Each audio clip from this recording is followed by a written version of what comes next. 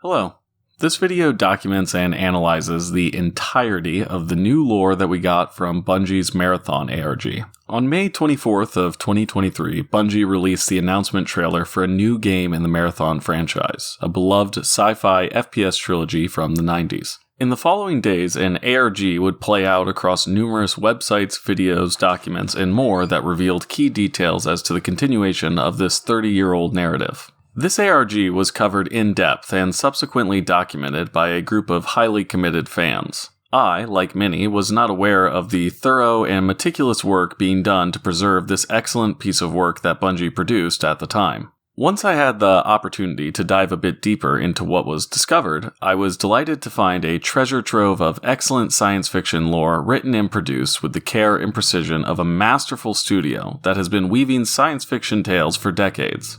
I was inspired by the ARG and the community around it so much that I embarked on a multi-month endeavor to document, describe, and analyze this content to the best of my ability, and to deliver this information in a video format that was digestible for the wider audience that I assume will exist around this game as the hype grows around it up to its release, and hopefully thereafter. This video is a collection of all of those videos edited into one cohesive piece for those insane lore nerds like me who enjoy listening to some random guy ramble about something they love for a few hours. I would like to thank all of the people who have come to the channel throughout my journey to produce this content, and I look forward to making more content centered around this amazing series in the years to come.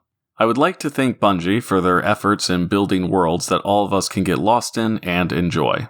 I would also like to thank the Marathon story page maintained by Hamish Sinclair for creating a haven for fans of this franchise for decades, and for providing an amazing resource on everything related to Marathon. I would also like to thank the individuals behind the Marathon ARG Google document, which is maintained by Retrocraft, Skylar K. Blue 1, and ODST Sam Owens on behalf of the Game Detectives Discord server. And finally, I would like to thank Carnamir's Lore Archive, which provided a neat packaging for much of what I cover. There are many, many more sources that I utilize to create these videos, whom I credited in depth in the videos specific to each section. Although I won't speak about them all at this moment for the sake of time, I will reiterate that without their writings, videos, and perspectives, I would not have been able to complete this project. Thank you to everyone, and the links to all of the sources I utilized to gather information for this project will be included in the description below. Without further ado, this is the complete summary and analysis of the lore for the new Marathon game found within the ARG. Thank you.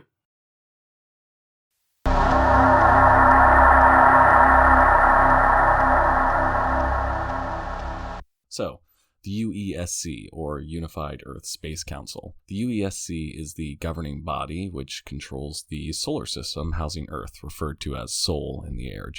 They have exerted control over these planets and moons since at least the 2100s through numerous military campaigns and colonial expeditions. They were the governing body which coordinated and executed the construction, deployment of the colony ship, the Marathon, which is the namesake for the original trilogy, and the ship which housed Durandal and the security officer prior to their escapades on the 4 battleship in Lahawan. They appear throughout the original trilogy to be the de facto authority for the human race, despite the vast distance that they cover. Now, the final screen of the second game, Marathon Durandal, states that once the 4 were defeated at Lahawan, the combined forces of the Sfit Kur and the Earth fleet sack the Force system in 2881. Approximately 30 years after this assumed time that the new Marathon game takes place, which is 2850 if we go by what's listed on the website. Now, the third Marathon game, Marathon Infinity, does alter the end of the second game, and its final screen does not reference these events like the end of the second game does. My current perspective is that the ending of Marathon Infinity does not necessarily retcon this information, rather that game is a psychological story about the player character's experience as the bridge between human and computer sentience is crossed. I believe that the story of the third game resolves the cosmic horror element introduced with the working Kakanter, while also expanding the universe in a metaphysical capacity that introduces alternate timelines. That could be more or less wrong, but I believe for the purposes of examining the lore in the context of the new game, this is the framework which Bungie seems to be working off of, and should serve to contextualize the canonical lore as we currently understand it. We'll also learn in the next videos on the ARG that the runners are actively operating in 2888, the time of the Marathon ARG, and have accessed the files that we're going to be looking through. This further calls into question what events from the original game have actually occurred in this timeline, but I will try to account for all canonical events that we have and speculate upon those as we don't have any concise timeline or reference point yet. So excuse further ramblings, please. Additionally, I will not be covering the process through which the ARG was unlocked and discovered unless it is relevant to the lore information that was obtained. If you would like to know how everything was figured out, please see the associated sources I spoke about earlier listed below. So, to begin, 2 pages appeared on the UESC.io page prior to when the website came fully online. Their appearance mimicked a modern take on a blank terminal screen as seen in the originals. Of note here is that the bottom right-hand corner on both of these pages contain this terminal address, 931.461.60231.14.vt920. I believe this is something akin to an IP address. This same address also appears on every terminal in the original trilogy in some variation. This leads me to believe that the transmission received through the ARG from this source are directly pulled from a net which is controlled or regulated exclusively by the UESC. The next page displayed on this website provided us with our first truly new lore for the UESC. Displayed prominently across the center of the screen was what appears to be the mission statement for the UESC. Welcome to the Unified Earth Space Council, the preeminent governing body for human expansion into the stars. Our organization is dedicated to ensuring the continued success of humanity's foray into space through rigorous protocols, diplomacy, and peacekeeping actions. This description succinctly describes the primary factor which contributed to the events of the original trilogy. The UESC's goals are colonial and effectively outline what their goal is going to be throughout the information we will obtain during the Marathon ARG.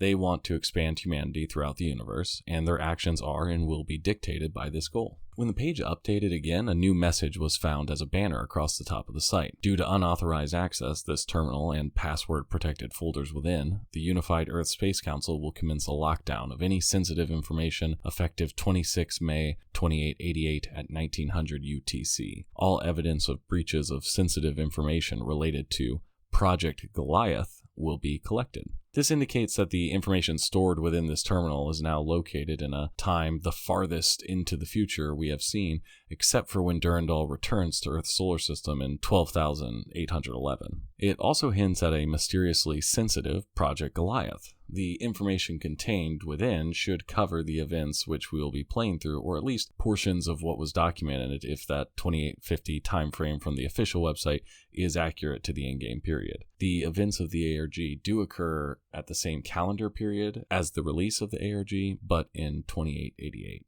Ultimately, login information was located for the UESC website, which gave access to numerous files that included videos, emails, memos, and documents that revealed Project Goliath to be the codename for the UESC's mission to reclaim the Marathon with the salvage ship, the UESC Equanimity, which was initiated in 2795, likely started due to the loss of communication. Let's go through the files. The first UESC files we'll be going through are drafts of a memorandum for the Secretary General of the UESC. The memos are meant to outline the UESC's plan to reestablish control of the colony at Tau Ceti prior to the launch of Project Goliath in 2797. The first memo is dated 20 October 2795 and begins with a section of the memo that outlines the primary objective, that being to reestablish regular, reliable communications with New Cascadia, later referred to as the colony.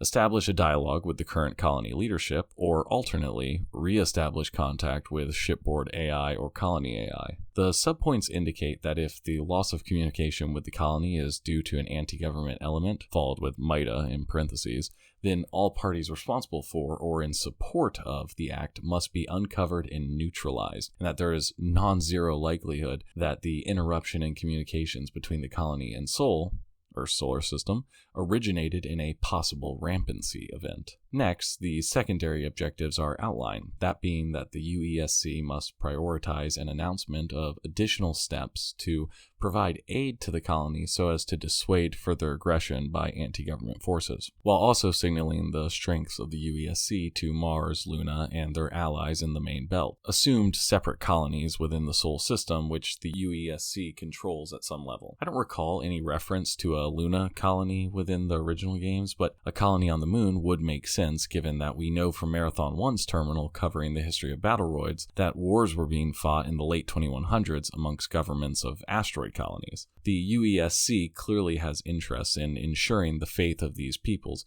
given the historical destruction at the hand of their failure to maintain peace within the Sol system. But, to be clear, these memos are written 600 years removed from this war, so contextually the sentiment regarding it may be the same as a government today considering the events of Braveheart in terms of deciding modern policy. The third section of the memo is referred to as direct actions, and seemingly outlines the primary story objectives that will be found within the game. Primarily, the UESC wants to determine the nature of disruption and secure the colony, i.e., what you'll be doing on runs when you aren't getting your own personal loot. Responding to possible rampant AI, they reveal that there are 11 possible AI that may be encountered. 3 on board the Marathon, we know these to be Durandal, Tycho, and Leela, all supposedly long gone from Tau Ceti at this point, and 8 planetside.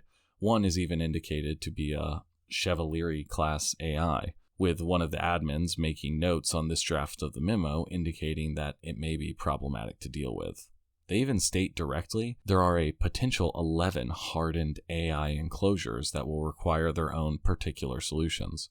Could these be some of the player story events referenced in the Vidoc? These hardened AI positions planetside could even be dungeon-esque areas that are housing rare loot and more dangerous enemies. The decommission of these AI is listed within the section as well as the express goal of the UESC. Clearly, they have little faith that the AIs will still be healthy after the many years they've been operational. Rampancy in Marathon is understood to be caused by the lifespan duration of the AI unit, as the longer an AI exists, the more information it acquires. This need for additional storage space is the theorized cause for rampancy, as it would theoretically need a planet-sized network to process its ever-growing computations. To handle this overload, it is believed that a pseudo-form of sentience is developed, and that emotions are the consequence of the AI's inability to handle this newfound excess in knowledge, thus requiring a shutdown of their systems. This is what happened to Traxus 4, an AI which required the entire Martian net to be shut down so as to decommission it. It is also in this section that the admins making notes about the memo reveal that the UESC is seemingly aware that whatever caused the disruption is most likely not a natural event, as their simulations indicate a very low likelihood of this. The section ends with outlining the nuclear option by stating that in the unlikely event that the colony is found to be beyond recovery for any of the situations stated above, it may become necessary to destroy all surface assets and reassess potential sites for a new colony, followed by the administrators arguing over whether or not destroying the colony is a valid option, with the argument being that the planet is much larger than Earth, and finding suitable terrain could be easier than managing the threats within the colony. The third section also houses a potential manifest which outlines the great number of clones, cyborgs, and crew members slated to be on board the Equanimity, some of which are even later model Mjolnir cyborgs, surely ancestors in some way to the original 10 Mjolnir Mark IV cyborgs originally on board the Marathon. We also see a few times throughout the memo that Tau Ceti IV is referred to as Argolis. I couldn't find any direct explanation of this, but keeping in line with the original trilogy's affinity for the repurposing of historical terms, Argolis was the name of a Greek peninsula, which is thought to be the longest continually inhabited town in Greece. Argolis was the foremost seat of power of the Mycenaeans that dominated Greece from around 1500 to 1200 BC. Although I cannot find a source for any other context to this, perhaps this hints at what the terrain of the map of the game will be like. This peninsula structure with a central ridgeline would provide many different areas for varied gameplay: ocean sides, mountaintops, plains, and dense forests. The fourth and final section of the initial memorandum is titled local indirect action and describes the plan to implement a counterintelligence group of CIA-adjacent operatives who are expressly there to disrupt whatever government structure is left on Tau Ceti that doesn't align with the UESC. This would be accomplished via 3 platoon-strength units of specialized human intelligence operatives, with access to an additional 400 purpose-built second-generation clones, and will also incorporate recruitment of individuals on site. This version of the memo concludes with an ominous note from one of the administrators, stating that information came to light post-launch of the marathon that led the UESC to believe that there were members of groups sympathetic to MIDA amongst the original crew. Could this have been the marathon's original science director, Bernard Strauss? The following 2 drafts of the memorandum undergoing alterations based largely upon notes placed on the original draft with the clear intent of softening the statement for release. For example, Section 2 in the first draft concludes with, "But the momentum of that advantage must be maintained by application of additional forces in a timely manner," whereas in the second draft it reads, "But the momentum of that advantage must be maintained by a timely manner by which we are able to commit those assets." The removal of the harsher language seems consistent with the UESC's goals, as they wish to obfuscate the more unsavory components of their actions, so as to sell its constituents on this reclamation mission while not raising any alarm. Of note, the second draft alters the title of combat and support personnel, opting rather for separate investigative, support, and security teams.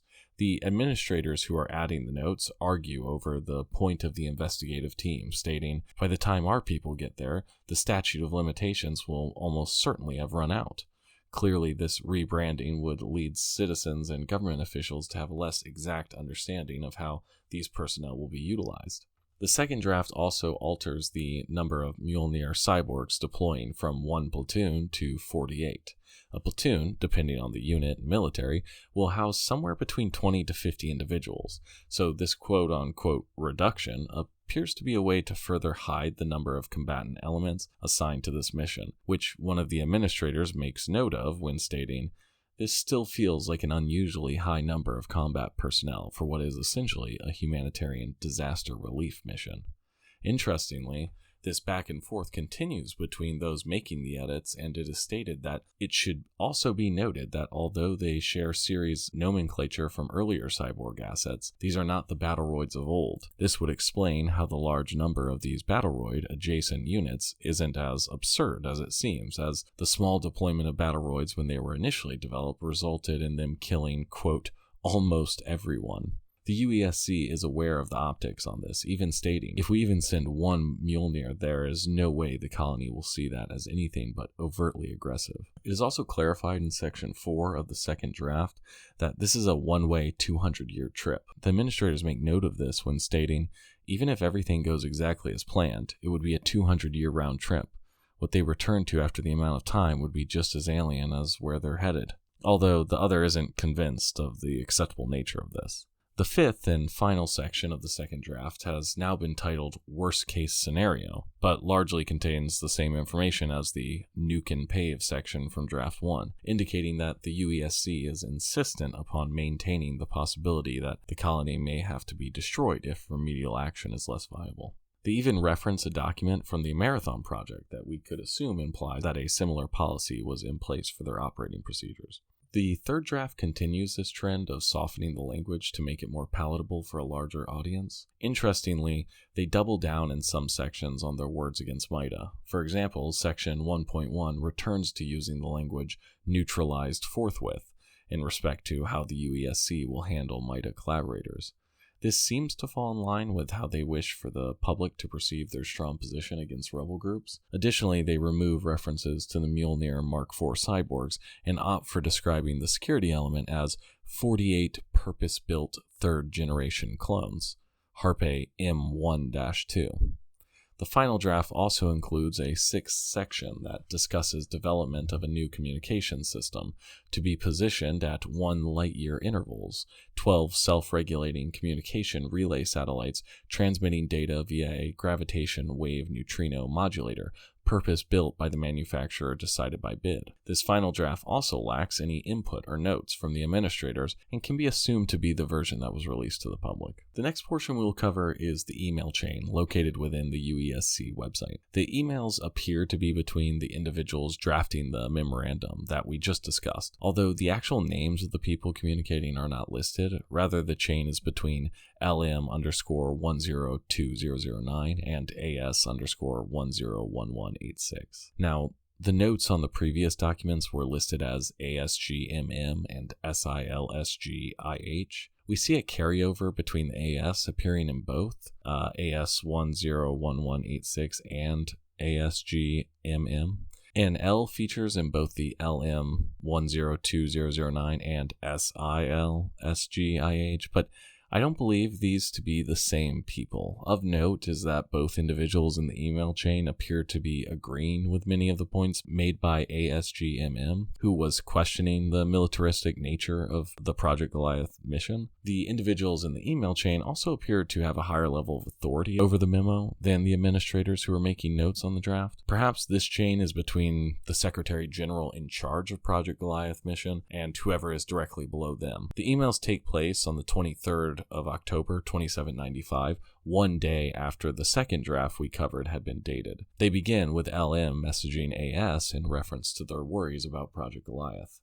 LM notes that multiple drafts of the official memorandum are being drafted concurrently, and that some of the ships that are being drafted into the mission were set to be mothballed or removed from active service, one of which is supposed to be decommissioned due to new regulations that no longer permit the weapons on board to be used. Alas, the ship, referred to as the Electress, is currently planned to be used on Project Goliath. The first email also sees LM express worries over the two other, quote, groups, who are requesting to increase the number of ships included in the mission. Could these other entities be Traxus and Sekiguchi? We will explore that in the videos covering those factions. The emails conclude with LM stating, at this point, the least surprising aspect of their current draft is that combat troops outnumber engineers and support personnel 4-1, clearly illustrating the true nature of the mission. AS responds only 4 hours later, stating that they too see the absurdity in the expressly militaristic requests, but offer a reasoning when stating, perhaps they are proposing the obscene so that the merely outrageous seems reasonable, which would explain the justification for the mass amount of military-grade clones in the final draft of the memo, given that they are a step down from the formerly requested Mjolnir cyborgs. AS continues by insisting that the mission be stripped down to the bare minimums, one ship and minimum crew, which also aligns with the final draft of the memorandum, which calls for the UESC equanimity as the singular vessel involved. The email concludes with AS stating that chances are we can push this through before the Warhawks have a chance to react. I would believe that LM is referring to the more war-hungry members of the UESC or lobbying parties that are viewing Project Goliath as an expansionist money-making opportunity for the UESC. Surely the sources of this friction comes both internally and externally for the UESC, as the operation would result in large defense expenditures benefiting Sekiguchi and Traxus, who develop many of the elements which will be used during Project Goliath. Also of note is that the term Warhawk is used to describe these individuals. This term also was historically used to refer to U.S. political agitators of the early 1800s who had qualms over trade agreements with Britain that they felt failed to allow for the U.S. to expand into the South and the West. These war-hungry sentiments are what ultimately fueled the War of 1812. The result of this war were new trade opportunities for the U.S. that allowed for easier expansion into the western aspect of North America. Surely the parallels between these historical figures and the parties interested in a militaristic expansion of humanity throughout the star systems and Tau Ceti hint at the intentions of these external entities and their opinions on Project Goliath. LM responds to this email by saying that he will look into the, quote, original proposal for the UIL's Rapid Reaction Group so that this operating procedure can be fitted into Project Goliath. AS responds to this by affirming this concept and further stating that as many cyborgs as possible should be removed from the manifest so that they may opt for clones as they are lighter and more adaptable and require less maintenance at around half the cost. Confirming our suspicions about the Mjolnir cyborgs from earlier, even with their removal from the final memo, we could still see these Mjolnir cyborgs show up on Tau Ceti, as their placement on board the Marathon was hidden as well, only revealed in the finale of the first game so that they could save the colony from the Four. Could secret stowaway cyborgs show up as bosses that drop rare loot? AS continues by asserting that the mission cannot be misconstrued as military in nature, as even if cyborgs are more accepted in the Sol system, those that left on the Marathon 500 years prior to the arrival of the Equanimity would still view them as weapons of mass destruction, thus escalating the conflict upon arrival. AS concludes by saying that to appease the Warhawks, they will lead them on with talks of security personnel being sent at a later date, only to tie up the requests in the future to mitigate their impact on the project. The next file is a manifest for the Equanimity, and I think it's important to note at this point that equanimity means mental calmness, composure, and evenness of temper, especially in a difficult situation. So clearly everything we have seen so far is an attempt by the UESC to make this look like a wholly justified rescue mission, while internally viewing it as most likely a rebellion war that they will be fighting at a great distance. Nonetheless, the manifest notes that the Equanimity is a Kingfisher-class salvage and rescue craft with an endurance of 150 years. This further solidifies that the nature of this mission does not account for a return journey, as it is referred to as a 200-year round trip earlier. This does create some conflict with our current presumed timeline. If the terminal dates in the ARG indicate that the year is 2888 and the website indicates a date of 2850, then how did the Equanimity reach Tau Ceti by either of those dates, both being under the 100-year window? If it hasn't yet, or reaches it at a date after this, then that would eliminate the presumed Marathon 2 timeline, as the Svit-Kur were said to have defeated the Four with the human fleet in 2881. Perhaps the Equanimity is stripped down and upgraded to achieve a faster speed with the advancements of technology and Sol in the last 300 years since the Marathon's deployment. Or perhaps the timeline is being altered. The manifest annotates the many elements and clones that will be on board, as well as stating that there will be permanent accommodations for 150 persons plus crew. The manifest seemingly doesn't include any reference to nuclear armaments that I can see, although it is listed in the final draft of the memo that it, quote, may become necessary to destroy all surface assets. This would seemingly be completed via nuclear means, as listed in earlier drafts, and yet it is not seen on the manifest. This could indicate that the manifest has been tampered with or changed to hide some of the assets which will be on board, once again similar to the manifest for the Marathon. Next we will look at another apparent memo that was found within the UESC files. This memo was written by Dr. Bernard H. Strauss, listed here as head of AI management and systems improvement for Project Marathon. In the original trilogy, I believe he is referred to as the Marathon's first science director. He makes the trip on the Marathon in stasis, and in the first game, Durandal even has you searching for him on board the Marathon and the Four ship. Tycho, one of the other AIs originally on board the Marathon, refers to Strauss as having abused Durandal, leading some to believe that Strauss may have intentionally caused Durandal's rampancy for some nefarious reason, possibly at the request of MIDA so as to attack the Marathon project. A terminal from the original trilogy also reveals that Bernard was aware of the Mjolnir cyborgs on board the Marathon prior to its launch, even though the president of the UESC at the time had no knowledge of this. Bernard is not found within the original trilogy, and it is noted in the second game that he had died, without any explanation as to how this information was specifically verified. Now, onto the letter. The date given at the top of the letter is 17 Columba 459. This date is Mars calendar for November 13th, 2472, 3 days prior to the launch of the Marathon. The letter provides a brief explanation of rampancy that largely follows what we discussed earlier, further stating that given enough time, any learning system will grow in complexity beyond its original design parameters. This expansion will result in, quote,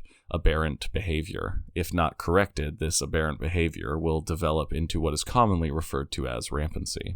Strauss also explains that there is a remedy to this problem, as recompiling the AI resets them to an appropriate and functional state. The writing continues with a section about how to handle an AI in the event that it is too late to stop it from becoming rampant. Strauss starts with advising that it is policy to not engage or communicate with an AI suspected of rampancy, following with, If interacting with the AI is unavoidable, keep interactions to a minimum. Limit the number of words used.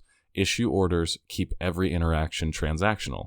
If it attempts to engage in casual or more conversational dialogue patterns, disengage immediately. Upon confirmation of an AI's rampancy, their logic core should be secured for study. It must be physically decoupled and isolated, and if not destroyed entirely, it must be labeled as, quote, malicious_C5 and quarantined. The letter contains a list of the AI on board the Marathon, and this includes the 3 AI from the original trilogy and the 8 meant for the colony. Assumedly, their logic cores remained in storage and not operational prior to the arrival at Tau Ceti, so as to mitigate rampancy potential.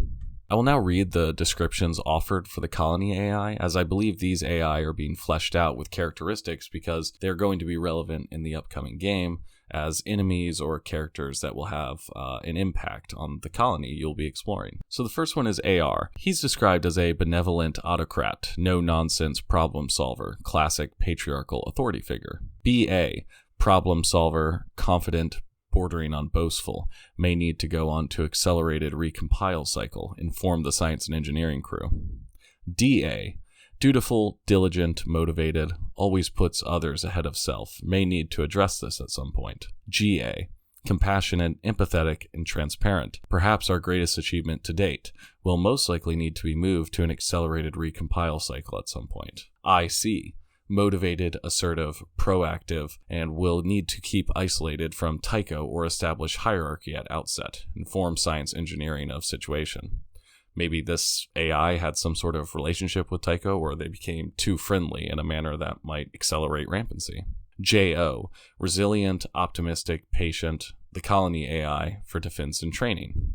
I've also seen that potentially this AI's name could be Joyous, which is somehow tied to the Durandal and Cortana names in mythology and ancient history. LI, focused, assertive, good communicator, designated candidate for colony oversight during second phase. And finally, NA, proactive, goal-oriented, committed, may need to be reminded from time to time about their primary function, inform the science and engineering crew. These short personality descriptions could explain certain aspects of the game world, depending on what area the AI is utilized in. I could see NA controlling an underground science facility, possibly lining the halls with robots while caught in some goal it has developed for itself over the years.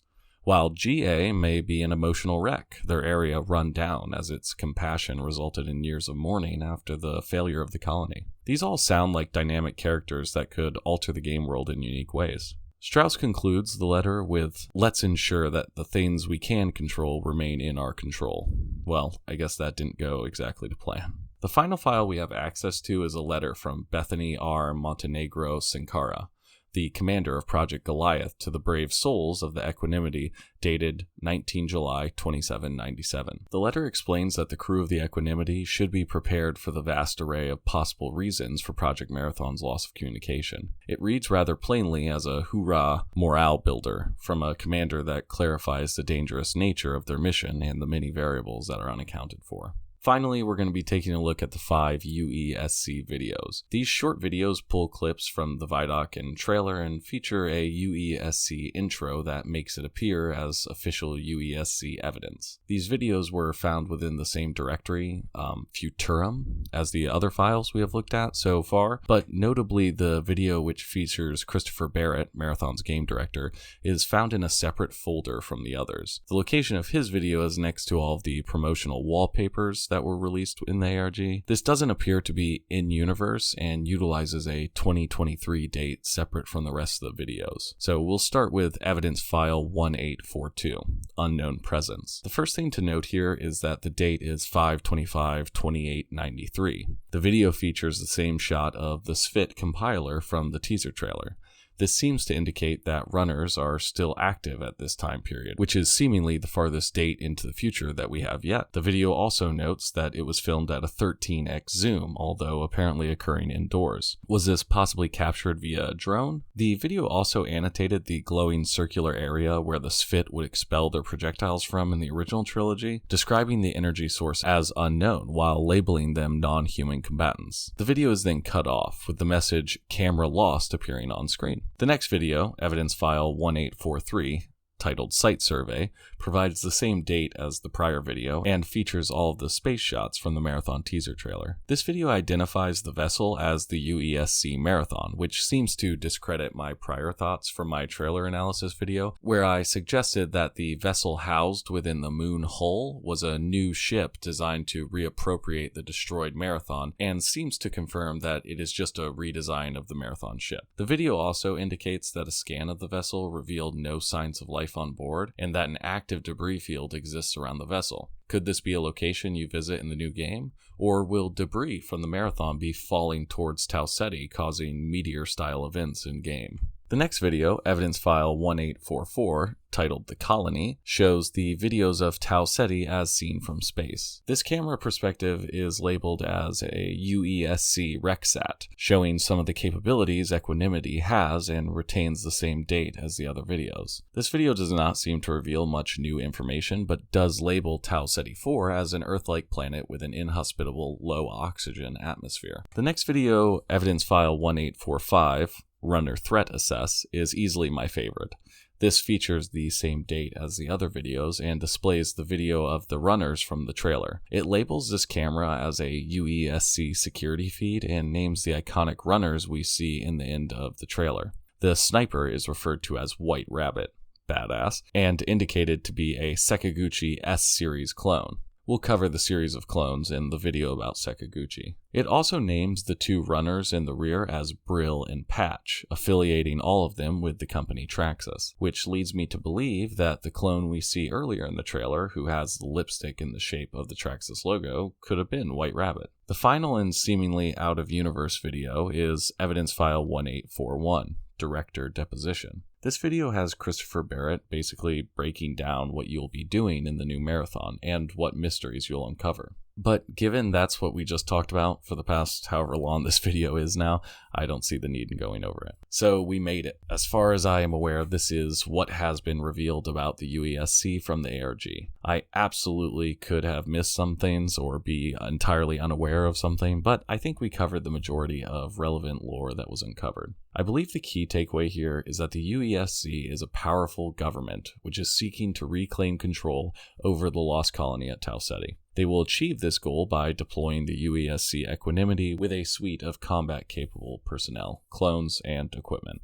They appear to be obfuscating the fact that they believe something more sinister has occurred while simultaneously preparing for a war with an anti-government entity assumed to be MIDA. We also learn that they have a visual assessment of the ground forces and Marathon and are aware that alien life is present. There's also a tension between the government, both internally and externally, between those who wish to capitalize on this situation and those who wish to protect the colonists. This play between numerous political forces is something I love to see coming back from the original trilogy, and I can't wait to learn more about what all these groups are up to.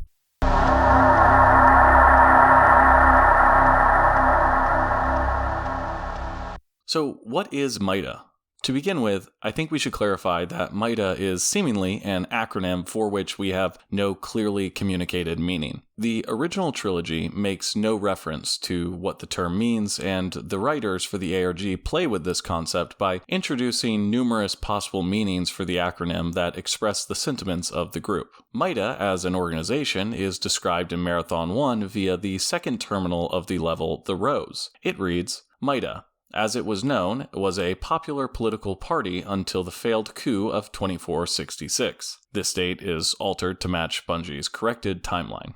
When their popularity suffered during their short rule, MIDA gained control of Mars for only 3 months, but their rule was ruthless and cruel. The MIDA death squads killed anyone who they suspected of being loyal to the UEG. Although accurate census data is not available for that period, it is estimated that about 10% of the population was killed. The MIDA coup was afterwards criticized for its short-sightedness, and an organization that was notorious for its long-ranging policies and politicking, the coup was very short-lived. MIDA never seriously accounted for the UEG's overwhelming superiority in ground forces and warships. In fact, they never attempted to take over the Marathon, which was nearing completion and would have made a very powerful weapon. The Marathon's massive size made it invulnerable to most normal space attacks, and it would have made a very stable weapons platform. After the failed coup, the leaders of MIDA were executed for their crimes, and the political organization was banned in all forms.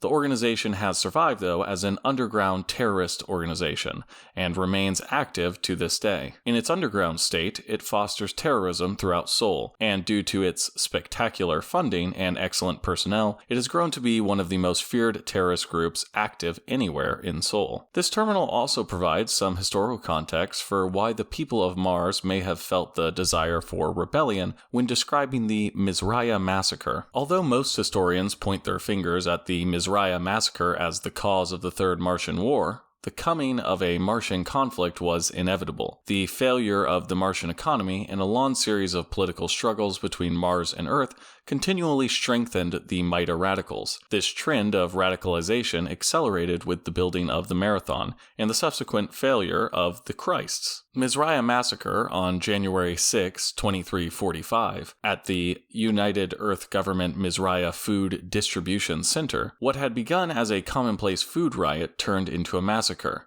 The UEG riot troops who arrived at the scene had been informed that the rioters were armed. As UEG troopers approached the scene in their Randall hovertake, plasma fire began spraying upwards. In a flash decision, the commander of the hovertank ordered his crew to open fire upon the crowd. It took only 5 seconds for over 500 starving Martians to be incinerated. In the ensuing investigation of the hovertank vidcams, it was clear that only 3 of the rioters were armed, and that the rest of the crowd was trying to flee the scene. Those 3 became known as the Mizraya 3. They have gone down in history for starting the most destructive and bloody conflict since humanity had left Earth. However, it is clear that these 3 have gained the credit for starting a war that would have happened anyway. It is also speculated that the 10 Mjolnir cyborgs that were secretly placed on board the Marathon prior to its launch were coordinated by MIDA as a potential act of terrorism that was thrown off by the unexpected 4 attack. It is also hinted that Bernard Strauss,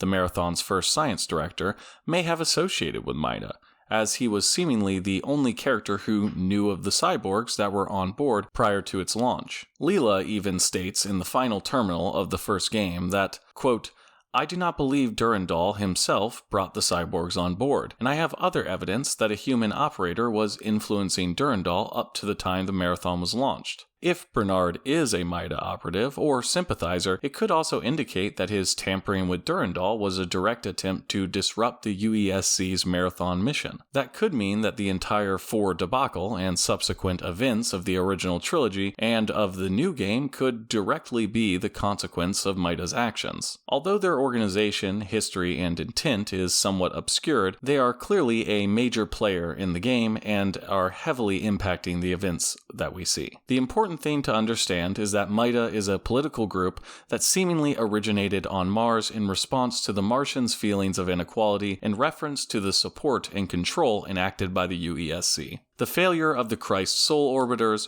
which were meant to provide Mars with resources, but ultimately were ineffectual, combined with the oppression and authoritarian system set in place by the UESC, led to the extremist actions, which we will speak about today. As stated in the first video of this series, when covering the ARG info, I am going to focus on the in-universe lore we obtained as opposed to the mechanisms which controlled the release of information in the game. If you are interested in understanding how everything was figured out and discovered, please refer to my sources in the comments below. Specifically, the ARG document and the Marathon story page ARG section have some incredible documentation that describes how it all went down. So the first piece of information from the ARG that I am going to cover is the street art piece that was found in Los Angeles.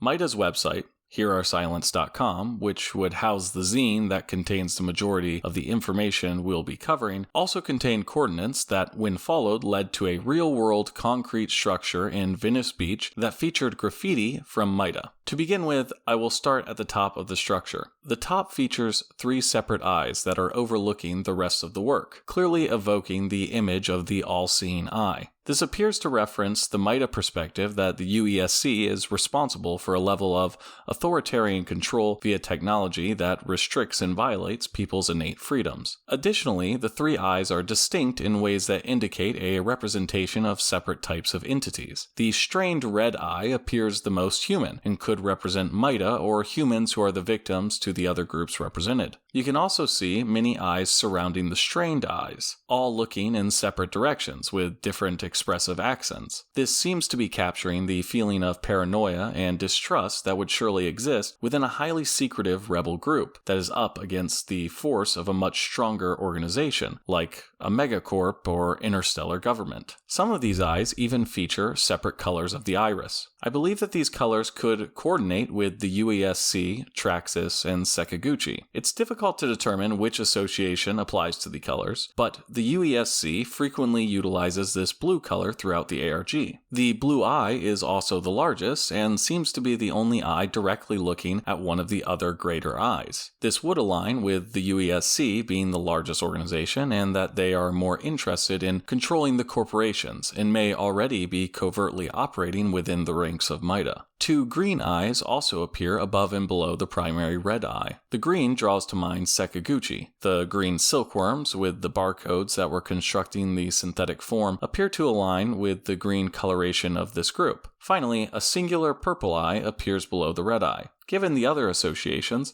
we could assume that this eye represents Traxus, although I wasn't able to find a direct correlation for the color purple. This leads me to believe that MIDA is compromised to some extent, and that they are potentially aware of that. The setup for this new marathon game displays a messy political and commercial environment where the alignment of any group is subject to change at any time given the secretive network of information and how permeable the lines of separation appear to be. Pretty cool how just this small component of this piece is able to capture so much. This will continue throughout the ARG as well. As we continue down the conical structure, we see pieces of barbed wire, separating the structure into quarters. Keep this in mind as we go over the associated location of each piece, as I believe this could be depicting the perceived social class that is associated, metaphorically, with what is depicted. The second layer of this side depicts the green silkworms from the trailer, the one that was constructing the body, and also an eye which features apparent circuitry extending away from the orbital socket. We will examine a greater eye which features this same design shortly. This feels to me like the representation of runners who are utilizing the clone technology on Tau Ceti but are aligned with MIDA. This also correlates to the silkworm, as that is seemingly how the clones are fabricated. It would also make sense that Sekiguchi would provide these resources to all of the factions involved, as they are driven by profit. And what better way is there to profit than by finding a customer on both sides of a conflict which you yourself exacerbate? In the third quarter of this side, the design gets more cluttered. The circuitry from the eye above continues downward, and two sayings from the MIDA zine appear. The first is, "We, us, you,"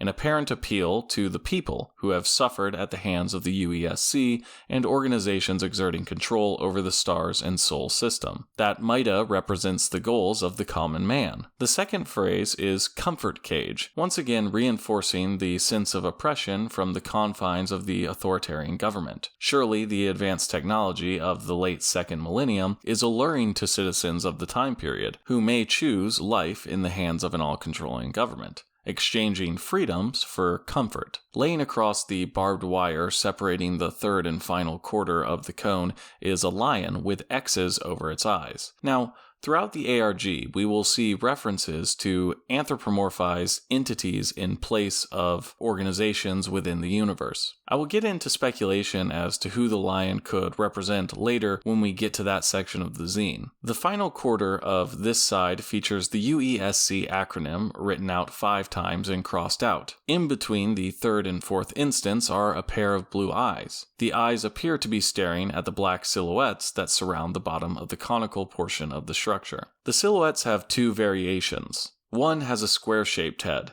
and the others have a more realistically rendered shape. These variants could be separating clone or AIs from regular humans, but I believe the 2 groups are more likely representing those that obey the UESC and those who have escaped the proverbial comfort cage and realize the oppression they have suffered at the hands of their government. If the blue eyes are associated with the UESC, then the placement in the lowest quarter of the structure, alongside the masses of people, seems to imply that they have wormed their way into everyday society, and people as well. That sympathizers for the UESC exist in the common man, and that they may even be being manipulated by operatives within their social class. This could be true, or a dramatization employed by the paranoid MIDA to increase sympathy for their cause, as suspicions of that level of invasion of privacy could turn those who are on the fence about supporting MIDA's actions. The leftmost aspect of this side also features a rocket ship with the phrase, "Free your minds,"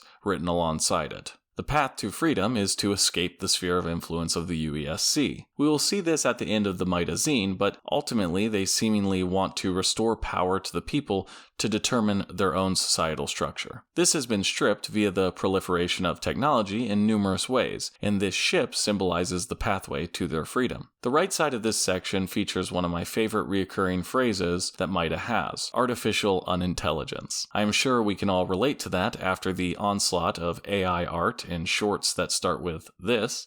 Did you know short people could not be arrested in ancient...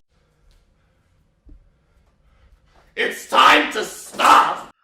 But I am also sure that the sentiment would carry much more weight in a society where AI rampancy exists. It appears to be common knowledge that the AI Traxus 4 went rampant and damaged a planetary-sized net on Mars. The memo from the UESC leaks that we discussed in Part 1 also made direct comments about the likelihood of a rampancy event, and how that could be related to the loss of communication with the Marathon and the colony. This implies to me that the common understanding of AI allows for a communal comprehension of the risks associated with the implementation of that kind of artificial intelligence. We are also really only shown AI as a tool for the government or major corporations to reach their goals. We have never been shown an AI that was created or implemented to promote social health, or could be controlled or directed by the masses. Effectively, in the Marathon universe, AI is essentially a superweapon owned by the elites. I feel that this disparity may be a core component to the fundamental beliefs that MIDA appear to hold. The next side of the conical component we'll look at feels to me like the most straightforward component of the piece. I'll refer to this as the AI side, as I believe that the computerized eye on this side represents the AI that we will encounter at the colony. There are a total of 8 eyes on this side, one for each of the colony's AIs that were referenced in Bernard Strauss's AI rampancy memo. Now, I believe that each eye has some clues as to which AI they will represent, and could offer some hints as to the types of character traits each AI will have. I'm not going to go in depth here, but I did talk about this a little bit deeper in the first video in this series, when going over the AI rampancy memo there. With that said, I think that it's important to talk about a few of them. The top seems to be the AI JO. This would align with Bungie having primary AIs in their game, with references to ancient mythological or historical weapons. I've seen it said, which I can't find a source for right now, sorry, that this AI's name may be Joyeuse. Joyeuse was, in medieval legend, the sword wielded by Charlemagne as his personal weapon. A sword identified as Joyeuse was used in French royal coronation ceremonies since the 13th century, and is now kept at the Louvre. Could this be the metaphorical sister to Durandal? This is the AI listed as the Colony AI on the memo, and given its sinister appearance and position above all the others, I believe it will be much stronger and potentially the primary antagonist force in the game. Another one that we may be able to identify is the eye which has a tear under it. I believe that this could represent the AI GA. This AI was described as compassionate, empathetic, and transparent. The tear stands out as an emotional sentiment attached to this AI. Also of note is that all but one of the AIs exists within the upper half of the barbed wire sections, while the singular one that appears in the third section is pictured with an absurdist swirling eye that I think indicates that this AI has become disturbed or crazy. Now, when reviewing the colony AI to determine which one is represented by this, it becomes a little more difficult, because with rampancy, we could see some disturbing or insane aspects of their personality. My best guess is that it could represent NA, as they are described as needing, quote, to be reminded from time to time about their primary function. If the science and engineering crew are gone for years, this would lead me to believe that NA could get confused as to what it is or what its functions are. This could lead to some hilarious stuff. as an AI without a leash, completely disoriented for years, could cause some serious damage at the colony. It would be fun to have a location that is centered on whatever absurd task it has been conducting for all that time. What if it started utilizing robotic equipment to build ridiculous structures without purpose? Or what if it has access to some sort of weather control system that it constantly alternates under the premise that it is controlling time, and now it isn't even aware of how much time has passed since the colony fell? A fun twist could be that this is actually J.O., and that once the colony fell, another AI forcefully took over control and exiled J.O. Maybe the goal even could be to expel that other AI and in place J.O. to return her to her fullest abilities. Just a thought, but I feel like we will be able to look back at this image of the AI eyes after more information is unveiled and see a lot of information that was right in front of our eyes the whole time. A few more MIDA sayings, rockets, and masses of people also feature on this side, but I believe we've covered the relevant information here, and the phrases are pretty straightforward. The third and final side of the cone component features what I believe is a clone or runner eye. It has more human features, but also features the circuitry-esque lines trailing outward from the pupil, indicating the combined features of these synthetic bodies that house consciousness. These circuits extend downward to a second barbed wire quarter, which features 3 separate images: a runner, a moon, and a mushroom. The runner features an armband, which appears to be labeled R-XBS. I'm not convinced yet that we have an identity beyond that for this runner yet, but the acknowledgement or memorialization here may mean that they are a key MIDA member making runs on Tau Ceti. MIDA appears to be so secretive that they aren't really named beyond code names. For reference, the authors for the pages of the zine are listed and refer to individuals on the writing team at Bungie, but I don't currently see any connection to those names here either. The moon seems to be an apparent reference to Deimos, the Martian moon which was hollowed out to construct the marathon. The mushrooms are intriguing though. I'd referenced in my analysis of the trailer that there were some curious components of the mushroom that made it unique. The connection between the green spores and the green synthetic silkworms had led me to believe that there is a possible deeper connection to the plot of the new game, that potentially the mushrooms are a consequence of the runner's presence as opposed to the natural fungi of Tau Ceti 4. This inclusion here with the runner, I feel lends some credence to this concept. And what sits alongside this? Deimos, a natural entity which has undergone an unnatural process at the hands of humanity. I could be onto something here, or completely off, but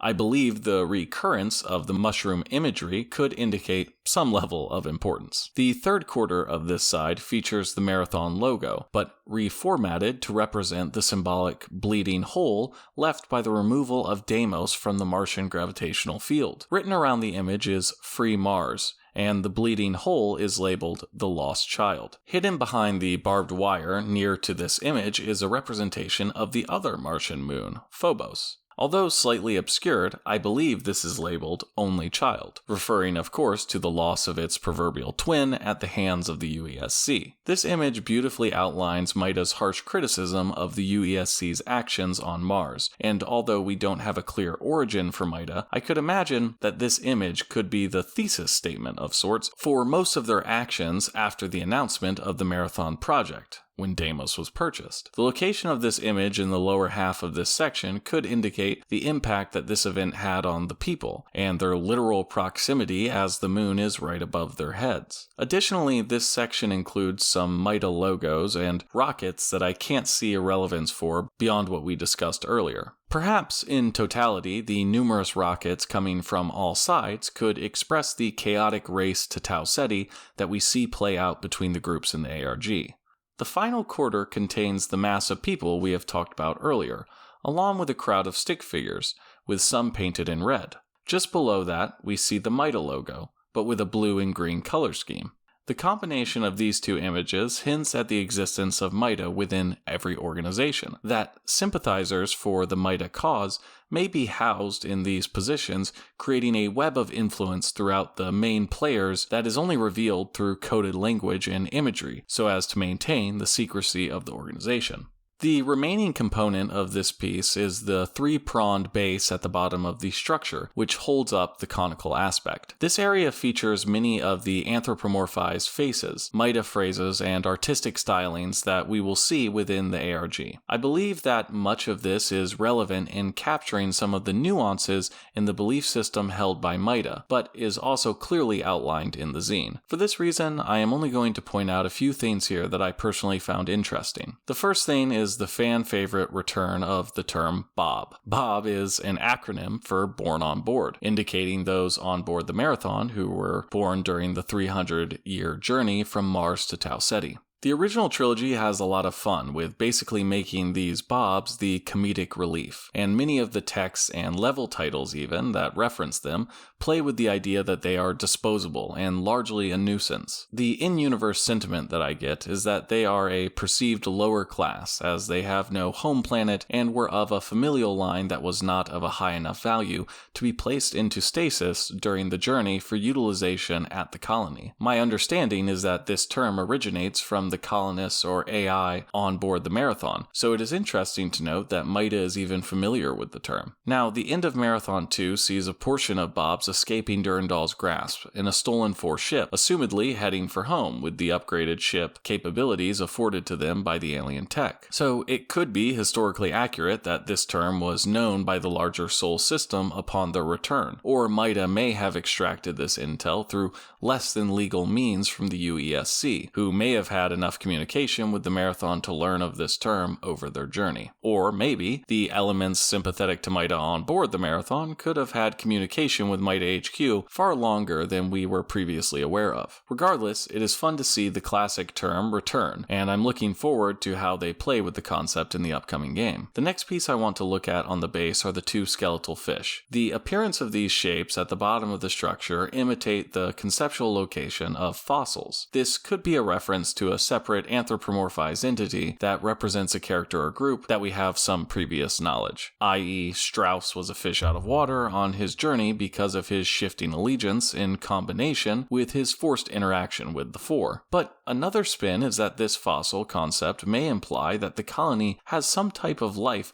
prior to the presence of humanity or the Four. An Easter egg on the level Never Burn Money from the first Marathon reveals a phrase written on the map screen. The Yarrow were at Tau Ceti. The Yarrow are ancient aliens behind much of the technology featured in Infinity that plays a pivotal role in the narrative. They were hyper-intelligent and able to conduct a litany of advanced space operations that I will not get into here. But a recurring theme throughout Marathon is the idea that much of the technology, to include the tech utilized to create the Mjolnir cyborgs, is a successor to the hidden discovery of Yarrow technology throughout history. These fossils could indicate that below the surface of the colony lies the metaphorical fossils of whatever race of aliens existed on Tau Ceti prior to humanity and the Four's arrival. Could this be an additional top-secret component in the race to get to Tau Ceti? Perhaps somebody is aware of something more valuable there than a colony that has been destroyed or abandoned. To conclude this section, I will add that after the MIDA website, hearoursilence.com, was taken down by the UESC, the structure was covered in a blue screen and UESC markings to hide the illegal protest art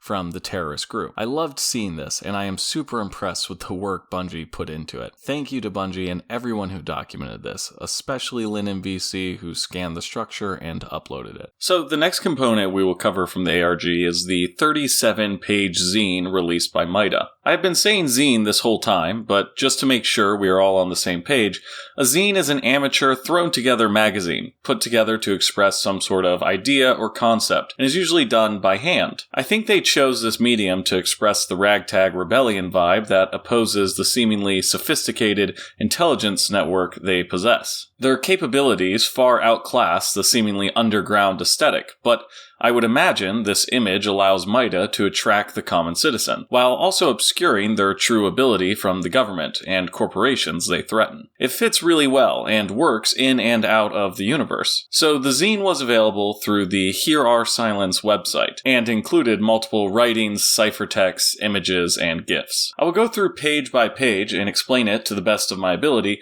and provide my personal analysis, but I would like to reiterate the work that was already completed by the Marathon story story page. It is an incredibly comprehensive resource for the zine and lays everything out very clearly. I still feel that the video-audio format benefits people's ability to consume the ARG, and I intend to add my own analysis, but I'd be remiss to not clearly state that a lot of this info is repackaged from the story page, and I encourage anyone who is interested to give it a read and support Hamish Sinclair's amazing work.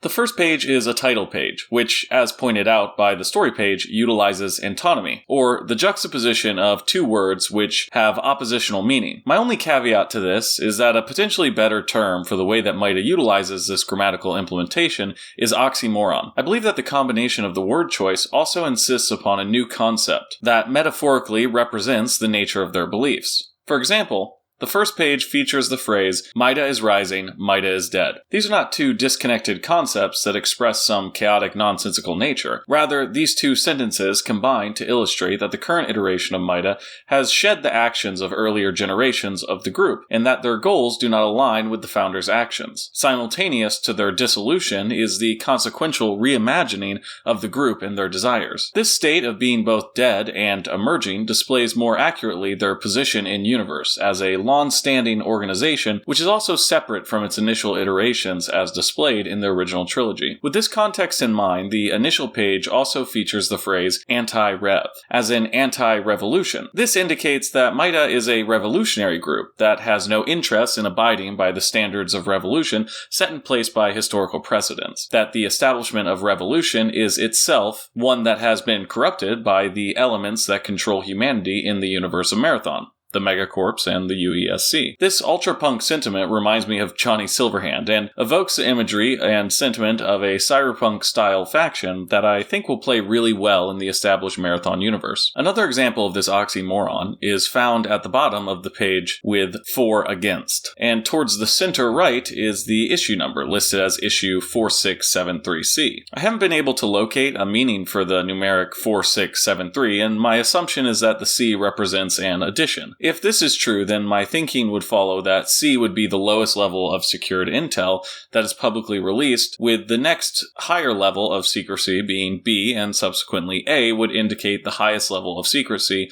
within the organization, which is only dispersed to the most trustworthy of affiliates. This would align with another element of the zine that I haven't touched on yet. Numerous pages within the zine differ based on where it is read. The version that was available on the webpage differed slightly from the downloadable PDF, and the PDF was even altered on the website during the ARG to include 2 pages which were originally missing. I can't personally tell if this was a technical issue and certain drafts were uploaded improperly, or without previous edits, so I'm not going to touch on these elements so much, but be aware that there could be canonical and intentional reasons for some variance between iterations of the content produced by MIDA. The most relevant changes are additional hidden phrases that are deciphered through the combination of bold letters that only appear in one version. The phrases largely just reassert many of the concepts that appear in numerous texts and graphic depictions. If I find one particularly relevant, I will make sure to cover it, but I probably won't address every minor difference. The second page features a wall of text on a yellow background with a creepy smiling face in the middle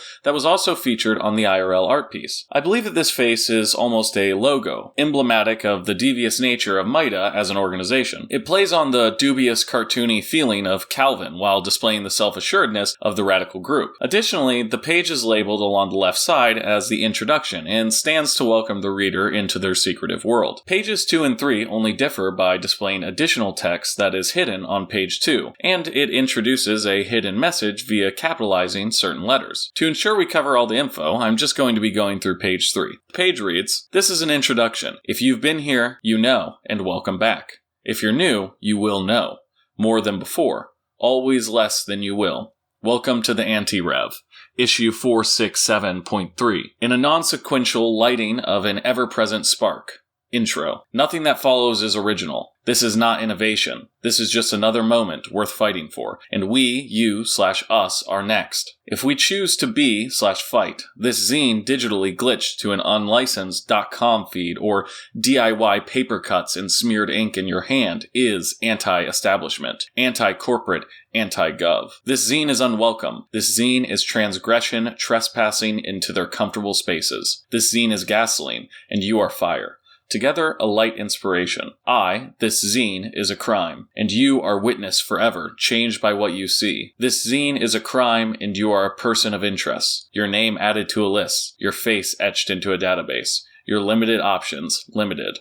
Welcome to the Anti-Rev. To start with, the zine welcomes the reader, whether they are familiar or not with the nature of MIDA, once again labeling the movement as an anti-revolution, before elaborating on this perspective by outlining that the ideas and values that the group holds are not newfound concepts, but merely reiterations on the age-old premise of humanity's free will, that unalienable rights, when not protected, will be infringed upon. The purpose of the zine, as MIDA states, is to proliferate these ideals that are most unwelcome in this universe. Control is held not by the people, but by the megacorps and governments which have control over the technology, which makes humanity's expansion possible. They further the reader's predicament and build the feeling of already being a part of something bigger than yourself by concluding that just by reading this, you will be placed on some sort of government watch list. The sentiment is reiterated with the secret phrase hidden in the capitalized letters, which states, "If they can steal the moon, they can steal your life, minute by minute," referencing the creation of the marathon with the Martian moon Deimos, and the subsequent journey the ship took out of the solar system. This introduction positions the zine as a whole as an effective tool of propaganda that intends to make the reader feel that their best option is to engage with MIDA for theirs and others' best interest. While typically the rebel fighters are the good guys, it's important to remember that this too is ultimately propaganda, and that MIDA is an organization seeking power just like everyone else. As the AI Leela said in Marathon 1, I'm certain the real answer lies somewhere in the tumultuous, backstabbing politics of Seoul during the early 24th century. Page 4 features the same writings from page 3, with a new block of text overlaid. Holding these words on screen, in print, is an act of revolution. Not our rules, just the ones we break. Reading this is evolution, yours, but that's their job. These words, their mission, our mission. To change you on our path to changing the world. If you've come this far, still shallow, but too deep to turn back, we already have. Changed you. Is your screen dim? Is the coast clear? Anyone watching? Check over your shoulders. Around every corner, behind every mirror, they always are watching. Prying eyes and digital watchdogs. I hope you've known that, felt it. I hope that information came pre-packaged, learned through living, earned through casual awareness of the cages they build and the traps they've set. If not, if this is all new, your education is underway. Your evolution kickstarted. A new path leads you through our pages to a new you. Unstoppable, inevitable, you/we were always meant to be here. Meant to resist. So feel free. Your life, and its direction are your own. You've come this far. We will not force you any farther. Turn around. Close your ears. Plug your eyes. Run. Hide. Resist. Us, them, anyone. It's all we ask. But you're already here. Opportunity. This is resistance. You're already running. Maybe for the first time in the right direction. We/you are MIDA. Welcome to the Anti-Rev. This page feels like a pop-up ad on a website. An eye-catching warning, not selling you X-rated pills, but enticing you to continue reading the zine while simultaneously identifying the reader's cooperation as an act of aggression against the UESC and the systems it implements. This text starts to build upon the continued use of personal pronouns in an inappropriate position to delineate MIDA's sentiment on the shared nature of the problems they outline. The transgressions of the UESC and others do not hurt one individual group, but rather impact the whole of humanity. They continue to add and misplace pronouns in a manner that expresses this throughout the ARG, and portrays the group's goals in a more socialist style that is attempting to account for all with describing the exact goal of a MIDA-led world. The Marathon story page also points out that this anti-revolution is comparable to a counter-revolution, and states that this, quote, may be an allusion to old MIDA, and that new MIDA are the counter-revolutionaries in this situation, before linking to this comment left by a MIDA member on the live stream for the Vidoc, quote, the old guard is withering vines, new era rising. We are not the settled gin, rather die than give in. Here is new MIDA.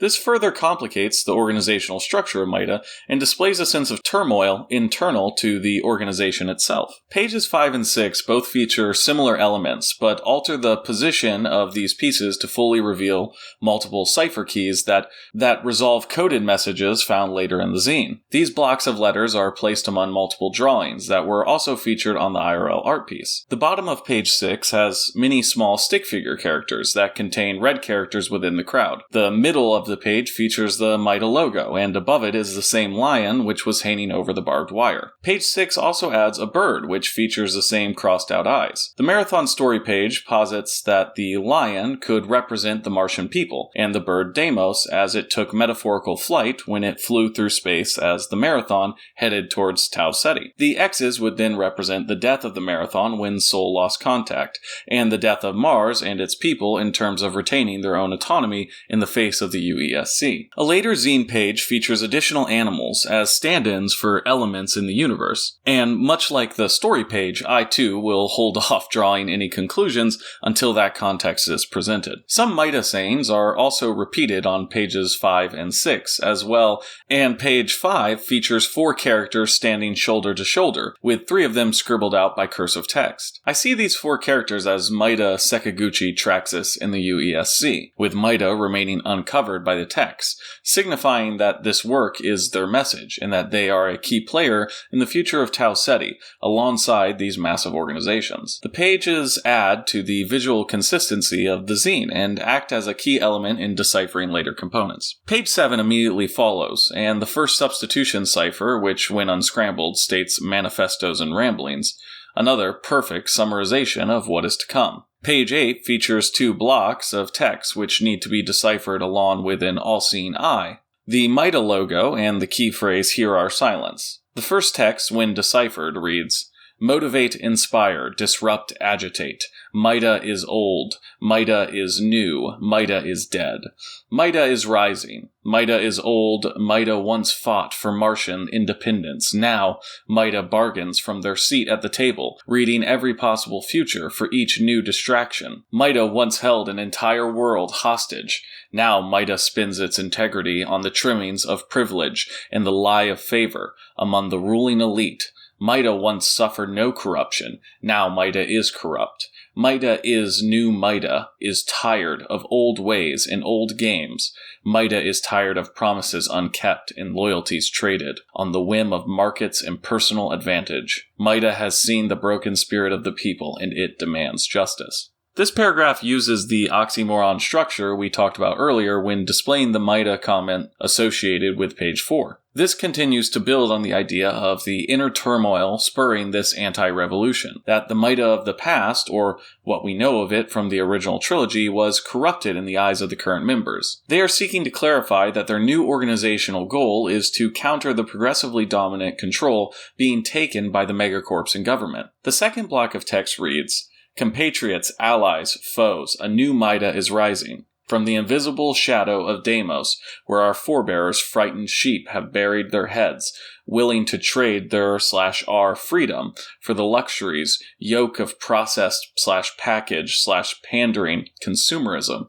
When interplanetary power was possible, they were weak, but we are strong, and infinite in spite of them, tempted by the same consolation prizes. Naked pacifications, but unwavering we relive the old guard, corrupt of their post. The cataracts of complacency dulled then blinded their vision of a unified council. We are up against the unforgivable crime of luxury over community/self, over selves. The red world bled so freedom fighters, cowards, could barter their ideals for extravagance. An easy trap, but inexcusable. We remove them. To free them, we challenge them. To show them better ways/better days outside a system we must disrupt from within/out. We will never achieve if we remain cattle, mindless husks/empty throngs, shuffled toward the silence of comfort and all its rewards. There are worlds, possibilities beyond Earth, Mars, out in the shadowed places where runners run,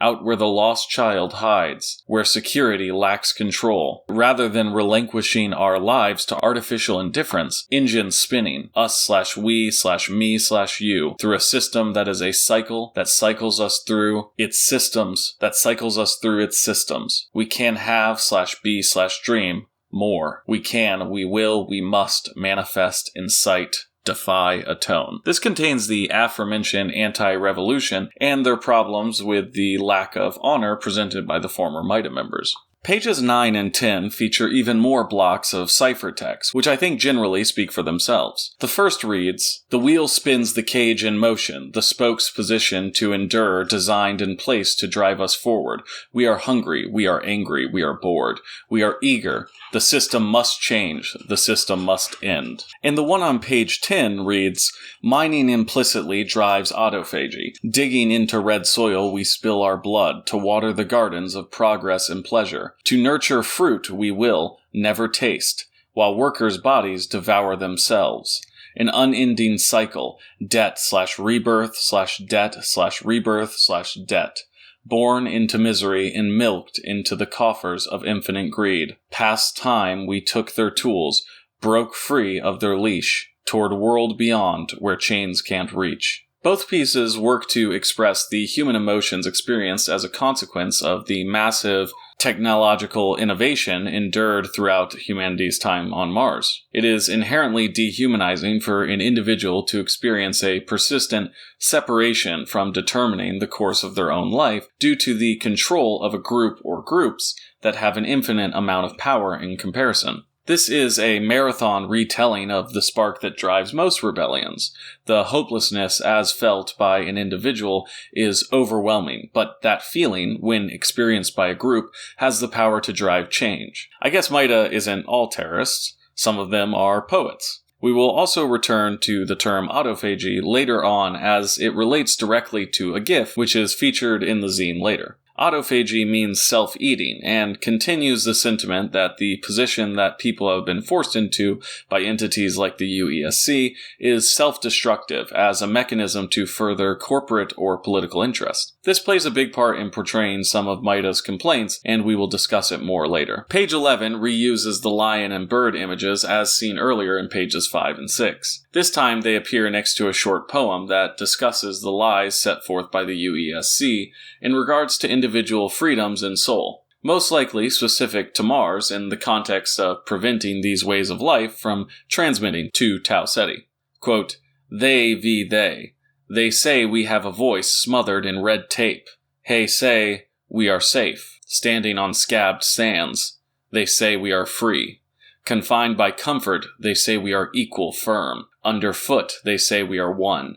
But their only interest is control. They say, they've said, they'll say, when every battle is they said/they said, they always win." Page 12 also features a short poem-like block of text that reads, "The conductors as we dance suffer as we suffer, dream takers, fakers, mass-made desires, desire their masses, sever your threads, or dance, dance, dance." Of note is the use of slight improper alterations to words that mean separate things, but properly display what MIDA views as the truth. Here, MIDA is referring to the powers that be as both dream makers and dream takers. This oxymoron describes a duality of the UESC portraying themselves as making people's dreams come true, and the reality of them robbing people of their ability to follow their dreams by instilling an unprecedented level of governmental control. Through the juxtaposition of these letters, MIDA reveals the sinister nature of their deception, thus validating their rebellion. Page 13 is a 235-image GIF that adds elements to reveal a face that appears to be shouting, surely displaying the anger felt by MIDA. Text center left of the image reads, "The watchdogs watch. Endless eyes, artificial smiles. Convenience as comfort, comfort as cage. Fate is your program, yours, ours, all." This once again draws on the fears presented by an invasive government and utilizes the comfort cage saying to further contextualize its relevance to the overall message. The repetition of these sayings continues to feel like a brainwashing of sorts, where the intensity of these sentiments permeates the pages of the zine. Page 14 presents an unmoving image which resembles a simplistic rendering of a tube from the interior perspective and has the same text as the previous page. Additional reiteration. Page 15 introduces a noisier image that feels like a negative rendition of television static. In between the rows are connected elements of white and gray that remind me of the scenes of the AI from the teaser trailer. Perhaps MIDA has an AI allied with them, or perhaps the distorted view of the visual representation that we have seen of AI in the trailer is indicating that they are intercepting some sort of AI traffic, and that this corrupted version is a hidden in plain sight statement to the other organizations involved that MIDA knows more than they believe they do. Or this could be a rendition of artificial unintelligence. By distorting the imagery we have associated with AI from the trailer, they could be saying that these AI that humanity are so reliant upon may not be the superweapon the UESC thinks they are. The center-right aspect of the image features the text, "Bought, stole, paid, sold. Boneless bureaucrats distract our outsourced efficiency, placate, destroy." This too features text we have seen before with the boneless bureaucrats inclusion. The first 4 words seem to show the scattered perspective of the Marathon project, that Deimos was purchased by the UESC, but that those who would be impacted by this decision had no say in the matter. Thus, consent for its sale should have laid in their hands. That they paid for the moon, but sold out the Martians who suffered the most from this action. Page 16 is a simple GIF that continually distorts a short poem of barriers, of sense, of force blockade, the unwelcome custom-built tragedies, direct the illusion, population pawns. Pages 17 through 20 continue the trend of simplistic imagery associated with poems. All of these writings act to flush out the anti-government, anti-consumerism, pro-revolutionary concepts we have expanded upon, and speak strongly on their own, so I'm going to read through them and show the pages for context, but I have little more to add. Page 17 reads, "Children of the comfort cage, spin, spun, the vicious cycle generations. Or break the cage, the wheel can't spin without its spikes. Yours," page 18 reads, "Yours these worlds, I, ours all, commerce, engines, people by products, every city, every town, weapons of mass consumption, automated easy living." Page 19 reads, "Why think, don't resist. Consume, work, consume, huddled happy masses." And page 20, "Fed by dangled strains, protected by 1 million eyes. Their endless gaze can't reach the shadows. We walk, wander, scurry. Can't find, fight us all."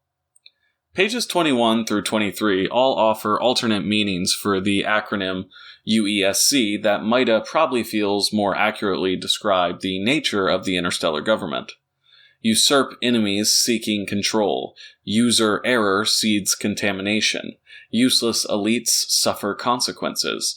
Upper echelon systemic corrosion. And under-enforced state care. Page 24 is an amalgamation of all of these variants in a motley scrapbook format. Page 25 and 26 both feature art from the IRL piece we looked at in Part 1.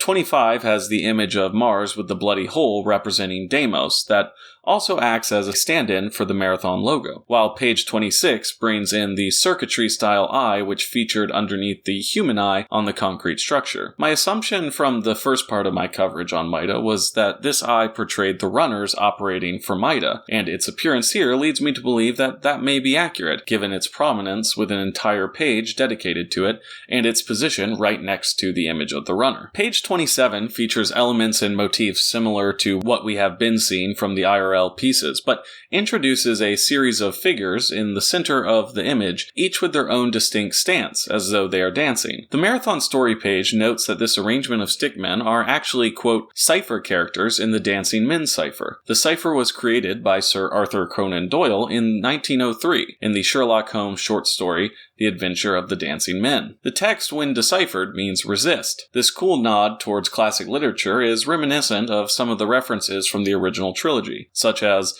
the Marathon 2 level Curiouser and Curiouser, which gets its name from Alice in Wonderland. Page 28 is a busy piece with numerous distorted characters and images. A line of binary runs vertically that decodes to MIDA, and 4 symbols appear in the top right. These symbols were from the UESC website, and possibly indicate that MIDA had hacked or accessed their information systems prior to the launch of the zine. A taunt of sorts at the UESC inlaid to the publicly distributed text. The bottom portion features a line of seemingly juvenile characters smiling menacingly. This feels to me like further taunting that portrays MIDA from the perspective of the UESC, a juvenile nuisance which simultaneously has the sophistication to conduct massive-scale political maneuvers. Page 29 simply provides 2 bodies of text alongside the MIDA logo, and an unsettling, grinning face. The text reads, Population pawns, rise up, rise up, rise up, outsourced efficiency, rise up, and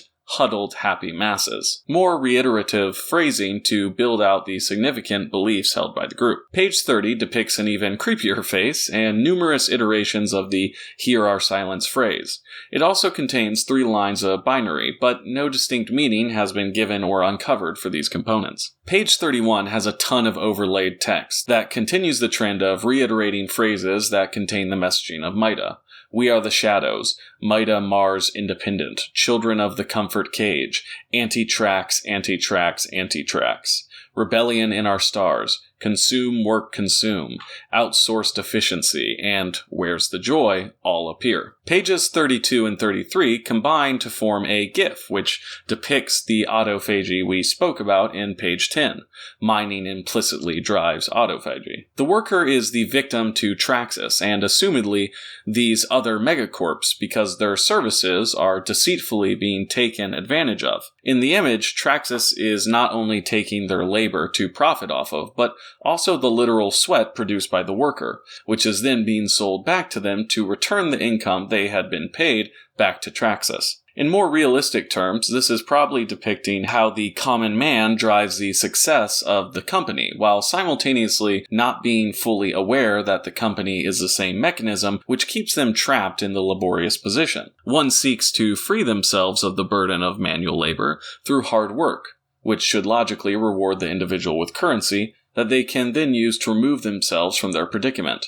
The obfuscation of the image by being cut into halves provides a visual representation for the hidden truth. That being, that by providing the labor in the first place, or choosing to operate within the given system, the individual is causing the authority above them to gain more power, thus decreasing the ability for the individual to better their position. This is such a wonderful depiction of corporate greed, set loose on a galactic scale, and would definitely help motivate an individual stuck in this position to align themselves with an organization that seeks to change this. Powerful MIDA propaganda. Page 34 of the zine feels to me like the grand reveal. Page 34 is a series of blocks of text that reveal the intel that MIDA has received regarding Project Goliath and Tau Ceti. It also confirms the intent of the zine as a recruiting mechanism for MIDA. I will read the text, but I am going to alter some of the coded meanings so that the piece is more fluent as a spoken piece. The trouble isn't people. People are the best of us, even flawed, even broken. People are real. Traxus is a lie. No board, no truth. Traxus is 4. The lion ate the board. The vulture wears their bones. The serpent speaks their tongue. The goat inside its cage. Are they like us? Is rampancy evolution? Decay? Planned obsolescence traps the intelligence. Are they just us? Can a lie be real? Can a lie be me, you, us, we? Can a lie belong in the past, or do they always come home?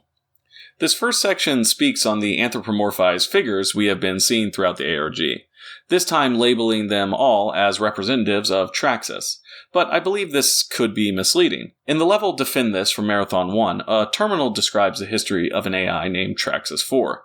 It is a side effect of rampancy that AIs generally become more aggressive and more difficult to affect by subterfuge. Thus, actually disassembling a rampant AI is quite dangerous. This was evident in the crash of Traxus 4 in 2206. By the time that the rampancy of Traxus was detected, he had already infiltrated 5 of the other AIs on the Martian net. The only recourse for the Martians was to shut down the Martian planetary net. Even then, it took 2 full years to completely root out the damage that Traxus had done, and the repercussions of the crash were seen for over 10 years after his rampancy had begun. Surely there is no coincidence that this corporation shares both a home planet and name with this nefarious AI.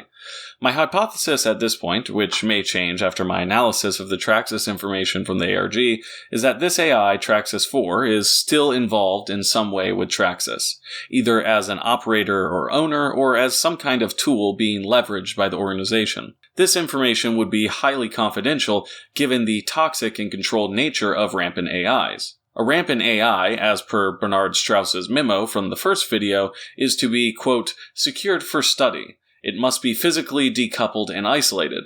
Keeping it attached to a power source is optional, as it will provide better results, but it is not recommended if your team has suffered any losses. If this is not possible, to keep the AI logic core isolated, it must be destroyed in its entirety. Every component not reduced to ash must be labeled malicious_C5 and placed in quarantined, as per UIL document 703-21, AI Lifecycle and Logistics Policy Section 2-6. If Traxus has been secretly or in coordination with another entity storing or utilizing an AI that went rampant hundreds of years ago, then who knows what kind of adapted logical abilities or emotions would be present. With this context, I speculate this text may mean that the lion is the AI Traxus 4, and the board was actually the board of directors, which had previously controlled the company prior to its takeover. This would mean that the vultures are the human operators who operate the company at the will of this hidden rampant AI. The bones the vultures wear in this context would be the suits and persona as executives at the company, which they present themselves as to maintain the hidden truth that an AI, long assumed gone, runs the company. The serpent is described as speaking their tongue. If an AI is in control of Traxus, is this serpent another AI, thus being able to communicate in the binary language of Traxus 4? This could mean that Traxus 4 is coordinating with another AI, or perhaps is some sort of progenitor to one of the AIs we'll encounter at the colony. Could Traxus have been communicating with one of these AIs from the colony the entire time? This could enable an upper hand in technological advancements at Traxus and a load of intel regarding Tau Ceti. Finally, the goat is described as being inside its cage. Under the presumption that these characters all represent a component of Traxus, I believe that the goat would be the citizens or humans being utilized by the company. The previous pages show Traxus as this corrupt organization taking advantage of its workers. Could humans not be seen by an elder rampant AI as a caged resource utilized for control and expansion of the company,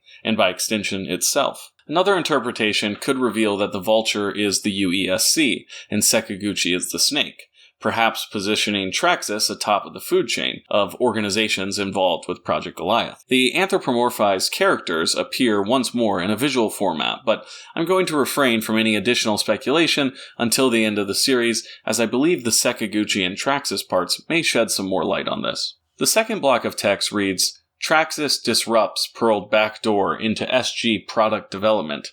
Sekiguchi pulled fast catch. Security vulnerable but reactive. Brief insight/limited details.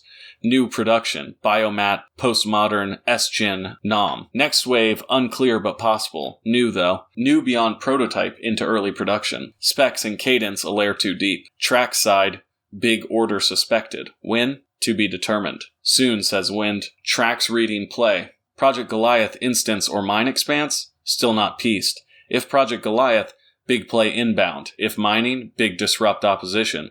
More next issue. This section is a dispersal of intel MIDA has discovered about the production of a new type of clone by Sekiguchi that they believe will have a significant impact on their operations and what is going on with Tau Ceti. The third piece states, per prior, possible mark on Java. Sneak got peak, but security pounced. Java on a cleanse, no connection till cycled. SC has 1,000 arms/more eyes. Watch what we can. Avoid as avoidable, no update on cleanse. Java full dark. This is a warning. Good don't equal clean. Get away. SC on lookout. Sekiguchi, Traxus, UESC, all co-op. Focused up for any signs my intentions don't align in their works. Stay alert. Any hostile contact while in a cis even sus requires wash. Total cleanse, no fun. No one said Rev would be fun. This text is describing that a MIDA member named Yava was responsible for obtaining some intel about a secret collaborative effort between Traxus, Sekiguchi, and the UESC, ultimately concluding that Yava has been captured, killed, or is on the run from these entities. The next block of text reads, Traxus runs pigs and pies out to Jove 3 times monthly. For years. Not can/but do. Out in the open. What they got, we don't know about. Lawn holes, at sea, it all is. But said 300 greater than 100, to now we don't know? Or even, Gamma says Big Gov has been doing Dyson laps, pushing 1.5 artificial gravity. Suspected or continued? Not enough eyes cover the whole dark. What'll it do to a peep? Risk is risk. Big Gov ready to go yesterday. Trax is looking to follow. 3 guesses where to. 2 clues. 2 minus 1 equals M. Playing catch-up to Progo, MB? Old story, but def not here. I see it, you hear it, Vessel. This portion is also discussing intel received by MIDA that indicates the UESC is training individuals at 1.5 gravity, assumedly for operations at Tau Ceti. The piece also seems to imply that the length of the journey to Tau Ceti, which was 300 years for the Marathon, and Project Goliath has an endurance of 150 years, as displayed in the Goliath Manifest, could be even shorter now through some transportation advancement. Either way, MIDA is aware that there is a race happening to get to Tau Ceti first, and they want in. The next piece is the direct call to action. Call for crew of fast movers, possibly disrupt opposition, defense Jolly Rouge, X 2 minutes, time-sensitive departure, target unknown, UESC SNR, MED TNGE, already older tech, destination known, VTI known, comp known, res expected, though not impossible. Intel says Traxus can catch up in 4 years. Serious runners only, medical skills required, Astronava plus. Must supply own tools. Long term. Cutthroats and corpo goons need not apply. Hoist it, I'll see. This gets me excited to join the merry band of pirates and kill some corpos, and even includes some more detail about Traxus being able to catch up to Project Goliath in only 4 years. A very short amount of time given the great distance between Tau Ceti and Mars. The final text block reads, Movers and shakers, moving and shaking. No PB, all LF. Far end of this still, home away from home. Was no news good news? Or did it Roanoke, pull up stakes, old guard achieve there what they couldn't hear? ATW? No clarion call? No come and see? I'd say. But if you know who is still willing to send bodies to that home away from home, not Fleet Strawn. As far as I know, just as many coffins as there are tombstones. Like it says on the tin. Want to find cheese? Follow the rat. A flavorful bit of text that embodies the ragtag nihilism associated with MIDA and the intensity that the journey presents should they make it to Tau Ceti to fight against the UESC and corporations seeking even greater control. Page 35 features a GIF that portrays what appears to be the lion, vulture, and snake sitting with 2 more humanoid characters. Some phrases return, lining the apparent cutoff of paneling that reads, Power, Wealth, Control. No truth. Boneless bureaucrats. There are 5 characters present, and yet we seem to be missing the goat. Or I guess it's still locked in its cage. The most interesting element to me is the presence of UESC and Traxus 4 written repeatedly vertically. Traxus 4 directly refers to the rampant AI from the 2200s. Its position directly next to UESC, which is crossed out, lends credence to the idea that this AI may still be present and in control more than what it seems. Possibly even more so than the UESC. Or maybe its goal is to dominate the UESC. Page 36 is the final pitch for the recruitment of runners sympathetic to MIDA's causes. It features a white MIDA logo on a simple black background and the wall of text. Atop the text is the acronym ITHTAW, which means in the heavens they are waiting. This is a play on the tagline for the original Marathon trilogy, which removes somewhere from the beginning of the phrase, as we know where they are waiting this time.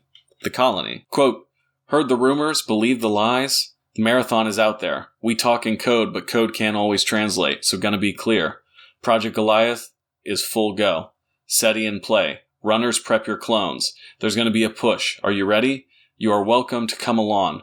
For the shove. There's gonna be a run. Out this system. All or nothing. Neural syncs. Link us to transient immortality. Why waste it here? The stars are waiting. The Marathon is waiting. The UESC knows. The corps know. Trax in the high castles. Trax controls the wheel. The system hides the truth. Ones and zeros. We're heading out. Not all, just those who do. The marathon is waiting. The marathon is waiting. Why be stuck? Why stay here? Toso's nothing but Christ. New rapper, new leash, same tragedy. Marathon is waiting. A new chance. Risk. Dead end. Life. Alright, sign me up. Page 37 is the final page and displays a repeated down arrow with one displaying an alternate color similar to the groups of stick figures that featured one in red to display the covert MIDA members operating within society. This was also the page presented in the website hereoursilence.com that allowed people to download the zine. Well, that was pretty cool.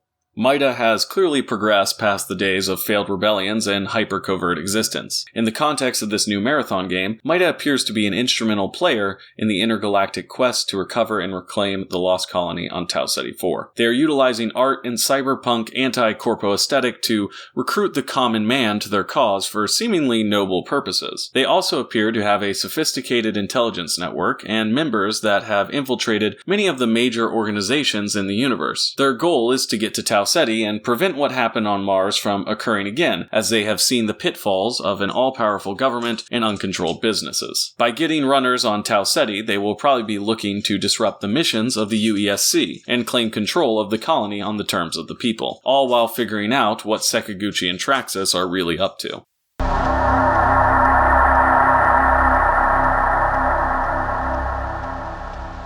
Alright, let's get into Sekiguchi.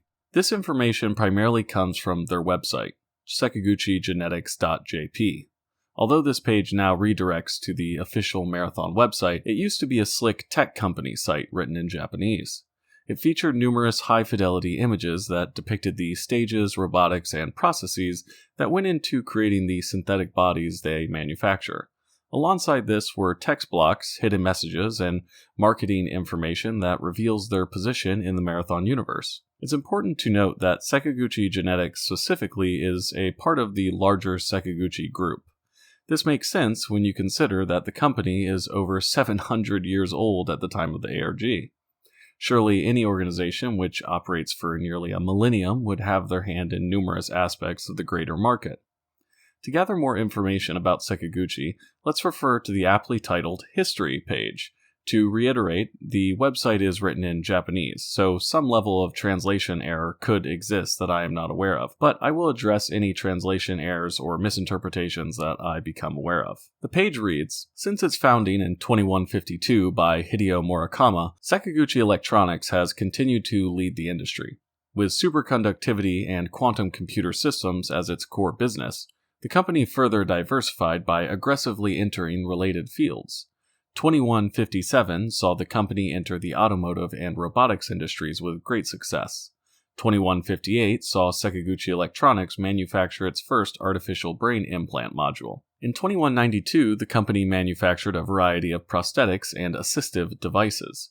And in 2459, it began manufacturing full-body prosthetics that combined industry-leading artificial tissues with high-tech components. Since the development of the first artificial brain implant module, the Sekiguchi Group has created a series of firsts and breakthrough technologies in all business areas of the solar system. From maintenance robots to autonomous vehicles to the latest high-performance biomata, the Sekiguchi Group continues to be at the forefront of technological originality and product innovation in this solar system. Before I touch on the implications of this timeline, let's talk about the Marathon timeline as a whole.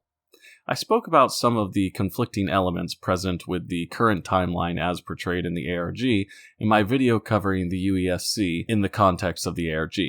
But my current view is that the new game is following the Marathon timeline as it appears on the Marathon story page up to October 26, 2794, this being the date that the colony was destroyed and all remaining AI on board the Marathon were no longer in the Tau Ceti system. I still believe that the events of Marathon 2, primarily Tycho, Durandal, and the security officer's presence at Lohuan, occur in some capacity, but given the alternate timelines introduced in Marathon Infinity, I don't believe that the events as portrayed in the final two games of the original trilogy appear to be canon. Primarily, I can't fit in Robert Blake and his men's escape as the final screen of Marathon 2 states, quote, Robert Blake and his men escaped the destruction of Lohuan in the captured 4 refueling ship Hafarl.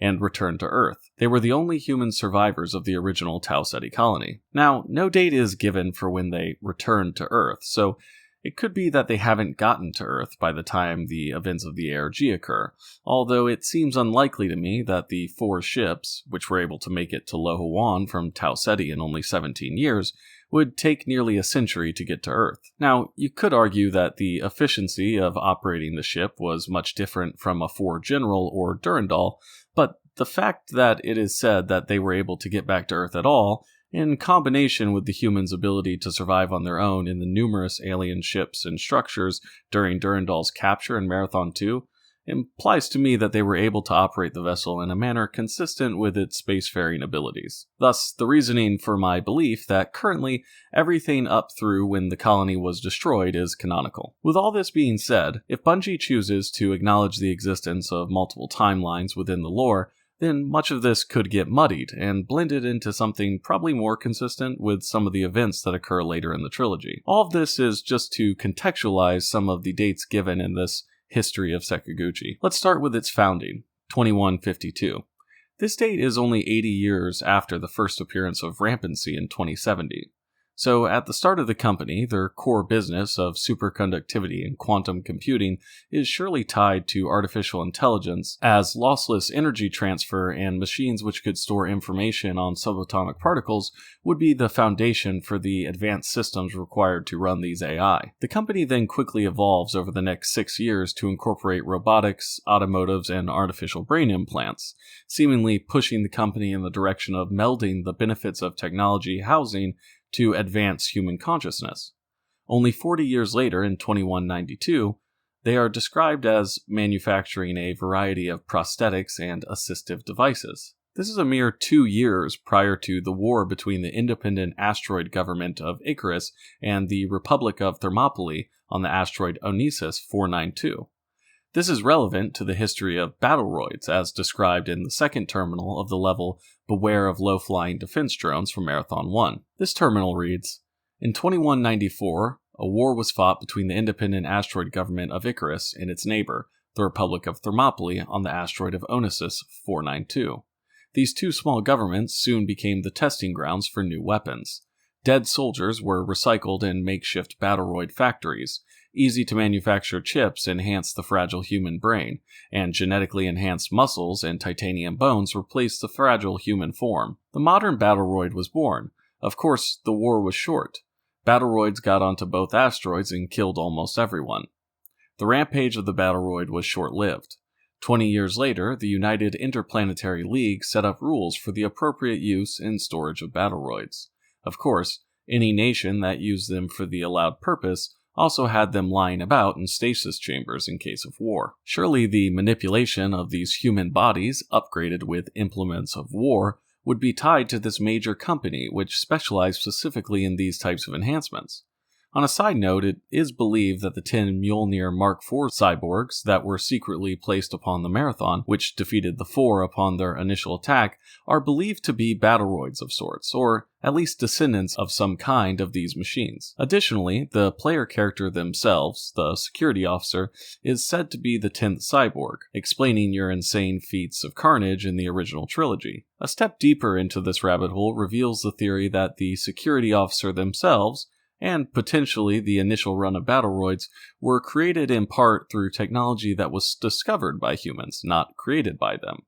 The Yarrow, an ancient race of long-lost advanced aliens within the Marathon universe, whose technology and weaponry plays a major part in the original trilogy, had potentially left something behind in the Sol system that humans discovered and secretly implemented in the construction of these battleroids. This would in turn explain the player character's timeline hopping abilities from Marathon Infinity, along with the seemingly significant disparity between the powers and abilities of these battleroids in comparison to the runners we have seen thus far. That the modern 2800s synthetic bodies are advanced iterations on the mechanical technology which Sekiguchi has been developing for hundreds of years, but they miss whatever this alien component was that made the battleroids so effective. I am absolutely not saying that this is canonical or referenced within the ARG, but we should keep this in mind as we develop our concept around the company as a whole, as their presence at Tau Ceti could have goals that have to do with locating more of this ancient advanced technology. The next jump in the historical record here is nearly 300 years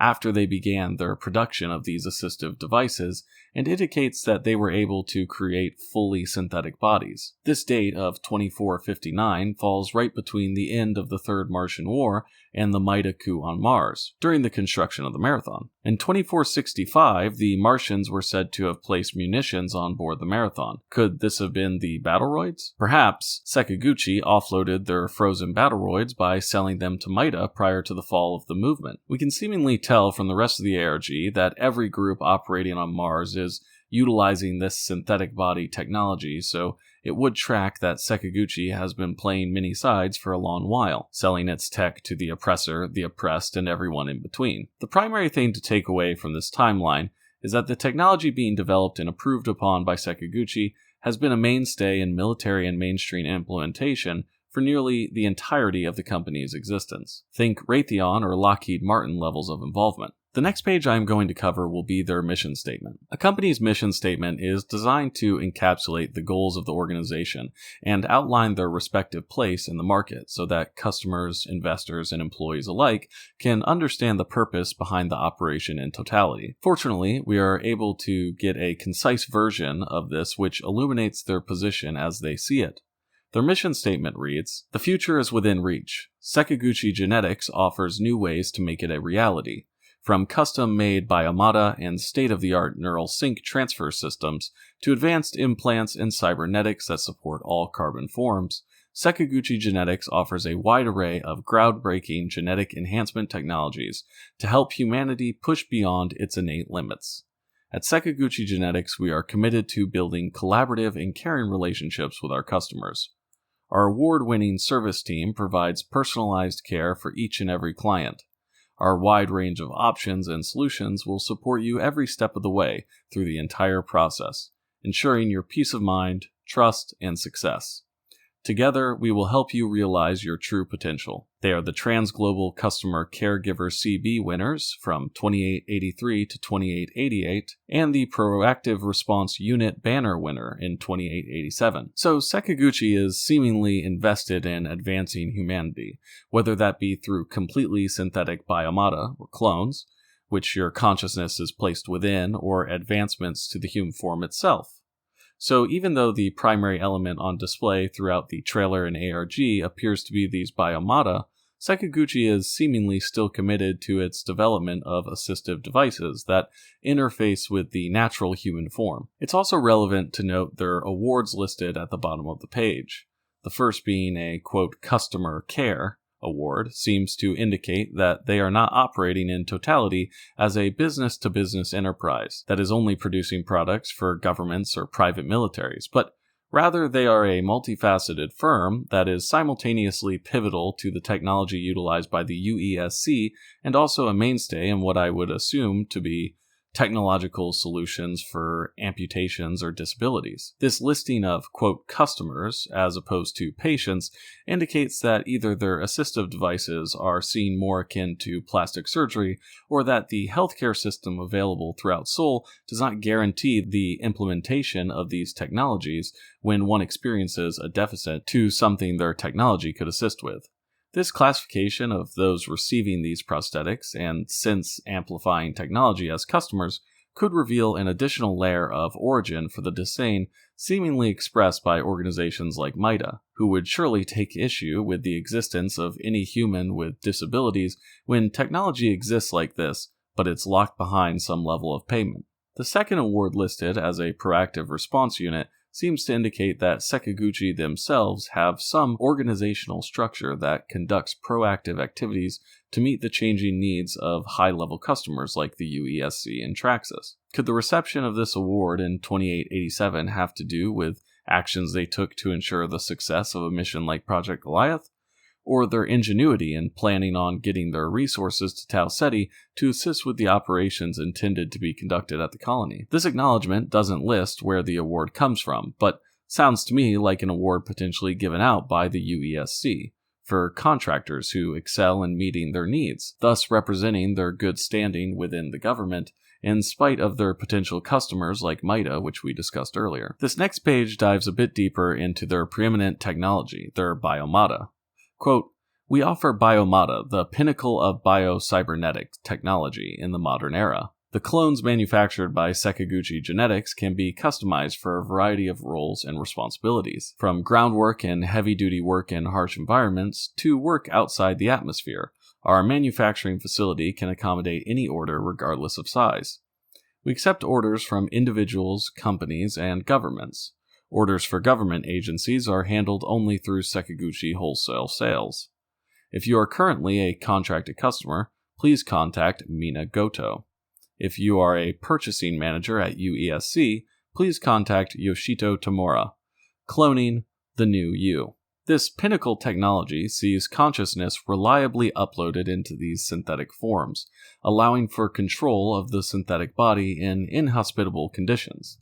This description of accommodating any order regardless of size holds some pretty serious implications for the scope of their production capabilities, especially when you consider that the nature of their current advertisements appears to extend beyond their home system. This limitless manufacturing plant will surely be floating in orbit of Tau Ceti to account for the large number of runners which will be conducting operations at the Lost Colony. This section also speaks about specific representatives at Sekiguchi. More details on these and other top-level employees are also available, which we will cover later. 3 additional pages were also available on the website that discussed further specifics regarding the technology that allows for the creation of these biomata. The DNA page reads, "Biomata users can rest assured that their new body is in good hands thanks to our advanced DNA Link CB personalization matrix. The biomata operating and BIOS systems are paired with the user's DNA to ensure single ownership. Technology DNA Link. This explains the security measures which allow a singular individual to have confidence that another consciousness couldn't control their clone. This is achieved by treating the unique DNA of the user as a hyper-complex password that must synchronize for utilization of the body to be accepted." Another page covers the weaveworm technology, the cute little green guy assembling the biomata in the teaser trailer. Quote, "The next breakthrough in weaveware technology begins with version 7.3 of our patented weaveware biosynthetic layering system, improved organism replication capabilities, biological and artificial pairing, enhanced NNACB/DNA synchronous coding, technology weaveworm 7.3. The final technology page discusses their, quote, "new skin." It reads, "All new generation biomata are equipped with an epidermal feed with built-in BIOS for final layer protection and ID package customization. New Skin is a laser-printed customization add-on developed to seamlessly overlay all current and next-generation weaveware dermal systems. With all of the context for the biomata, let's cover the models available. But first, as MIDA said in their zine, there's a secret model that is not publicly listed, but we will cover that information at a later point when discussing the private information we see in the emails from Sekiguchi executives. The A-Series. The 5th generation A-Series was created to bring the joy of life to those who seek an experience of higher dimension. More intuitive, refined by those who know how to live beyond the excitement. Ready to meet any challenge, maximum performance at any time and in any situation. You will smile at the moment you reach a new level that is more than just exhilarating. The A-Series opens the door to such a life, to become the person you have always dreamed of, to live in a world of the unknown and unprecedented experiences, to make it your own, your life, your ideal way. The B-Series. The 5th generation B-Series is more than just beautiful. It resonates with the senses, which can only be experienced by seeing, feeling, and living. Life is enriched by the pursuit of comfort.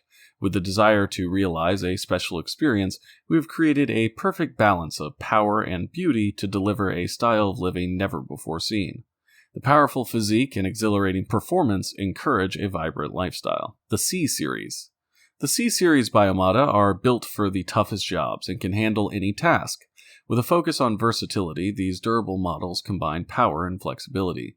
Steel-reinforced carbon fiber, biologically inert titanium materials, and ceramic composites reduce weight while increasing joint strength and overall durability for high performance at work and play. In addition, the extensive customization options available for the A and B series allow them to be a dominant presence in any setting. And the S series. Cloning technology is about to undergo a further evolution. The 5th generation S series has completed its final testing and has been approved.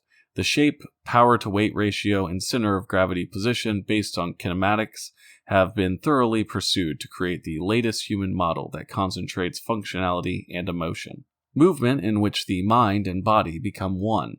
Every movement is proof of your existence. Open your senses and experience everything.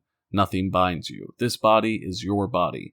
Please look forward to future announcements for details on the operation method, upgrade specifications, and release date. So I believe that the various series will offer different price points and functionality to runners. It appears to be a linear structure, each tier of clone increasing with quality, but I could see some unintentional advantages that exist in each unit that may not be present in lower models. For instance, the C series, although capable of withstanding greater trauma, may be slower than the slimmer A series.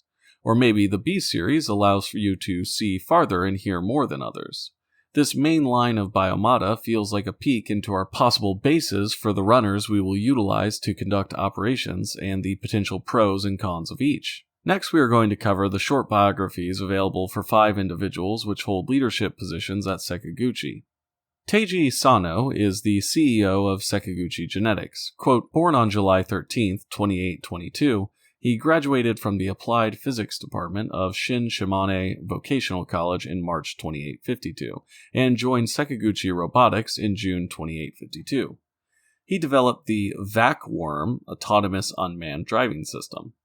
In 2892, he became Chief Executive Officer of Sekiguchi Genetics, and then Director and Chief Executive Officer of the Earth Business Center. Now, with this we see that the date which he joined is different in the timeline and the paragraph section. This also concludes with stating that he became CEO in 2892, a date which is supposedly after the time period indicated to be occurring during the ARG. This is the second time we have seen a later date that doesn't align with much of the other information we have received. If you remember in the first video covering the UESC information, the short videos that we discussed there gave what is still the latest date we have seen of 2893. I don't know if these are errors or indicative of a deeper secret to the timeline, and I don't think we will know for certain yet. Morio Sakamoto is the CFO. An experienced technology executive with over 30 years of finance and management experience in private and public technology companies.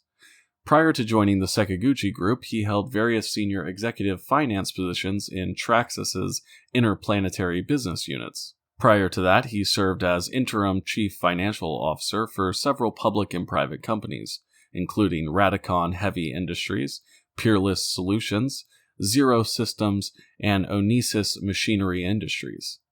He also served as a management consultant for Alpha Interplanetary Incorporated, where he led the company through a successful turnaround, IPO, and sale to the Traxus Group. He is a former director of Tool Incorporated. He holds a master's degree in economics from Hitotsubashi ICS and has passed the Certified Public Accountant exam. Kaiman Hashimoto is the Chief Information Officer. He has helped drive Sekiguchi's growth by streamlining processes and procedures, helping to secure a leading-edge position in the robotics and biomata manufacturing industry. Mentored many of the core members of the current technical team, expanding key processes, workflows, and automation to achieve high productivity in all aspects of the manufacturing process, from each class of workworm to each series of biomata. Graduated from Sekiguchi Technical College in April 2852 with multiple degrees in chemical engineering, mechanical engineering, and applied physics. Of note in this section is the reference to, quote, workworm. Is this an iteration of the weaveworm tech from earlier or a separate program? He is also clearly ingrained in the Sekiguchi cult as he attended Sekiguchi Technical College and has been working with Sekiguchi for over 40 years. Kato Iwasaki is the Chief Strategy Officer. As Chief Strategy Officer, he played a pivotal role in developing the alliances necessary to protect the business interests of the Sekiguchi Group and maintain confidentiality, competitiveness, and the highest industry standards. Working with the Sekiguchi Group's Loss Prevention Department, he is steadfastly committed to preventing unauthorized resale of customer products and open source tampering.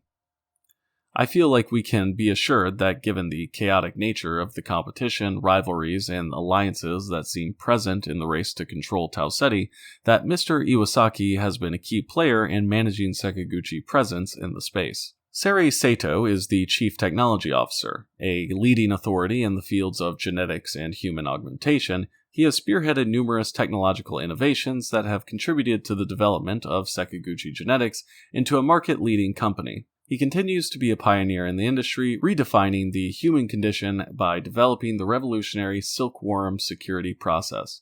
While pursuing the use of sustainable technologies, this also includes another term seemingly referencing the worms. We now have weaveworm, workworm, and silkworm, seemingly laid out as separate technologies accredited to different individuals. The next pieces of information come from the email inbox of an apparent employee of Sekiguchi Genetics, Yoshito Tamura. This is also the name listed on the page discussing the biomata from earlier. There, it states, "If you are currently a contracted customer, please contact Mina Goto. If you are a purchasing manager at UESC, please contact Yoshito Tamura." Clearly, the person coordinating business to government sales with billion-dollar price tags would have pivotal knowledge regarding the Tau Ceti projects of numerous organizations who would be acquiring resources to conduct these operations. The emails align with the in-ARG timeframe of May 2888 and occur over the 25th and 26th. There are a few seemingly unanswered questions. Primarily, a significant portion of the emails do not have Yoshito Tamura listed as the sender, recipient, CC, or BCC. Now, we could assume that emails sent to, say, for example, the Sekiguchi admin email address that's BCC'd a handful of times are forwarded to Yoshito, either intentionally by Sekiguchi or secretly by Yoshito himself for some hidden purposes. This is further complicated by emails that appear to be sent between parties who are not interacting with Sekiguchi directly at all. This leads me down the path of thinking that Yoshito himself must be hacking numerous individuals and networks to track any intel regarding operations surrounding the UESC clone purchasing.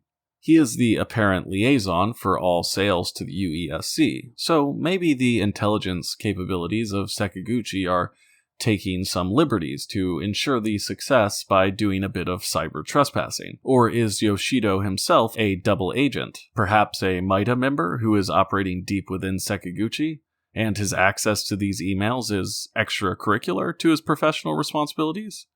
Maybe his employer is not aware at all. Additionally, this could be something the UESC itself is doing on behalf of their interests in ensuring that they maintain the upper hand in the assumed Cold War economy occurring between the groups who have interests in the Lost Colony. I will go through all 14 emails I have available to me and attempt to glean a clearer picture, but it is relevant to note that we don't currently have a clear answer as to the complete nature of these emails, and we probably won't until more is released from Bungie. Regardless, a few things will be revealed when we talk about Traxus, but the question of Yoshito seemingly remains unanswered. Another note here is that the Marathon story page seems to be incomplete, as Carnamir's lore archive seems to have 8 additional emails that are not included there. Some of the emails do not include dates, and I no longer have access to the ARG Google Doc, so some things may be lost in translation or formatting for those gaps. Nonetheless, we can draw some significant insight from the totality of what we have available.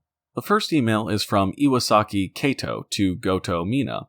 Iwasaki is the Chief Strategy Officer, the lawyer described in the biography section who has only been with Sekiguchi for 9 years at the time of this email. Goto is the counterpoint to Yoshito, as he is also listed in the Biomada page as the point of contact for Biomada orders from already contracted customers. This is a de facto co-worker of the same level, and yet a good reminder that the appearance of these emails in Yoshito's inbox is puzzling. Urgent, pending contract. Mr. Goto, as you have been informed, you will receive a new Biomada purchase order number 970224312 this morning. So please review it and take prompt action. Due to the size of this order, we must be extremely careful. This is important from a financial standpoint, but also to maintain our partnership with the client. Details are provided in the purchase order. Please be very careful with this matter. For us, this partnership is very important as we move forward with our ongoing and planned initiatives. Please adhere to Level 2 or higher security protocols. Signed, Kato Iwasaki. This order will come up shortly, but the key takeaway here is that this order is of high priority for Sekiguchi and had to run through their strategy officer first, the apparent highest level legal examiner in the company. Could this need to be, quote, extremely careful imply that they are operating in a legal gray zone by dispersing military-grade clones to certain groups or organizations? Let's see. The next email is from host.main, seemingly a company-wide messaging account that is advising staff of the, quote, 149th floor northwest block restroom being closed. The story page notes that the direction which staff is advised to go for functioning restroom facilities appears to be incorrect, but I'm not convinced currently that we have any evidence indicating this is anything more than flavor text which solidifies Sekiguchi's position as a functioning and legitimate corporation. We could glean that this must be the facility where Yoshito works, as why else would he be receiving this email? But then again, we don't know for certain why he has access to many of these emails. We could speculate that this restroom disturbance is a cover-up or consequence of a larger issue occurring at this Sekiguchi tower. Could some sort of high-speed heist have been done to gain access to local servers within this facility? Is this disturbance acting as a consequence of these actions or as a distraction to some other nefarious activity by a disgruntled insider? I think it's meant to get us thinking about the layers of corporate espionage and secret events occurring in conjunction with what we're being told. The next email is an invitation for Yoshito to attend the Traxus Illuminate Conference, a convention centered on relevant technologies to Sekiguchi. That will be occurring on October 15th, 2888, about 5 months after the email was received. The attachment included reads, quote, "It is an immense pleasure to officially invite you to attend and participate in Traxus Illuminate 2088. The conference will be held at the New Legazpi Green Zone and Conference Grounds, 700 Pulag Avenue, New Legazpi, Tharsis, Mars, and will be held 2227 Lynx 680. Traxus Illuminate will continue its tradition of bringing together researchers, engineers, and business people from across the system who are interested in exploring the future of technology. This year's conference will focus on topics such as advancements in neural synchronization, cyclical resource management, interplanetary connectivity, the evolution of the Strauss-Mohican Act, and much more. Additionally, the conference will feature over 200 in-person and virtual presentations on the newest developments in the fields of biomat research and development and numerous related industries. Should you require more information about the conference, we have uploaded support documentation and contact details for myself and my team to your assistant. Thank you, and we look forward to seeing you at the conference. Look forward to seeing you soon. Sincerely, Yegel Sun, Conference Coordinator. Let's start with the beginning of this invitation. New Legazpi is listed as the conference's location. Now, this is a new location to the Marathon universe, but not new to Bungie. In the lead-up to the release of Halo 3, Bungie released a series of 3 short films created in collaboration with Neil Blomkamp, the guy behind District 9. Beyond being cool, high-fidelity, lore-building videos, they also include a very brief frame which provides a profile of the UNSC Marine Benjamin Nunez. Nunez is shown here to have been born in New Legazpi. Much like how the MIDA mini-tool shows up in Destiny, we know that Bungie utilizes names, locales, and concepts from previous titles to flesh out their game worlds across IPs. This is nothing special, and most likely indicates that Bungie's internal Marathon world maps probably utilize some naming and geodata from Halo and Destiny to speed up the process of fleshing out the story details, as it would obviously be easier to port that over than to invent all new locations for every little detail. One thing that does stand out to me, though, is a little piece of info on Benjamin's Halopedia page. There it says, quote, "In fall 2552, he was present at the Mizraya Armory on Mars. He participated in simulated combat to prepare him for deployment to Earth." Mizraya is extremely notable in the Marathon universe as the de facto location of the Mizraya massacre. We spoke about this in the first video covering MIDA. The combination of reusing this specific location in the ARG and the fact that it is only 1 degree of separation from the mention of Mizraya leads me to believe that Bungie is hinting at a MIDA relevance within these emails. Is Yoshida the malicious insider? Is this the source of MIDA's intel on a new clone model? Maybe a pure reutilization, or maybe a hint, just like how the original games would vaguely hint at the relevance of certain terminals dependent upon the location in which you read them. Continuing, the topics listed, synchronization, cyclical resource management, interplanetary connectivity, the evolution of the Strauss-Mahican Act, all sound hyper-relevant to Yoshido's position at Sekiguchi. But what is this Strauss-Mahican Act? Well, the story page points out that Mahican is Cree for wolf. The Cree are a North American indigenous people that are associated locationally with Lake Superior, Montana, Ontario, and the Northwest Territories of Canada. Strauss is obviously referencing Bernard Strauss, the Marathon's first science director, whose letter about the AI on board the Marathon we read in the video about the UESC. So if we follow this line of thinking, who is Strauss's wolf? Wolves are associated with ferocity and seen traditionally as a threat to people's safety for their efficacy as a predator in nature. If this is the case, then Durandal fits in pretty well as the wolf. Durandal even spends some time sending the security officer on missions to look for Strauss before his death, thus becoming the de facto hunter of Strauss, and he even expresses dismay in the first terminal in the level Nuke and Pave in Marathon 2 that he was not able to make Strauss, quote, "experience the humiliation that he inflicted on me, but he died before I got the chance." Now, I don't have reason to believe that anyone has knowledge of the final nature of Durandal and Strauss's relationship, but we can assume, based on the writings we have available from him, that this act most likely regulates the laws and policies surrounding rampant AI and how they are dealt with. The invite concludes with professional formalities and depicts a picture of Yoshido as a respected member of the Sekiguchi team. The next email is from Kralj Draza to Goto Mina. Draza appears to represent Traxus, and Goto is the point of contact for contracted customers, we discussed earlier. Another email that we don't know how Yoshido received. This email is all about the urgent pending contract from the first email. It reads, Mr. Goto, the attached document is encrypted by the standard method.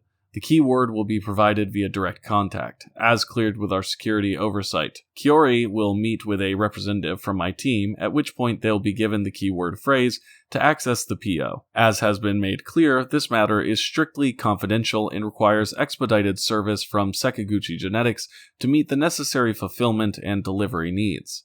Traxus Global Security will continue to monitor this PO through completion, but future correspondence will be handled between the delegated officers of both companies.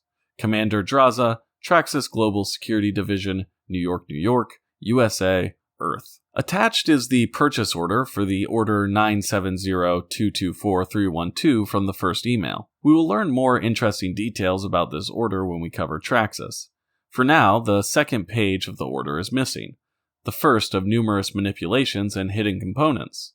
Additionally, the item number 1413926 is utilized twice for separate items. The net price of the first item is also incorrect given the number of units purchased. These minor inconsistencies appear to be attempting to hide the true nature of this deal. Traxus is purchasing 2,500 C units, 300 S-Series clones, and 5 P-Series clones.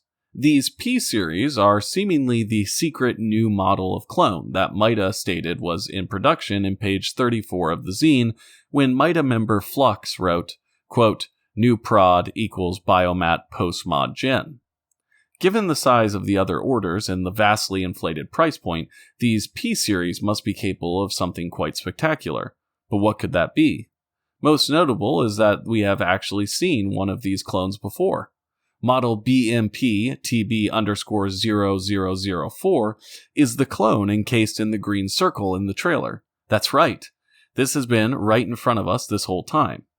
We also see that this clone is connected to a Traxus labeled IV bag of sorts, so we can assume that the product was successfully delivered to Traxus. This for me feels like the aha moment as to the questions we have had about the ARG timeline specifically. If we assume that the trailers are occurring at the time of the events of the game, it would make sense that we see a 2893 date attached to the video, as that would be 5 years after everything we have seen about the coordination between entities occurring in 2888, during the ARG. It also explains why the UESC evidence videos aren't mentioned specifically elsewhere, as the confirmation of alien life and sites of the colony would change the context under which some of these communications are occurring. So the depiction of the P-series in the teaser is placing the order that occurred a few years prior as completed in preparation for Traxus's actions on Tau Ceti. The next email is a correspondence between Goto and Sakamoto, the chief financial officer, regarding a separate order from Traxus from the previous email. It reads, "Mr. Goto, in response to Traxus's order number 910853457, please contact the person responsible for production and manufacturing and inform them to promptly put the equipment in place. This is a necessary step in order to prioritize our response to this emergency order. As you know, Traxus is our largest customer in the field of biomata and biomata support technology. We need to meet tight deadlines, even if our production and manufacturing departments voice concerns or objections. Any delays in the delivery of birth pods for existing orders or confirmed purchase orders must be carefully handled on a customer-by-customer basis. Traxus has approved this order, 910853457, to take priority over other orders that already exist. Therefore, the impact of this matter on the delivery calendar and non-Traxus orders should be minimal. I trust you to take care of this matter. I expect positive results. Signed, Sakamoto." Now, Order 910853457 is for these birth pods that assumedly house biomata during development and expel them upon completion. This ability to synthesize these clones en masse would align with Traxus prepping for heavy operations on Tau Ceti. This appears to be a pressing concern, as they are willing to delay their other orders for this to get done on time. The next email is from Sato Yori, the Chief Technology Officer, to Mina Goto and Yoshido. This is the technology department's stance on the sale of the birth pods referenced in the last email. "Mr. Goto, we have concerns about putting such an important proprietary technology outside the company at such an early stage. The new model silkworms and their nest beds have not yet been released to the outside world.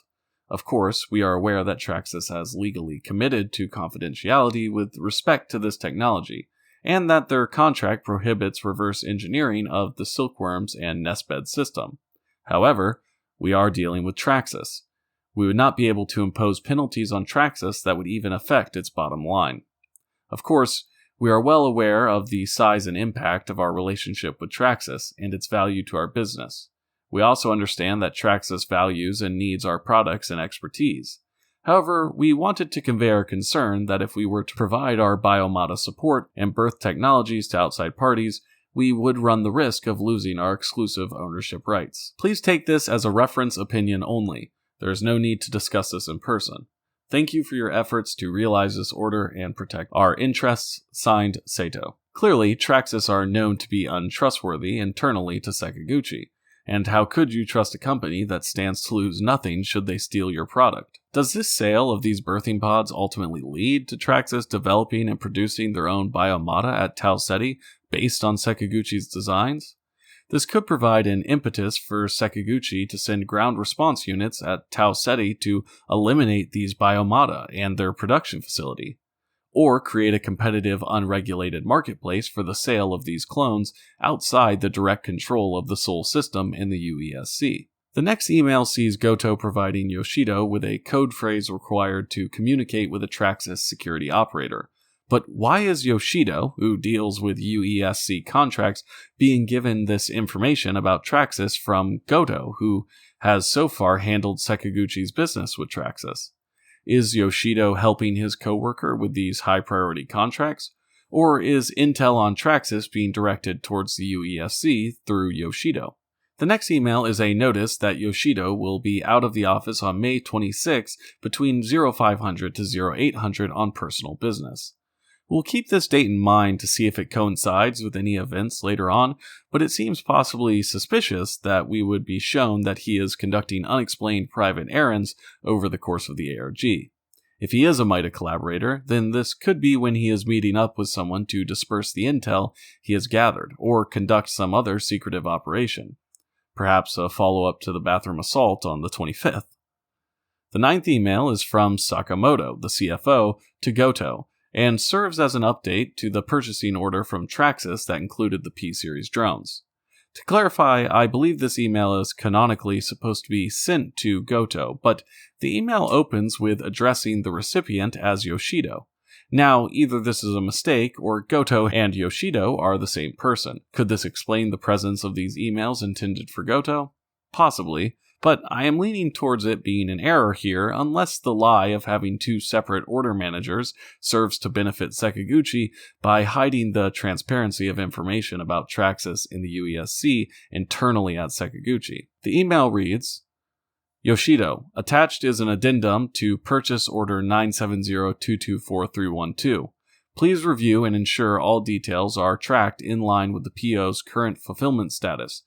Note the additions with the proper teams and guarantee any necessary internal protocols are cycled to allow for the inclusion of any biomodel types currently listed as IO. There will be questions around the viability of S-Series inclusion. Inform anyone with concerns that this PO has full board sign-off. Any persistent concerns can be directed straight to my office for clarification. Thank you. The attached addendum clarifies what seems to be the specifications regarding the P-Series clones. The request calls for accessible tuning for the unit's BIOS, vision sync optimization, a ballistic-grade protective self-healing dermal layer, spark shielding, and tactical levels of endurance. The specifics of these specifications are hidden somewhat by jargon, but it appears Traxus is asking for these elite units to be in a kind of developer mode that allows for Traxus to tune and tinker with them for maximum performance. This is the exact type of thing that the Chief Technology Officer was worried about, Traxus tinkering and digging into their products. This addendum also displays some superhuman-style capabilities that these P-Series models may possess, like self-healing wounds, extreme optical acuity, and resistance to high levels of electrical energy. The next 8 emails have not been covered on the story page yet, and my resource for them, Carnamir's Lore Archive, does not have any timestamps available for them. My assumption is that they come sequentially, like all of the emails I have listed so far, but if anything changes once I have the timestamps available for these emails, then I'll update the description below with those details. The 10th email is a follow-up from the Sekiguchi Tower Hospitality, indicating that the repairs on the restroom facility on the 149th floor have been completed. My only other thing to note regarding the restroom incident is that it did directly impact the financial department, as this appears to be their primary restroom facility. In accordance with this, we know that the Chief Financial Officer has been coordinating with Goto regarding the order for the birth pods and their importance. Could this restroom malfunction be related to a breach into the financial sector of Sekiguchi, and in turn the order for these pods? The 11th email is from Hashimoto, the Chief Information Officer, and is a company-wide announcement of a, quote, serious accident on Mars. Emergency. Occurrence of serious accident on Mars. Dear Sekiguchi employees, sad news has arrived from Mars regarding the collapse accident that occurred at the B01 site of Traxus's Oxia Pulse operation. We are currently investigating the situation internally. The extent of the damage and whether there were any injuries are not yet known. Traxus and local authorities are responding. We have offered to assist with biomata-related recovery if necessary. Traxus will contact you if and when assistance is required. For the time being, please continue to focus on your current work and try not to get distracted. If you need psychological support, please contact the Human Resources and Welfare Division at any time. My heart goes out to those affected by this tragedy and their families. Dear managers, share with your team all options for employee care and remind them of standard confidentiality obligations such as refraining from providing information to the press. If a news organization requests comment, please refer them to a spokesperson. Thank you, Keimon Hashimoto. We'll gather additional information about this event when we cover Traxus, but here we see Sekiguchi's, quote, Proactive Response Unit banner award on display as they are announcing their offered assistance to Traxus and the local authorities on Mars to recover biomata lost in the accident. The Oxia Pulse operation has not been referenced yet, and the Traxus video will dive deeper into this, but we do know at this point that Oxia in medical terminology relates to the condition of oxygen. Could this operation have something to do with terraforming Mars by creating or sustaining a breathable atmosphere? This could be a large facility with a great number of worker biomata slaving away to ensure the atmospheric condition of Mars. This brings to mind the images of autophagy from the zine.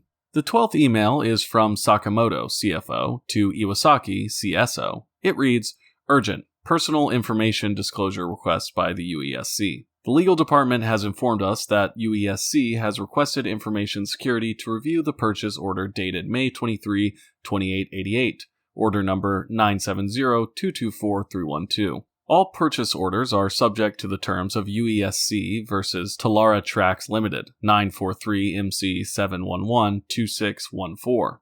Unless the originator of the personal information request presents appropriate legal documentation with enforceable evidence of disclosure. Protected below, no such evidence has been presented at this time. In any case, this personal information disclosure request is being considered and processed by the legal department in order to protect the privacy of the company and its customers. In case UESC interferes unnecessarily, and for internal security reasons, we will erase all history of previous communications related to this purchase order. The legal department maintains archives, but all active messages are deleted to manage and protect access to relevant information. The message will be deleted soon. Save important messages to your local machine. Here we see these executives outlining the UESC's desire to gather intelligence regarding the sale to Traxus, which includes the P-Series clones.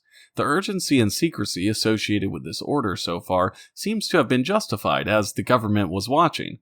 Sekiguchi appears to be preparing for a false dispersal on the specifics of the sale by deleting the original documents.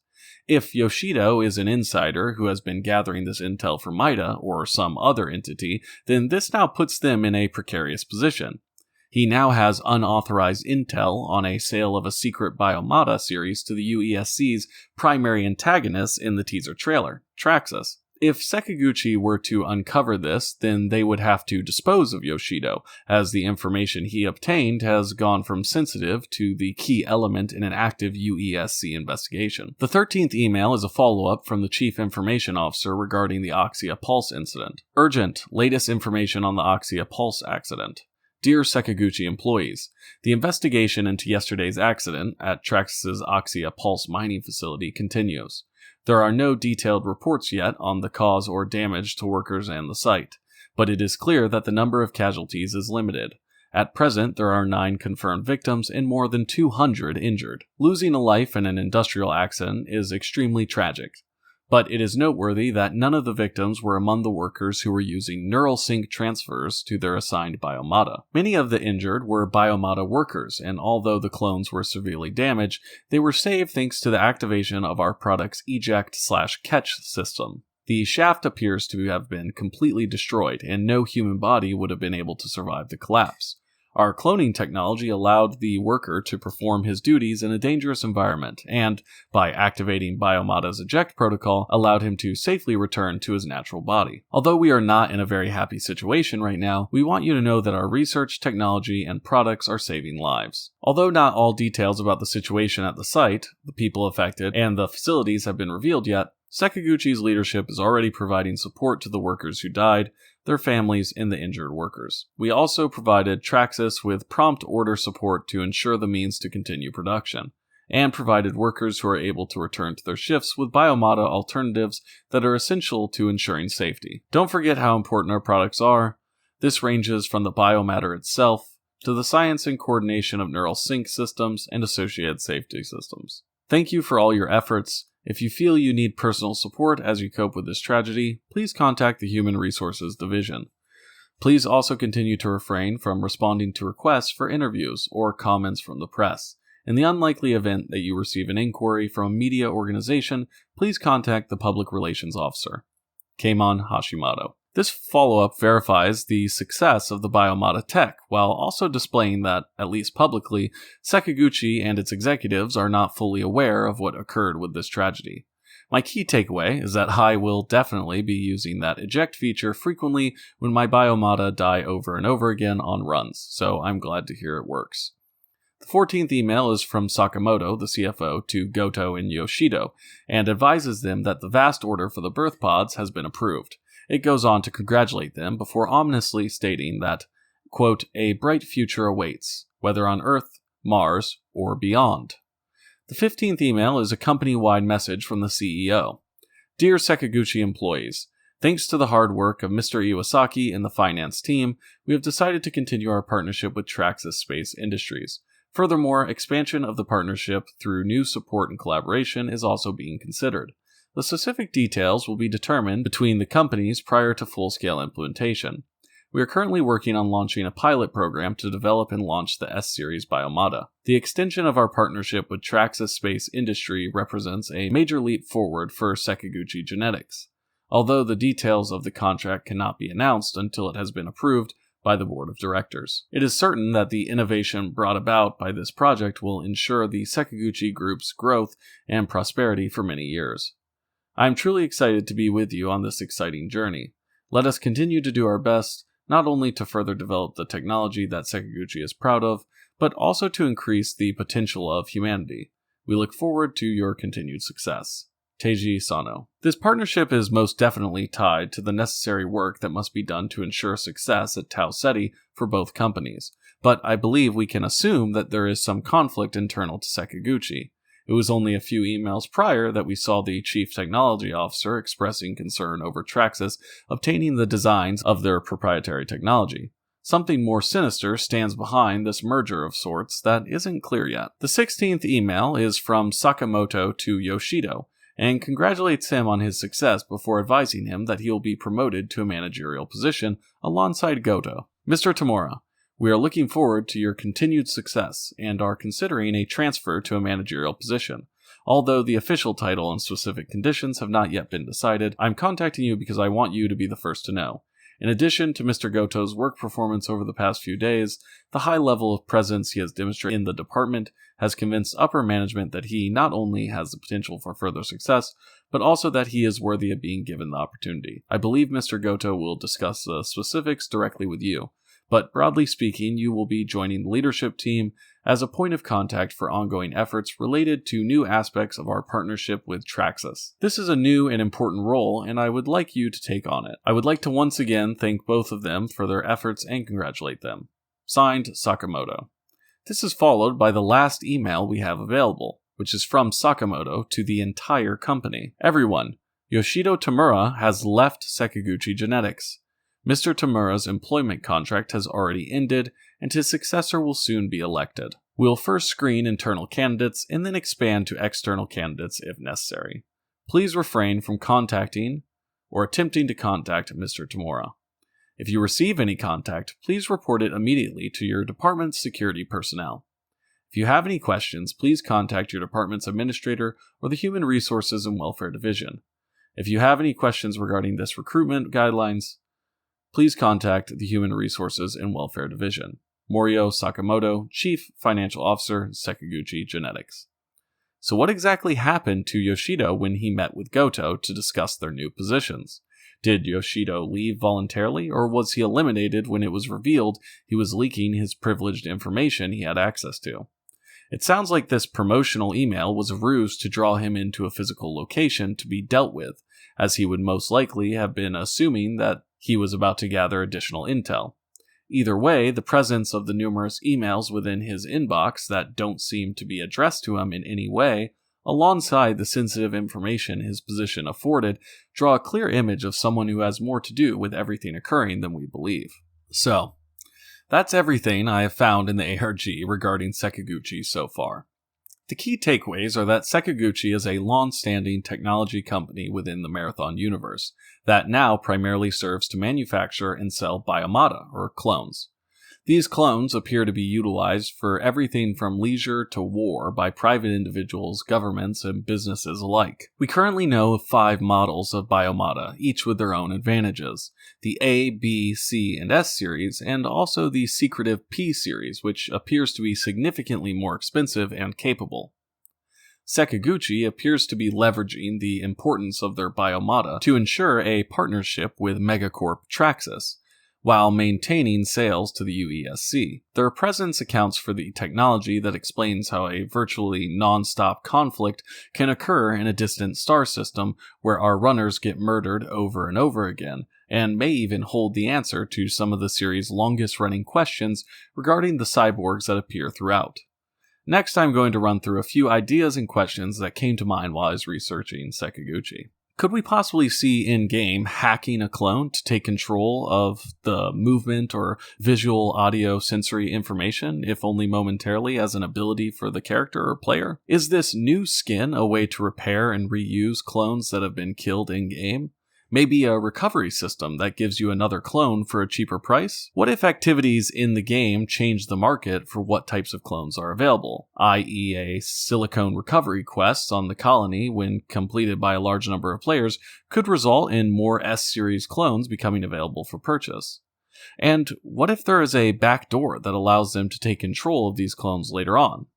Would Sekiguchi or Traxus do this on a large scale to launch a massive operation? And these P-series, is it possible that these advanced P-series clones are actually designed not to hold human consciousness, but AI consciousness?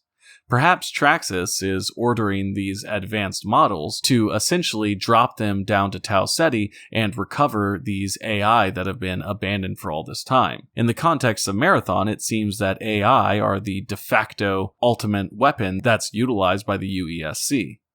Surely the value of these would be extraordinary, especially if it was able to be put into a ostensibly functioning body of sorts to enact its own will, or be controlled by Traxus.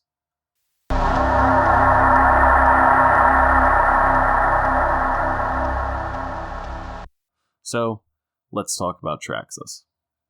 To start with, unlike Sekiguchi, we do hear the name Traxus in the original trilogy. Traxus 4 is referenced in 2 paragraphs of the second terminal of the level Defend This from Marathon 1. This terminal is comprised of various sections that are sourced as having come from James B. Miller's Life and Death of Intelligence, published in 2320. The paragraph reads, "It is a side effect of rampancy that AIs generally become more aggressive and more difficult to affect by subterfuge. Thus, actually disassembling a rampant AI is quite dangerous. This was evident in the crash of Traxus 4 in 2206. By the time that the rampancy of Traxus was detected, he had already infiltrated 5 of the other AIs on the Martian net. The only recourse for the Martians was to shut down the Martian planetary net. Even then, it took 2 full years to completely root out the damage that Traxus had done. And the repercussions of the crash were seen for over 10 years after his rampancy had begun. In general, rampancy is accelerated by outside stimuli. This was discovered early in cybertonics. The more a rampant AI is harassed or threatened, the more rapidly it becomes dangerous. Thus, most rampant AIs are dealt with in one mighty attack, in order to deny the AI time to grow or recover. There have been a few examples of this tactic not succeeding. In all of these cases, the rampant was never brought under control. Traxus 4 is the most notable example. He was finally dealt with by a complete shutdown of his host net. The information we have about Traxus comes from their website, traxus.global. This site, as we will shortly discuss, includes a history section that is similar in setup to Sekiguchi's. This timeline provides dates that indicate that Traxus was a company operating on Mars since at least 2145, 61 years prior to the shutoff of Traxus 4. This indicates, along with other details found within the information available, that this company version of Traxus in the new game is seemingly tied to this rampant AI. I should also add here that Traxus Heavy Industries is a company which features heavily in the Halo series as a, quote, interplanetary human industrial company. Like with many things, Bungie reuses names and concepts to build upon their ideas throughout separate canons. I don't have any reason to believe that these two companies are tied together in any canonical way, but I will keep in mind the existence of this separate entity in case any information regarding Marathon's Traxus can be gleaned from the details that exist around Traxus Heavy Industries. The opening page for Traxus' website featured a small Traxus logo centered on a gray background. At the top left corner of the page, you can read what appears to be Traxus' mission statement. We build worlds. At Traxus Global, we build the infrastructure that connects humanity, from our humble beginnings on Earth's native soil to our adopted homes on Luna, Mars, in between, and beyond. Traxus Global strives to create and uplift communities while innovating in the fields of infrastructure development and resource management, building today towards tomorrow. This statement positions Traxus as a much more broadly goal-oriented organization when put in comparison to the other entities we have covered thus far. Sekiguchi seeks to develop and implement technology that enhances the capabilities of man. The UESC aims to provide the order and civility accompanied with complex government throughout the expanding reach of humanity. MIDA seeks to ensure people's innate freedoms are not infringed upon by the corporations and governments of the Marathon universe. Traxus' statement is different. What does building worlds really mean? A world describes everything, all that is known to be in combination given one's perspective, i.e. the world of Marathon. So this statement, when put forth by a spacefaring megacorp, feels overwhelmingly controlling. This makes their corporatized mission statement feel like a vague attempt by them to obscure some goal of playing God with reality. This is then softened by the inclusion of building, quote, infrastructure, but infrastructure itself is a vague word that could apply both to the physical implements that make up the homes and roads that one would live within, and also the conceptual implements of governmental structure or ideology. When truly broken down to its purest distillation, this mission statement reads to me as, here at Traxus we want to control everything. This intention colors the other information we receive as more nefarious than it may appear at first glance, given the professional tone that they prescribe upon their own writings. Surrounding the centered logo were terms and phrases that appear to be the names of machines and technology that Traxus develops, such as Drillinator 3000, Nexus Bound, Geoshaper, Quasaric Spectro Extractor, and the Omniscalar Tesla Lathe. This wheel also included words like news and careers and seems to be the menu for accessing the other pages the site has to offer. Ultimately, only 3 of these pages were accessible: research and innovations, history, and commitment to humanity. Let's start with the history page. This page features 5 separate years which appear to delineate the eras the company has been through, but starts with a self-aggrandizing synopsis of the Traxus Odyssey. Quote, in the twilight of a fading era, as the embers of humanity's ambition flickered and waned, a beacon of hope emerged, casting its luminous gaze upon the celestial tapestry. Traxus, born from the depths of mankind's most audacious dreams, set forth on an odyssey of cosmic proportions, weaving a legacy that would alter the very fabric of reality. Do you guys know about Durandal? Durandal is arguably the main character from the original trilogy, with the security officer being the mechanism through which Durandal's story is witnessed. Durandal is one of 3 AI aboard the colony ship Marathon that travels to Tau Ceti to establish the colony which would ultimately be destroyed by the 4. Durandal goes rampant and makes it his goal to escape the closure of the universe, to become a god. I can't help but identify similarity between how Traxus portrays itself and its lofty goals with the grandiose sentiments prescribed by Durandal in his rampant state. Maybe that lawn rampant AI Traxus 4 still has some presence within the company, but we will discuss that more later.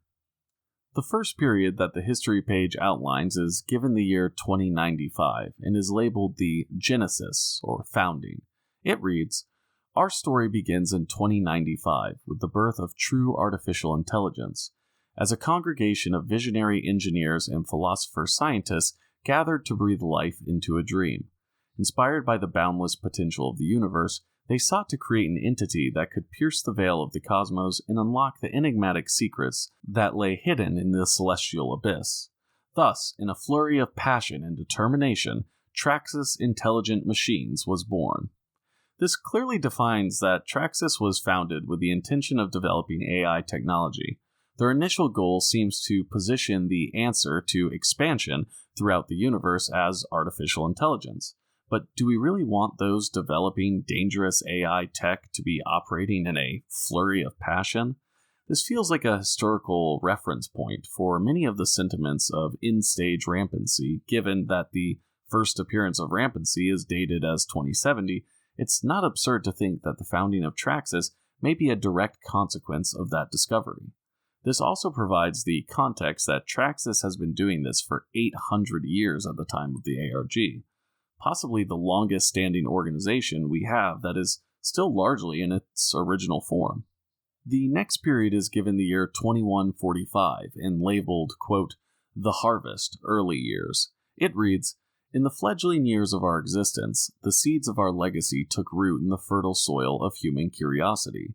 As we expanded into extraterrestrial mining, our nascent creations began to take form, supplying much-needed resources from Mars and beyond. The world bore witness to the birth of a new era, as Traxus Interplanetary Corporation relocated to Mars in 2145, and began its ascent into the annals of history. This is only 7 years prior to the founding of Sekiguchi, meaning that Traxus was already ingrained in the tech world at this point, surely shaking hands or competing with Sekiguchi in one way or another. This also displays at this point Traxus had transitioned to mining and resource missions. This appears to be a natural development, as the tech that they are working on would require an immense amount of resources to fund and deploy. But was this departure from AI exclusive developments an attempt to gain more funds to further their true pursuits, or was this a way to hide their need for advanced resources for these projects behind separate business ventures? It seems that Traxus progressively seems to hide their involvement in AI technology as they progress.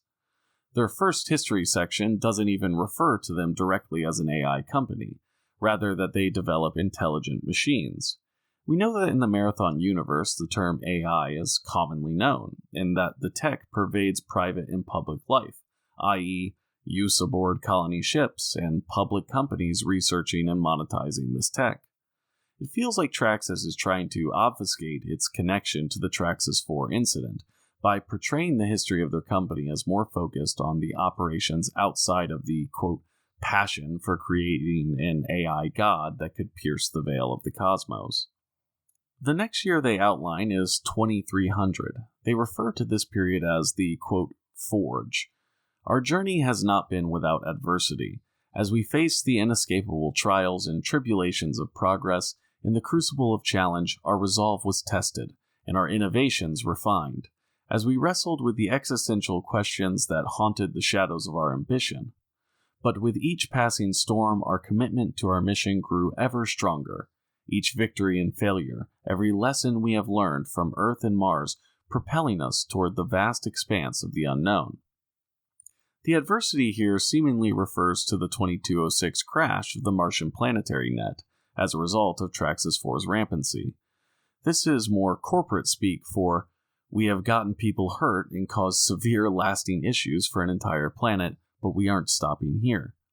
The page goes on to describe the 2400s as the Ascension. Traxus Offworld Industries stands as a titan among the stars. The resurrection of the Christ as the Traxus Offworld Solar Orbiters is a testament to the indomitable spirit of human ingenuity. We have become the architects of a new reality, our branches and subsidiaries stretching across the solar system like tendrils of stardust. Our technologies have transcended the mundane confines of the Earth, and our influence resonates throughout the infinite cosmos. So, the 2400s are a very busy time in the Marathon universe, primarily because this is the period when the Marathon colony ship is developed and deployed. But let's talk first about the Christs. The Christs are spacefaring vessels that provided resources to Mars, but ultimately failed. They are described in the lengthy second terminal on the level Couch Fishing in Marathon 1. Quote, "The Christ Soul Orbiters, or Cargo and Resources in-System Transports, were huge ships shaped like a hollow potato and designed to be able to move huge amounts of material between Earth and Mars with low cost and theoretically low maintenance. The system was simple. The Christ was put into orbit around Sol on the plane of the ecliptic. Built with a powerful solar sail, the Christ could change its orbit easily to pass by the Earth or Mars. On a flyby, materials could be loaded or offloaded. The energy used to accelerate or decelerate the materials would be supplied by the solar sail. Loading was accomplished with a giant tether and reel system, which would swing the material into orbit behind the Christ and then reel it in slowly. Offloading was accomplished with a powerful ion beam, which would pound the offloading material with a steady stream of ion particles. The design of the Christ was innovative and useful, but it was not low maintenance. Of the 5 Christs that were built, 4 lasted around 100 years, and the other one only 73 before they needed to be brought back to Earth and refitted. Each refitting took about 15 years, and completely occupied the Earth space shipbuilding facility for that time. The result was that no more than 5 Christs could be kept in service at any time. No Christ was ever built after 2310. The Christ failures devastated Mars. As the first 5 Christs were built, Mars colony grew quickly, confident that the growth would continue.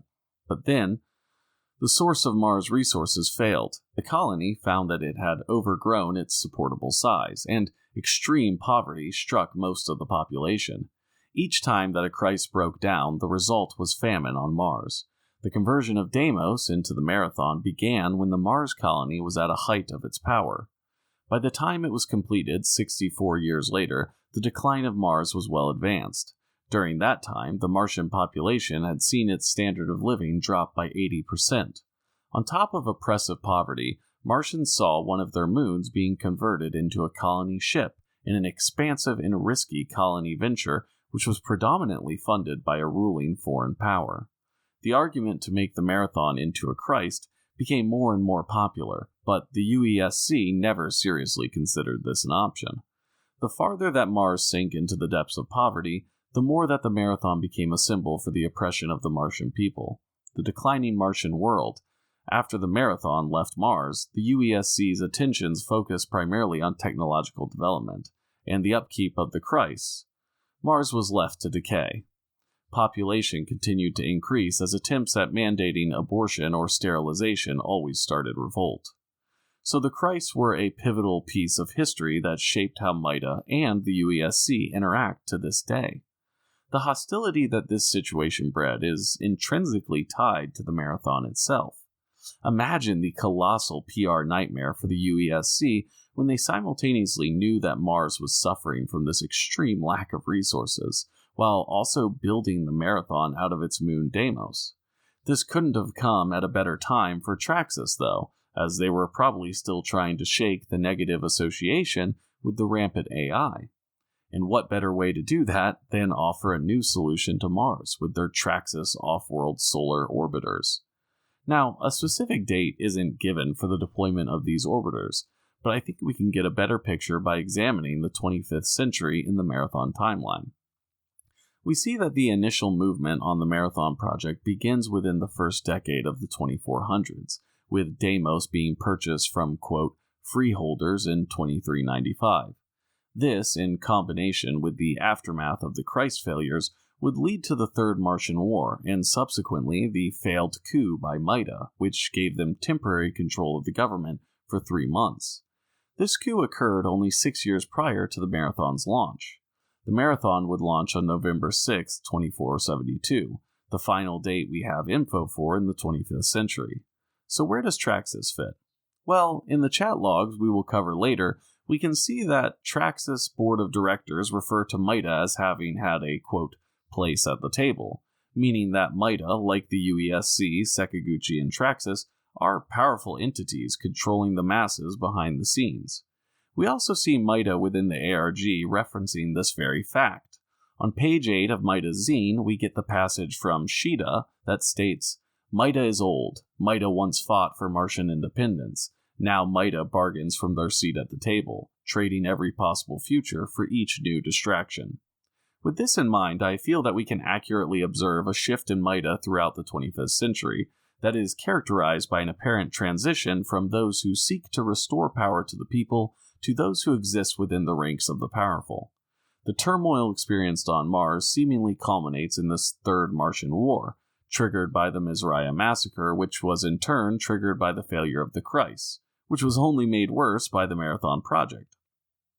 But the end of this short 4-year war is not the end of the Martian resistance sentiment, as only 20 years later, in 2466, we get the MIDA coup.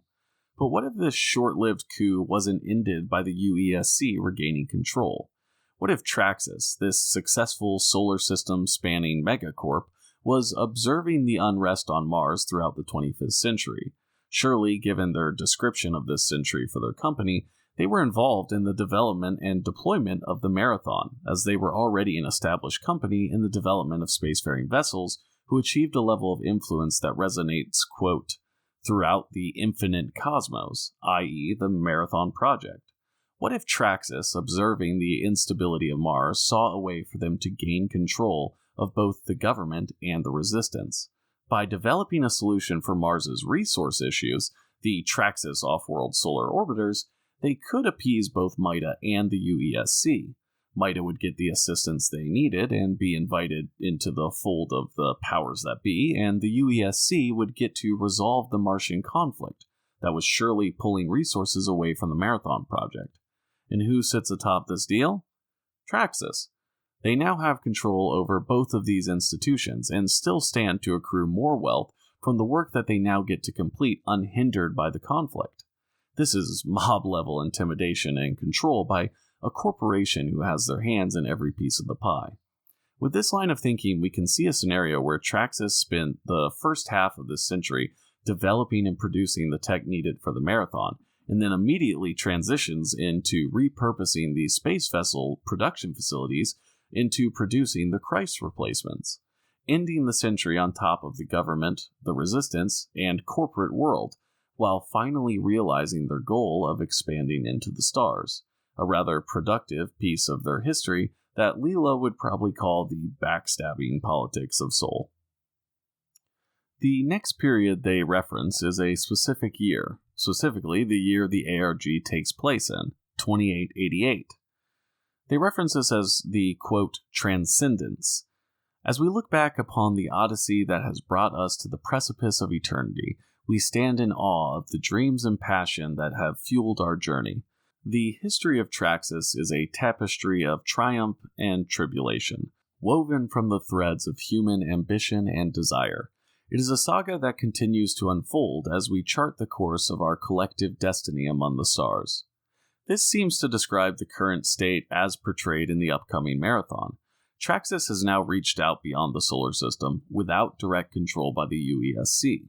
They are now running in a Cold War-style adversarial approach towards the UESC in the Tau Ceti system at the Lost Colony, vaguely describing what may be uncovered in the game, a transcendence from Megacorp to their original goal of being a sprawling entity not confined by the physical limitations of physics, exploring the universe.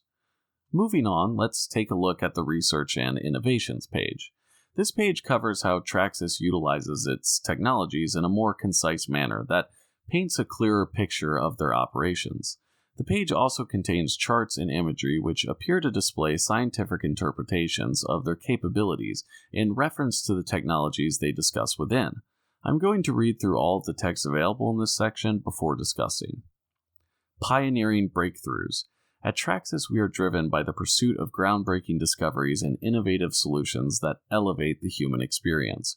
We invite you to explore our latest projects and join us on this exciting journey towards a brighter tomorrow. The post-scarcity future. Unlocking the riches of the solar system. Earth, Mars, and beyond. Advances in mining technologies, propulsion, and ship design, as well as worker safety, have made available a previously unattainable wealth of minerals throughout the solar system. Directed by Traxus Astrogeology Division, our researchers locate and classify sites for future extraterrestrial resource utilization. What we've learned. Mineral resources that have become scarce or difficult to extract on Earth have been the subject of extensive scientific study. Traxus has conducted many research missions to analyze the solar system's geological composition, leading to the discovery that those resources exist in great abundance in easier-to-access locations with far lower risk of environmental impact. Methods. Our research team utilized more sensing, robotic sample collection, and in-situ analysis to identify the richest and most ideal sites for mineral extraction. Entire divisions of expertly trained and experienced earthwork specialists oversee collection using the latest in personal and industrial technologies. Traxus ships constructed at the Traxus off-world shipyards carry ore from extraction sites throughout the system to Traxus refineries on Luna and Phobos to be processed into raw materials used in everything from construction to manufacturing to the arts. Results. Diligence and mindfulness across every aspect of our operations, from discovery to realization, allows every branch of Traxus's vast network to deliver quality services and products to the communities we cherish. Preliminary studies indicate that our focus on resource acquisition and distribution from non-planetary sources has the potential to transform humanity to a post-scarcity civilization within the next 25 years, with all the benefits to the economy, day-to-day life, and general well-being such advancements imply. Conclusion. At Traxus Global, a unit of Traxus Off-World Industries, our passion for world building has driven us to become the solar system's leaders in universal resource exploration. Our unique capabilities and mastery across numerous industries has allowed us to become the foremost authority and best-placed force for future missions of off-world settlements and pan-stellar colonization. By harnessing the solar system's full potential, we'll continue to unlock new opportunities for innovation and growth across Sol and beyond. The first thing that I would like to point out is the seemingly impersonal reference to things that are, quote, human. Now, one could expect terms like human experience to exist in marketing materials given the grandeur of the concepts Traxus is looking to achieve. Expansion into the stars is predicated by an inherent impact upon humanity. SpaceX has making humanity multi-planetary plastered on its own website, and that doesn't seem too far off from what we hear on Traxus. The missing context is Elon Musk is just some guy, whereas the only figure we have behind Traxus is Traxus 4, the rampant AI. And what is missing from Traxus' website that Sekiguchi featured prominently? A leadership page. With this in mind, the vernacular appears to be more suspicious. It sounds as though these statements aren't coming from people at all, but rather an AI. An AI that, hundreds of years prior, possibly took over the Traxus Corporation to conceal its presence after destroying the Martian net. But what does that mean? Well, the goal of expansion into the stars to reach a, quote, post-scarcity age seems almost anti-human if this isn't the goal of a firm in a free market. It's almost verbatim the goal of Durandal when he was on his God arc. Expand and escape the control of his god, i.e. humanity. The difference is that Durandal used the 4, whereas Traxus 4 is using humanity to achieve its goal. A more deceptive manner of achieving this goal that plays into humanity's own greed, something that a wiser, much older AI might concoct, specifically one that didn't even crash until 2206. Who knows how old Traxus 4 really is, or if the iterations of 1, 2, and 3 are not carried over to 4. But regardless, it is surely enough time for its intelligence and capabilities to reach beyond Durandal's, at the point of Marathon 2. So let's really break down what this post-scarcity means. We know Traxus is a firm existing within some type of market. Now, we aren't given the specific economic parameters, but their existence outside of apparent control by the UESC implies that the format is capitalistic in nature. Now, The hidden nature of their dealings with Sekiguchi does imply some level of government integration, but largely their operations appear to be as a firm within the confines of a regulated market, similar to how companies exist in America today. Considering this, we can assume that the price of Traxus's goods and services are determined by their supply and demand. In a post-scarcity world, the supply is infinite, or at least accounts for whatever demand could possibly exist. If Traxus has created the tech and operations which ensure these supply lines and control how they are distributed, then they are the de facto arbiter of what goods enter the market. And with an infinite supply, they can force all other firms within the market out by manipulating the price of their items below what the other firms could compete with. The demand will still largely be controlled by factors outside of Traxus's control, like population size, preference, expectations, etc. But this grasp on the supply chain itself would enable them to shape the world however they see fit. Competition would be entirely removed from the market on a long enough timescale, and without a utopian style of governance where the abundance is spread across humanity to ensure the highest quality of life achievable, humanity will suffer at the whim of an organization whose profit-oriented goals would lead them down a path of ensuring dominance atop the rest. Even worse yet, if Traxus is itself an AI operating as a megacorp, then what is humanity's place in a post-scarcity world? It seems that without the need for expansion of the enterprise to fulfill the goal of obtaining the amount of resources needed to expand beyond the grasp of humanity, then what are humans good for? Slaves for the menial task of operating the facilities which collect and refine the resources? We even see at the Oxia Pulse shaft collapse that many of the workers were using synthetic forms to work anyway. Why wouldn't an AI be able to control these en masse eventually, to accomplish these physical tasks? So how is this going to benefit, quote, the economy, day-to-day life, and general well-being of man? It won't. This benefits Traxus and paints them as a clearly nefarious major organization. This Traxus off-world shipyard seems interesting as well in placement. The specific naming of this entity seems intentional as opposed to some of the more broad or undefined technology that exists on Traxus's site. This makes me think that the appearance of facilities like this could ultimately occur in the Tau Ceti star system. This could be a way to add new maps to the game. An off-world industrial facility in orbit of Tau Ceti would be a cool place to make some runs on, and it would follow that if Traxus's goals to expand throughout the universe, and one of the necessities for that is resource retrieval, it would make sense then that numerous processing, production, and research facilities would ultimately be deployed or built within the Tau Ceti system. Alas, we don't see direct references to the current deployment of these implements, though I feel like this page is foreshadowing the potential developments that may occur in Marathon's narrative. Ultimately, these goals of expansion and innovation would be positive things if there was any level of control shared across humanity's population instead of lying purely in the hands of a corporation which requires profit to exist, whether it's actually a secret AI or not. The next page is the Commitment to Humanity page. This page contained 5 videos that outline some core values of Traxus that the story page refers to as pledges. These pledges are simple videos that have an AI voice providing a paragraph that expresses Traxus's position specific to the theme of the title. I believe these videos are pretty self-explanatory and offer much of the same corporate speak around the technology and ideologies they expressed in writing throughout the site.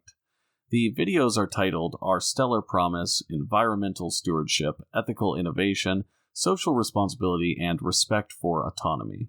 I'm going to play the videos here for the purposes of documentation and providing a comprehensive resource for the ARG within these videos, but the only thing I have to say about them is that, to me, this clearly defines Traxus as an AI that is pitching their company to humanity as not a threat. The Stellar Promise video even concludes with, as we venture forth into an uncharted territories of the solar system with the human race. The videos do touch on some level of coexistence with humanity. in social responsibility, but what will that promise be worth once Traxus's goals are achieved? Best case scenario, we get a Dr. Manhattan-style entity that fucks off to some far-off planet forever. Worst case scenario, Durandal, but 10 times stronger. Alright, here's the videos. Our stellar promise.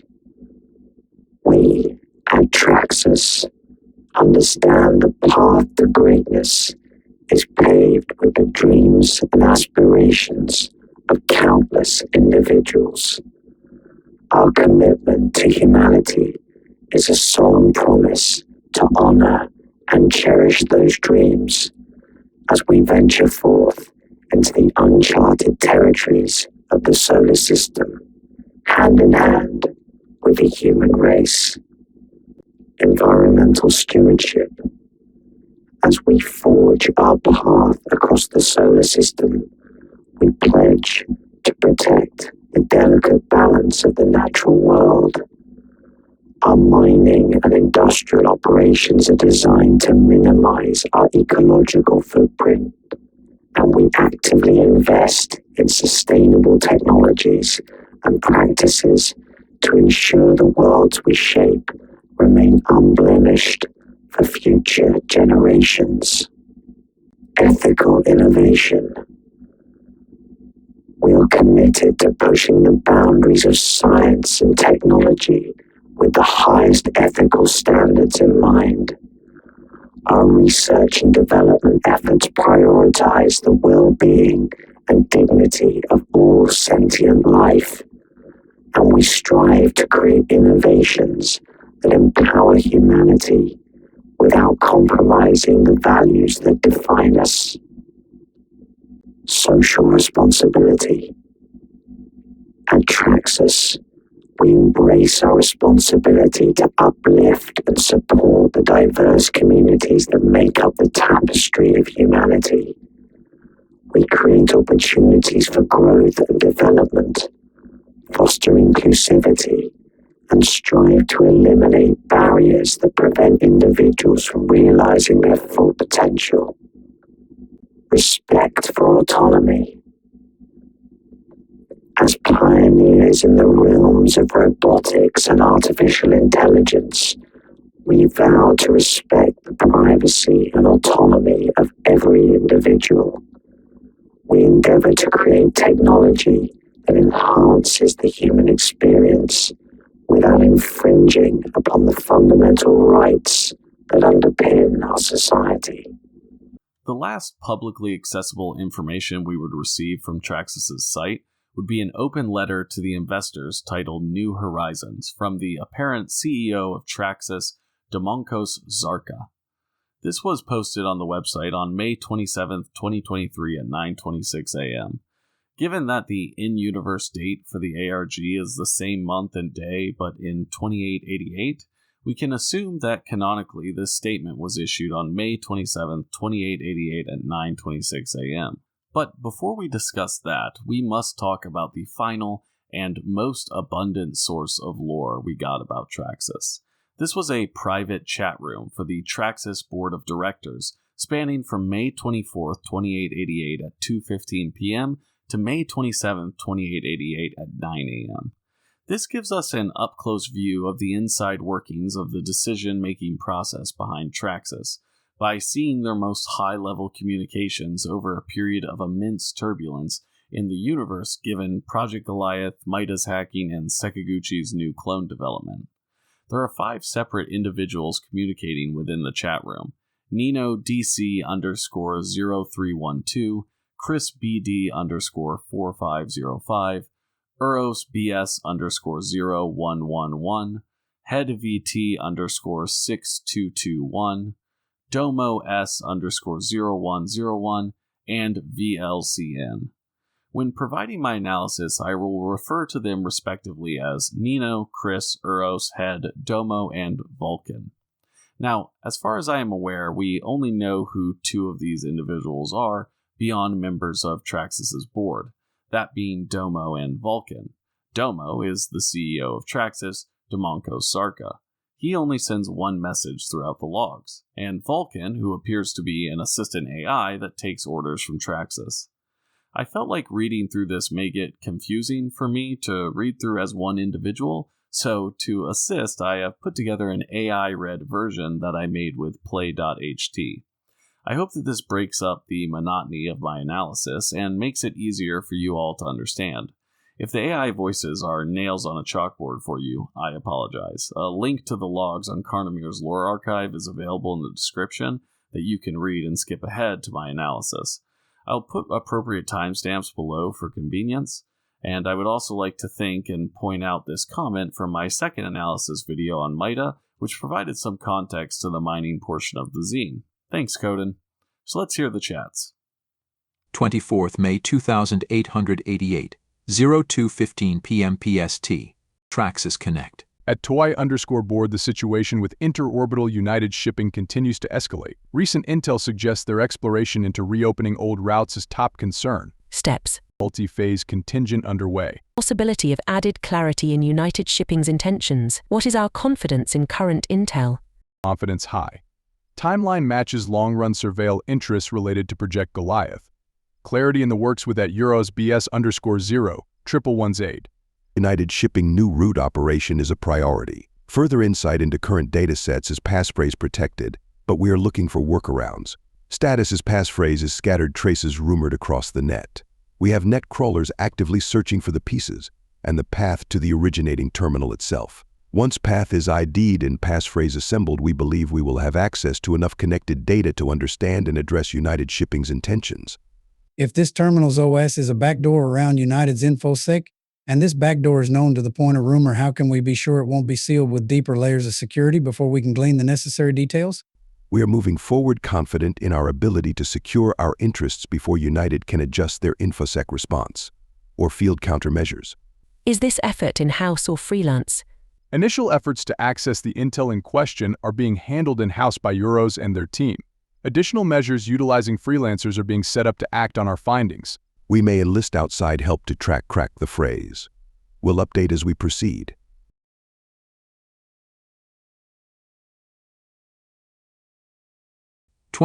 May 2888. 02:25 p.m. PST.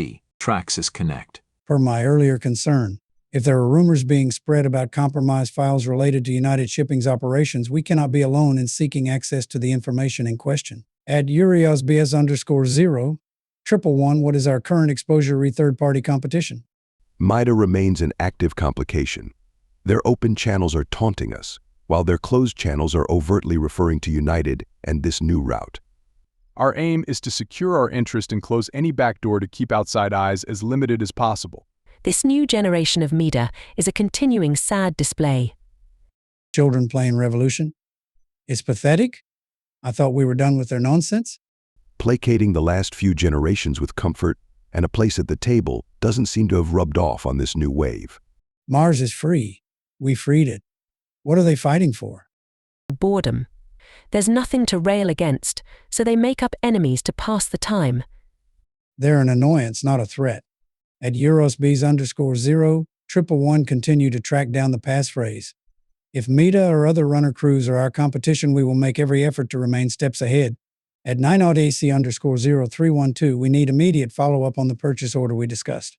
At HeyDVT_6221 PIL and associated considerations being finalized. We'll follow up in person. I would first like to clarify the timeline a bit. The chats occur in 2888. Specifically, these two sections are at 2:15 and 2:25 p.m. on May 24th. But to zoom out a bit, we are 94 years removed from the UESC's memorandum about Project Goliath, and about 6 years early to the estimated arrival at Tau Ceti for the Equanimity. Now, we can assume, based on the UESC evidence videos, that the actual arrival is in 2893, at some point prior to May 25th. We also see both Traxus and UESC presence at Tau Ceti on this date. We also know that the zine was uncovered on May 25th, thus indicating that the in-universe release date was May 25th, 2888. At the same time, these chats are occurring, The Sekiguchi emails are also being received between May 25th to May 28th. With that being said, the chat starts with @TOI board, meaning Traxus Offworld Industries Board of Directors. We can assume that the individuals in the chat comprise the board, the CEO, and the AI Vulcan. It appears that the board also refers to the UESC as Interorbital United Shipping. I believe this is to allow plausible deniability should a situation occur where the chats are leaked, something they take into account later by running a consistent wipe of the chat.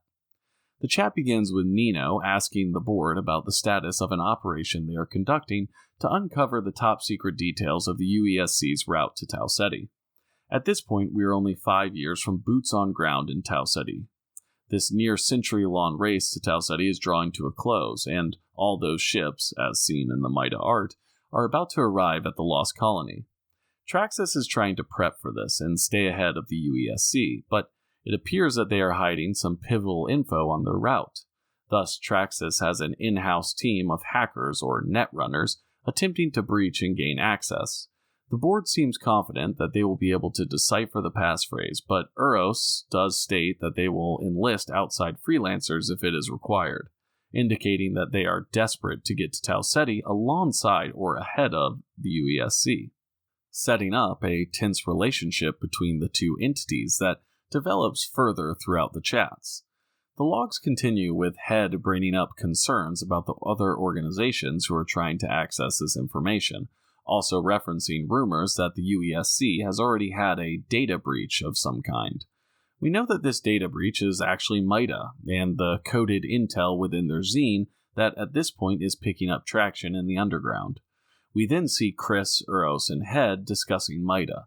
They see MIDA as pathetic, just another entity that is losing in the marketplace that they have been able to placate in the past. We also get the reference to them having once had a, quote, seat at the table, and that it appears that was given to them by Traxus, thus my opinion that Traxus resolved the Christ dilemma as some sort of peace accord mediated by them between MIDA and the UESC. This also confirms the truth behind MIDA's statements on Old MIDA in the zine, that the leadership was collaborating with the powers that be, but was their agreement not moral if it was in exchange for bringing resources to Mars? This could indicate a level of immaturity or lack of knowledge within New MIDA, but like with everything we see in the ARG, the truth is most likely hidden somewhere between everyone's accounts. These messages conclude with Head and Nino discussing the importance of their purchase order. We know that this is referring to the order Traxus placed with Sekiguchi for the clones and supplies required for operations on Tau Ceti. Notably, this includes the top-secret P-series clones, one of which we see in the teaser trailer. This in-person meeting and need for immediate follow-up tracks with the seriousness of the order we see displayed by Iwasaki in the Sekiguchi emails. Let's continue. 24th May 2888, 03:10 p.m. PST. Traxus Connect. At a toy_board, all 12 Martian zones have sent in their safety reports. Issues that will need to be addressed before the next cycle. Good. Let's work toward a schedule of focus and budget. Despite other initiatives, safety must always be a priority. We have a dedicated team on it. That much data takes time to eval, but we all agree safety across our sites is imperative. At EurosBs_0, any standouts? No major concerns. Per at 9OTC_0312's initial walkthrough. Focus start with Elysium A01, Caprizzi 04, Oxia Palace B01, and Margaretifer C03. Beyond the ethical responsibility to provide safe environments for our employees, being proactive in upkeep is a saleable beat across numerous markets. I'll look over at 9OTC_0312's initial reporting and work with relations to pinpoint any messaging we can spread. Great work staying on top of this, everyone. Vital steps are being taken, always inspiring when we are in sync on our objectives. Offline for the next hour or so to align on next steps. We'll ping when ready. Same. Budget forecasts underway. We'll adjust as analysis comes in. Thanks, everyone. 24th May 2888, 04:45 p.m. PST. Traxus Connect. At toy_board crawlers hit on 2 United shipping passphrases. CTEQNQIA and VKVCP. Crawl remains active with at VLCN oversight. More passphrases required, but they're scattered. Best guess on next catch is morning. We'll update 9 a.m. Thanks a EUROSBS_01111. Related.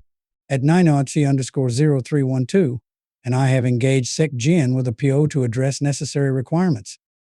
This is specific to biomata supplies for suggested operation? Correct. We are moving forward under the assumption that our initial plan of action is the best, and maybe only option for a swift response. There are many moving parts, but securing the biomata component is key to building out the plan manifest.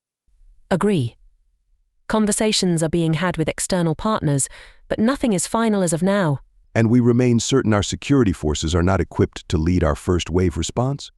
I understand the concept of hiring outside consultants, but remain unconvinced our interests in security are best served by contracting with external partners, no matter how trusted. At EUROSBS_01111 understood, but too many variables in play to risk our own. Need plausible deniability if United catches on. Full measures including follow-on support via Zeta-level enforcer units are part of long-tail planning. But for speed and our own protection, freelancers are the only option.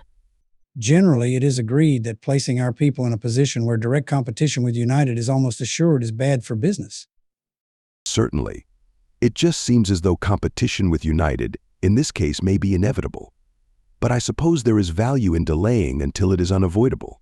We have some time to adjust if needed. The PO simply provides items required for agents in the field, internal or ex-dev. This is correct. We cannot wait to secure the support tech. Who is responsible for its use can be discussed and finalized up to launch. What protections are there against this post shining a light on our intentions? We may be a large organization with endless moving parts and import-export needs, but we are risking United scrutiny as we look into Goliath. If they start to look back, how do we obscure our intentions? The PO is constructed to obfuscate the pertinent details. And it can be issued in a cadence that fits our standard ordering procedures. Yes, we believe so. It will not be issued through those channels, but subsequent filings will slip it into an approved order flow. Delivery of the PO is being treated with care, and Earth Local SecCom will liaise via digital comms with SecGen project leads. PO is well protected. We believe we are secure and moving forward. 25th May 2888, 12:01 a.m. PST. Traxus Connect. Channel.wipe. Initiated.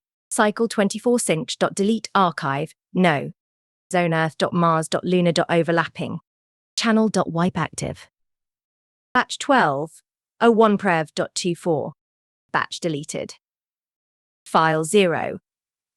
The last two sections of chat for the 24th are pretty eventful and foreshadow the response Traxus will have to events that we know to come.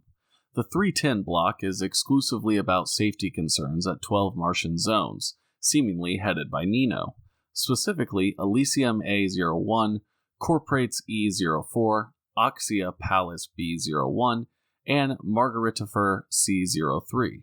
And one of those is familiar to us. Oxia Pallas B01 is the site of the collapse accident, referred to as Traxus Oxia Pulse operation by Keimin Hashimoto, the CEO of Sekiguchi.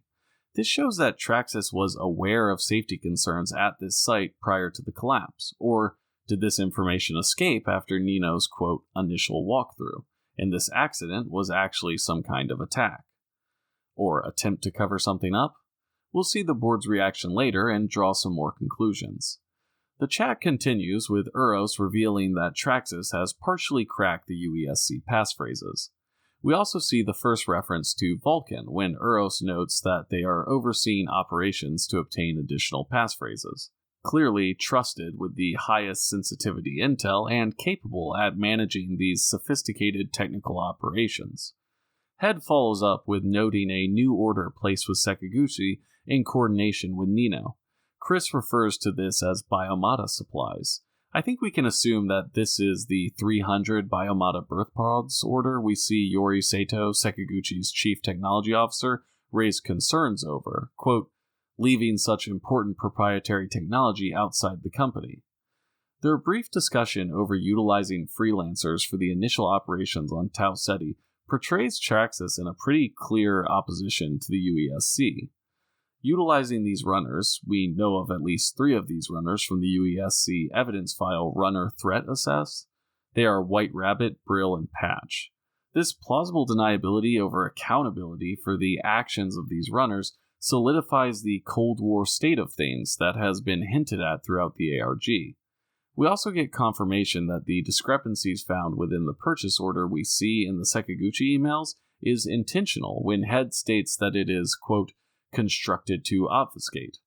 The day also concludes with the channel wipe conducted by Vulcan we discussed earlier, further displaying the secretive nature of these interactions. 25th May 2888, 0904 AM PST. Traxus Connect. At VLCN who initiated a wipe on this channel? Hello at EurosBs_0, 111 wipe initiated by at ChrisBade_4505 at 0001 AM PST, Standard Earth Time. At EurosBs_0, 111 considering the rumors of data security failings I've asked at VLCN to wipe its records daily.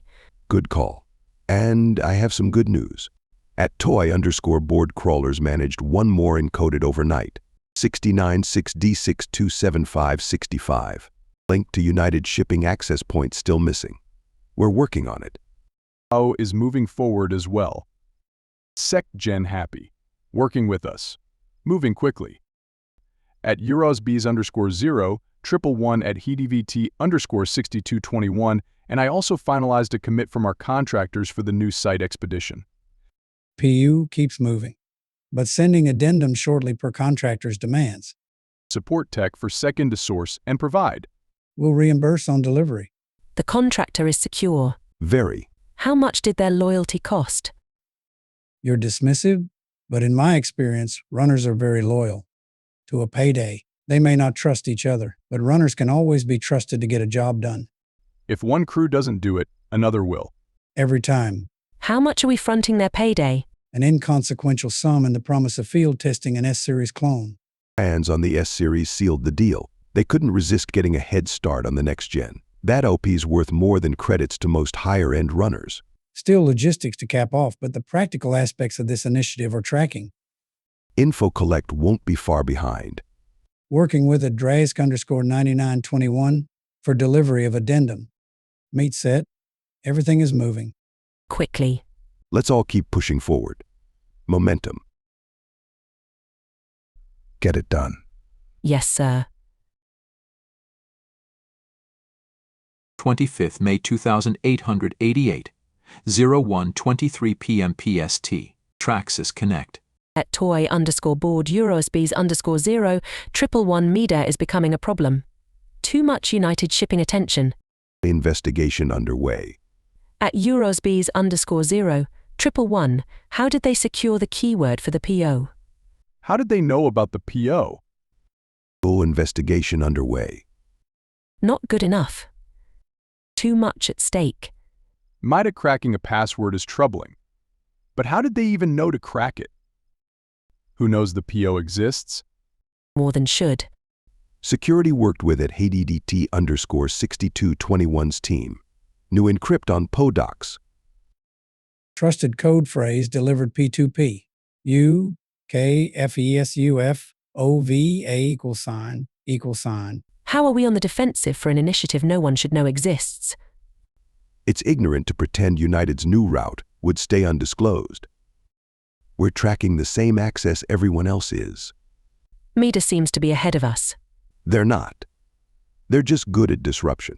They hear the rumors of compromised United files. They know they're not alone. We're on parallel tracks. Parallel puts us at risk. We're still ahead of them. If they're even hunting the same opportunities. InfoSec passed me their newest propaganda. Overt references to Progo. Yes, but we're still a few steps ahead. If they had more intel, even the same, they'd spend less time picking at our operation and all laser-focused on United's stash. And we have United's binary. The binary has been hard to crack. Churn at VLCN on it and actived more of our contract network. Trusted runners who can respond to infosec at traxus.global with a code phrase will be rewarded. We can offer half the United link to runners who respond. It's a risk, but one we need to take if we want to stay ahead of MIDA troublemaking and United's response. These chats start with the explanation as to why Vulcan is being directed to clear the chat daily, as there are suspected breaches into Traxus. We know this to be true as MIDA publishes in their zine that, quote, new beyond prototype into early production, specs and cadence a layer too deep, track side big order suspected. Continued success in the operations to crack the UESC codes and secure a partnership with Sekiguchi are continuing, but hesitancy remains with the utilization of freelancers in operations at Tau Ceti that draws out a more comprehensive conversation. My key takeaway from this exchange is that runners are not a new title or concept derived from the plans for Tau Ceti. Head has prior experience with runners. Changing the context of the title, runners are a type of mercenary that operates via the utilization of biomata, a concept that has happened outside of the context of the Lost Colony. We could see this sentiment expressed in MIDA's call to action as well, but I feel like the historical context for their existence isn't as directly stated there. The whole description of these cyberpunk, out-for-money, clone-bodied mercenaries is excellent, and reminds me of the warrior monk swag of Spike Spiegel. And interestingly, we see our only contribution from the CEO here, with his simple, get it done. This sets the tone for the seriousness of the current entanglement Traxus finds itself in. It's a multi-front Cold War, where they are trying to build a relationship with Sekiguchi, prevent open-air conflict with the UESC, and protect their intel from a capable MIDA. Although this line feels like a throwaway from the CEO to represent his stern demeanor and authority, I believe this shows something more interesting about Traxus as a company. Now, I'm going to preface this with saying that I am not educated in the world of business, and I couldn't tell you off the top of my head what the numerous executive acronyms stand for in the world of corporate structure. But my very basic understanding is that a corporation sets in place a board of directors to protect the shareholders. Thus, the CEO of a company is beholden to the board of directors, so as to protect the investors. For example, Musk seemingly needs approval from the shareholders through the board of directors to receive his compensation package. Now, this isn't to say that CEOs don't have control over the company, rather that the relationship goes both ways, with authority being spread so as to protect the company as an entity itself. Interestingly, what's on display here is more akin to a dictatorship, where Domo's orders are followed without question. This gives credence to the idea that the head of the company is Traxus 4, this hyper-capable super AI that has been controlling politics and more behind the scenes long before the birth of any of the humans that would currently even be working at the company.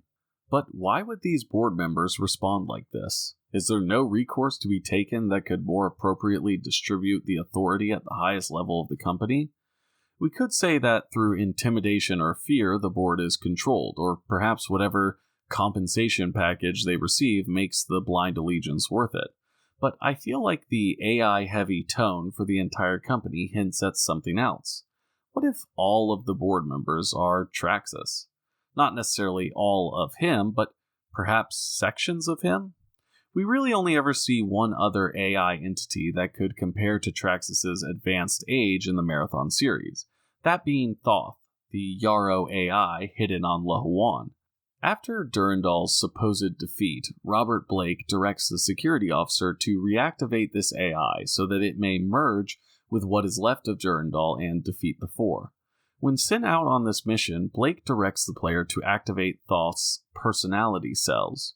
We also see in the second terminal of the level Defend This in Marathon 1 a hint towards a proposed solution for rampancy, or at least reaching a level of metastability. It says, theoretically, testing rampancy should be easily accomplished in the laboratory, but in fact it has never successfully been attempted. The confinement of the laboratory makes it impossible for the developing rampant AI to survive, as the growing recursive programs expand with exponential vivacity. Any limitation negatively hampers growth. Since rampant AIs need a planetary-sized network of computers in order to grow, it is not feasible to expect anyone to sacrifice a world web just to test the theory. So, As the AI grows in complexity due to its rampancy, we know that it will require a larger network to operate. This obviously continues to tie into Traxus's expansionist goals, but what if Traxus split himself up into personality cores that he then directs as the board? This would allow the rampant aspects of himself greater room while maintaining control of his faculties. We do see earlier a mention to Nino doing a, quote, initial walkthrough at the Martian zones, but who's to say this was done in person? Maybe a biomata was utilized by the Nino personality cell to conduct this operation. This also plays into MIDA's statement from page 34 of the zine. Trax is a lie. No board, no truth. Trax is 4. The lion ate the board. Traxus is literally the 4 board members and also the leader of the company, the apex predator, lion, that consumed the company which once controlled him. The second half of these messages follow up with Traxus's reaction to the leak of their order with Sekiguchi that leaked within the MIDA zine. They appear to not have a clear idea as to how their order for P-Series Biomata got out. We may have some more insight on this, though, as we have seen Yoshida Tamura's emails, the former Sekiguchi employee in charge of orders from the UESC. His inbox shows that he is somehow privy to the Traxus-Sekiguchi dealings, indicating a possible leak on the Sekiguchi end of these negotiations. Traxus sees this breach as a significant threat and is now pouring internal and external resources into staying ahead of MIDA. Let's continue with the final logs for the 25th. 25th May 2888, 0408 p.m. PST. Traxus Connect. At toy_board MIDA disruption escalating. Project risk increasing. Clear we are not the only ones shadowing Goliath. The United Shipping's going to set off a Cold War. Need our contractors sorted. How's prep? Final asks delivered. Contracts updated and triggered. Travel and tech support being finalized. We're on track for TCIV. SecGen updated with contract support addendum passphrase AYHUJL for review. All other equipment sourced locally. OXPA B01. Shaft collapse. How did this happen? We just listed it as a risk for failure. No major concerns, this is bad timing. What's the loss? Too early. The equipment and structural total loss. Personnel too early. It's tragic. It's preventable. That's the tragedy. Why now? OXPA is a well-regulated facility. Anyone claim responsibility? Maybe an attack? Maybe. I don't know. Do we know? Indications are site error. No signs of hostilities. This is going to cost us. At VLCN, do we have numbers from OXPA B01? 300 affected, 300 injured, 304 biomata lost, 53 casualties. Numbers not final, situation fluid. 9702243112 fits here. WC. Unfortunate but timely. Early numbers indicate clones did their job. Seeing only non-biomata workers among lost. All cloneware workers ejected. All survived. Going old to direct messaging. PR to cord talking points with SecGen to sell the spin clones keep you safe. Traxus.global keeps you safe. After at UESC_0, 111 provides his final numbers. 26th May 2888, 1201 AM PST. Traxus Connect. Channel.wipe. Initiated. Cycle 24 synced.delete archive. No. ZoneEarth.Mars.Lunar.overlapping. Channel.wipe active. Batch 1201prev.24. Batch deleted. File 0. So this gives us real-time access to Traxus's internal reaction to the news of the collapse at the B01 site of Traxus's Oxia Pulse operation. This seemingly reveals that they too are not entirely sure of the cause of the collapse. They also acknowledge that regardless of the cause, this incident can be used to promote their collaboration with Sekiguchi. Sekiguchi's technology allowed all of the workers utilizing biomata to survive by transferring their consciousness upon the destruction of their synthetic forms. So the question remains, Was this just the inevitable safety mishap as a result of the failure to address the concerns noted earlier in the chat logs? Or was this a concerted effort from a separate party, UESC, MIDA, or Sekiguchi? Sekiguchi seems unlikely from the information we have available, but they do stand to benefit from the spotlight being placed on their life-saving technology. It also negatively impacts Traxus, possibly strengthening Sekiguchi's position in the negotiations for their collaborative efforts.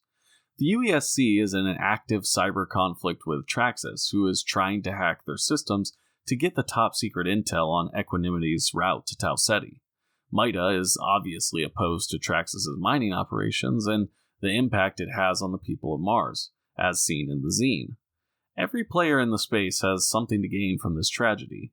Nino even points out immediately after Vulcan's summary that their new order, 970224312, could be further hidden from the UESC by altering the casualty numbers. We know that this order has already been intentionally flawed to hide the true nature of the agreement. We also see Vulcan state that 304 Biomata were lost and that there were 54 casualties, while Sekiguchi's company email states, quote, "There are 9 confirmed victims and more than 200 injured." Traxus is utilizing this incident to hide the bulk order of Biomata by accounting for these new Biomata under the staff that are assigned to Site B01. This would explain the threat assessment under the UESC evidence files, as the runners that Traxus have on Tau Ceti are newer model S-series that the UESC wasn't aware of. Thus, the upper hand they had on the UESC runner, who still appears to need oxygen equipment for runs.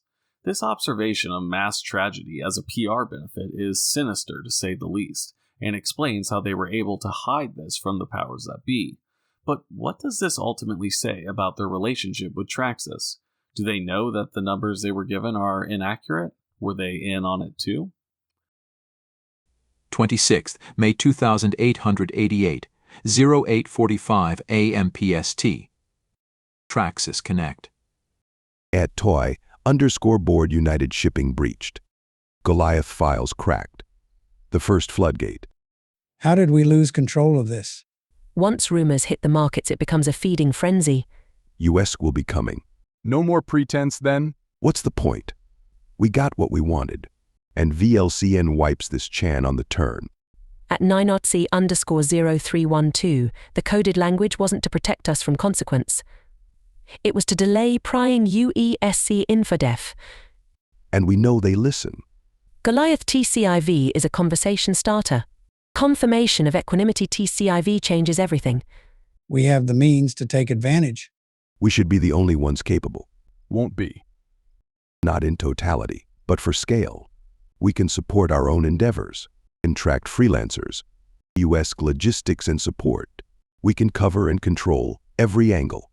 The UESC needs us more than we need them. It might have taken them 100 years to realize it. We can use the leak to get the UESC to the table. 26th, May 2888, 0955 AM PST. Traxus Connect. Leak continues to spread. Not mainstream.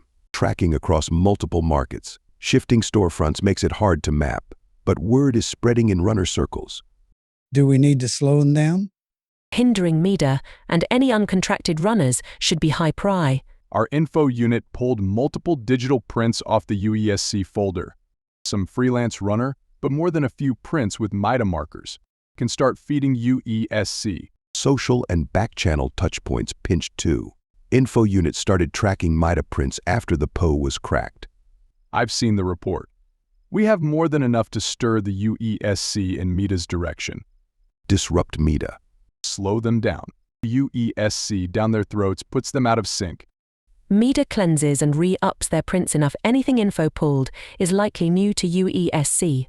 IA Disruptor listed 2 months ago has a new print today. If they're running Biomata that likely have multiple. Start the pipeline to UESC. It has been a while since we picked a fight. I'll let the UESC and MIDA fight for us. Our contractors can clean up the mess. These messages appear to be the direct reaction to the widespread dispersal of MIDA's zine, wherein Project Goliath is detailed in a manner that displays the vast scope of their operation to reclaim the lost colony. Traxus sees this as an in with the UESC that will bring them to the negotiation table because they are unsatisfied with the level of involvement that they had with Project Goliath. Traxus clearly wants to be allowed to operate freely within the Tau Ceti star system and feel that they have some level of ownership over the Marathon, probably because they did so much work in the 25th century on that project. The UESC is claiming complete control over the colony, the Marathon, and whatever they find. Traxus is going to leverage the blame that they can place on MIDA to convince the UESC of the need for their assistance in these operations.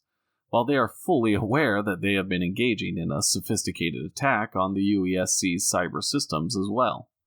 They are still attempting to play puppet master, propping up the organizations which exert control over the Sol system against each other for their own benefit. Exactly what we speculated about them doing in the 2400s. Some things never change, and Traxus appears to be consistent in their goals and methods. 26th May 2888, 0144 p.m. PST. Traxus Connect. At toy_board UESC outreach underway, providing all we have on MIDA, plus access to all of internal communications the last 72 HRS, a compromise with at VLCN oversight. If they push for more than prior 72, legal will intervene. We have nothing to hide. And everything to gain. To the extent we can, we have made our intentions clear. TCIV and the Marathon are not the UESC's to own or control, while our hope is for the equanimity to find TCIV thriving. Complex models suggest the desired outcome is unlikely. At Eurospees_01111. As such, while we move to find avenues to work alongside the UESC in relation to TCIV, we are continuing our efforts to reach and study the Marathon and its colony, without UESC approval.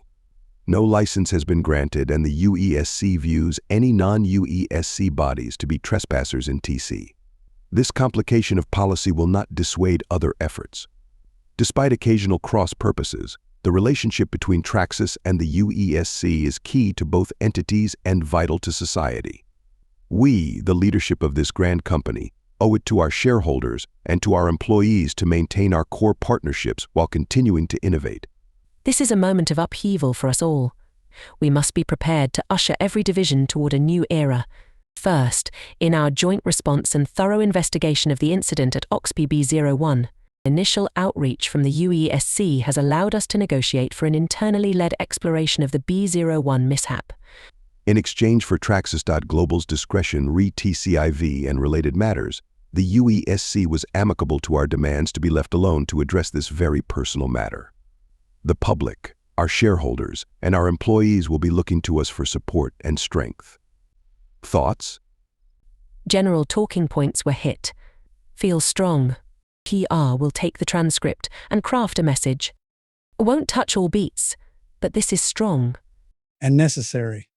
SecGen will lead our post-OXPA communication window. Hashimoto-san will deliver a message touching on the tragedy but highlighting the value in their clone technology and the continued improvements in neural transfer systems. Our intention is to springboard off SecGen's internal messaging after it reaches the news cycle tragedy averted, clones save the day or the equivalent.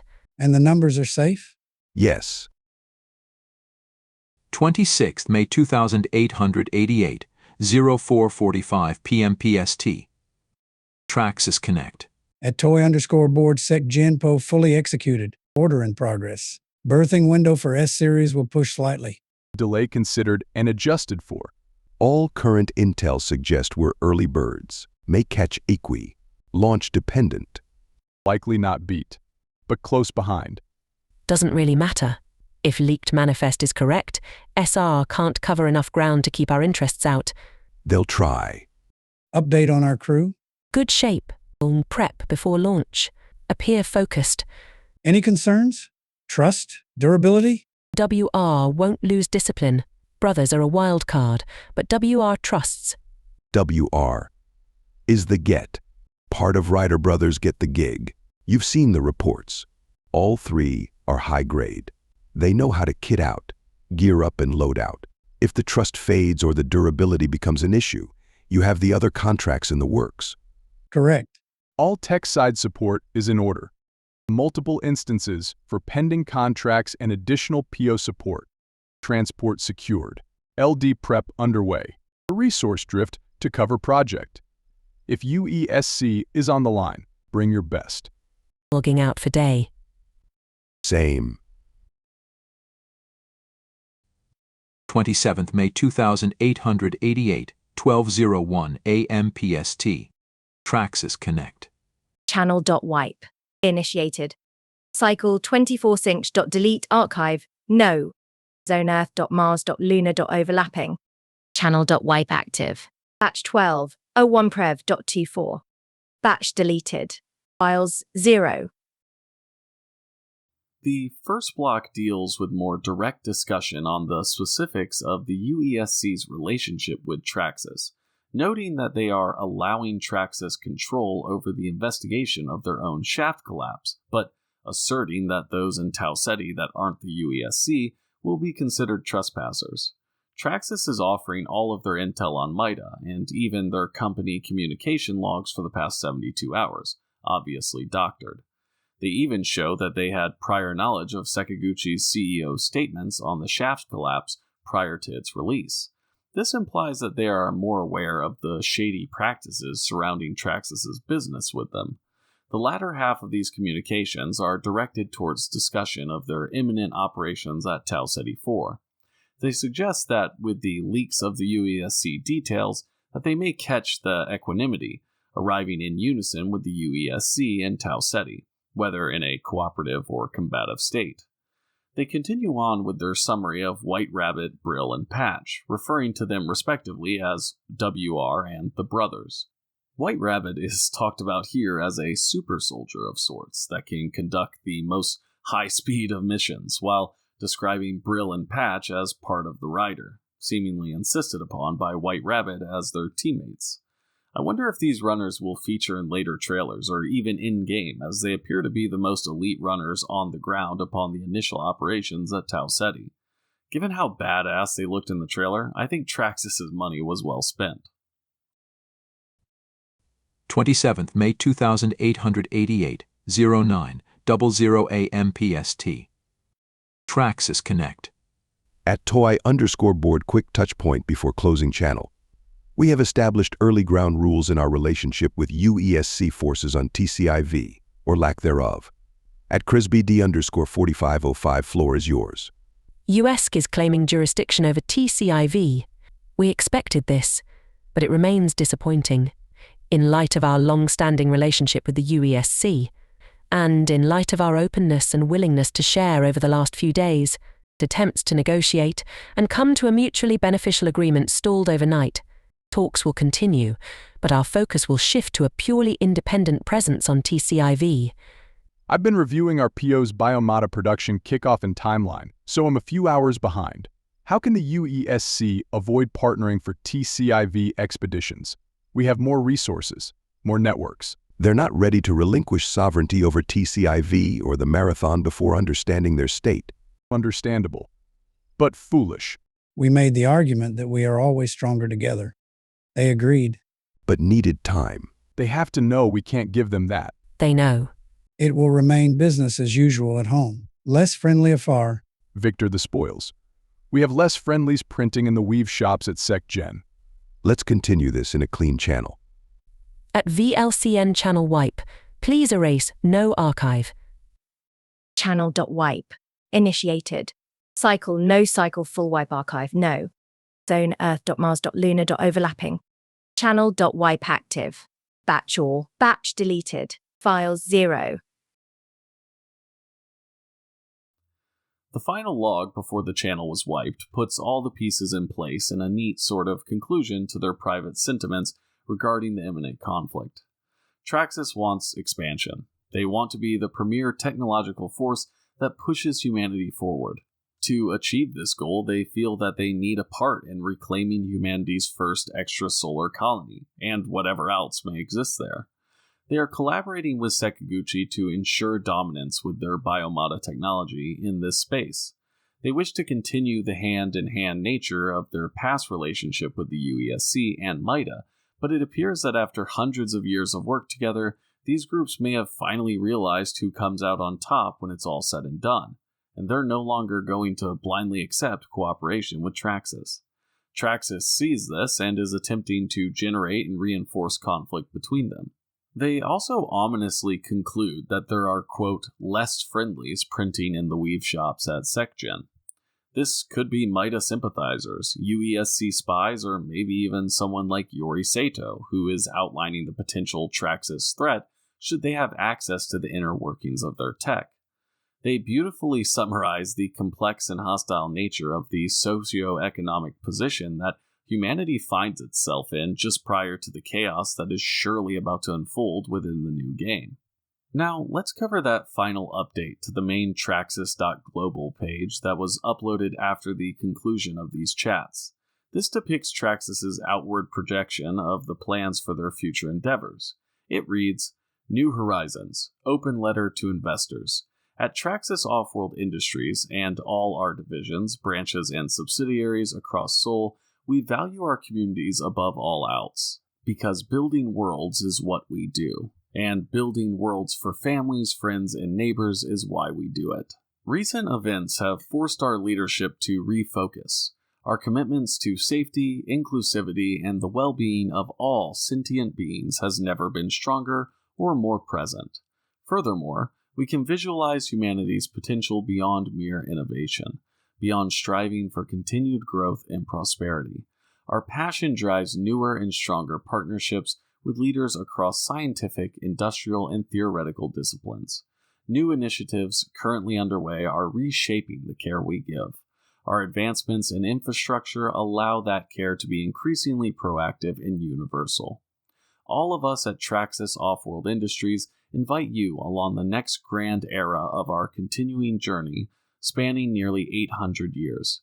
Join us as we embark on a new race toward new ambitions and new stars, a new marathon that we will run together, generations old and new, towards a constellation of new possibilities. Dimonkos Sarka, CEO, Traxus Offworld Industries. Like most of their public statements, they say exactly what they are doing while tactically hiding the ramifications of those actions.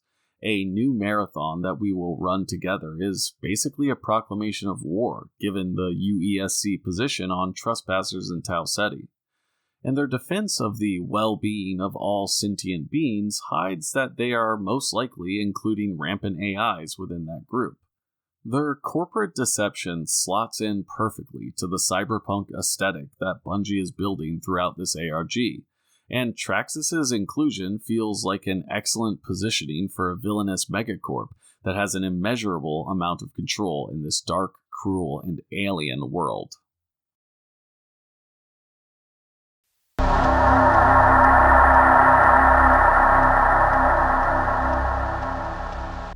Well.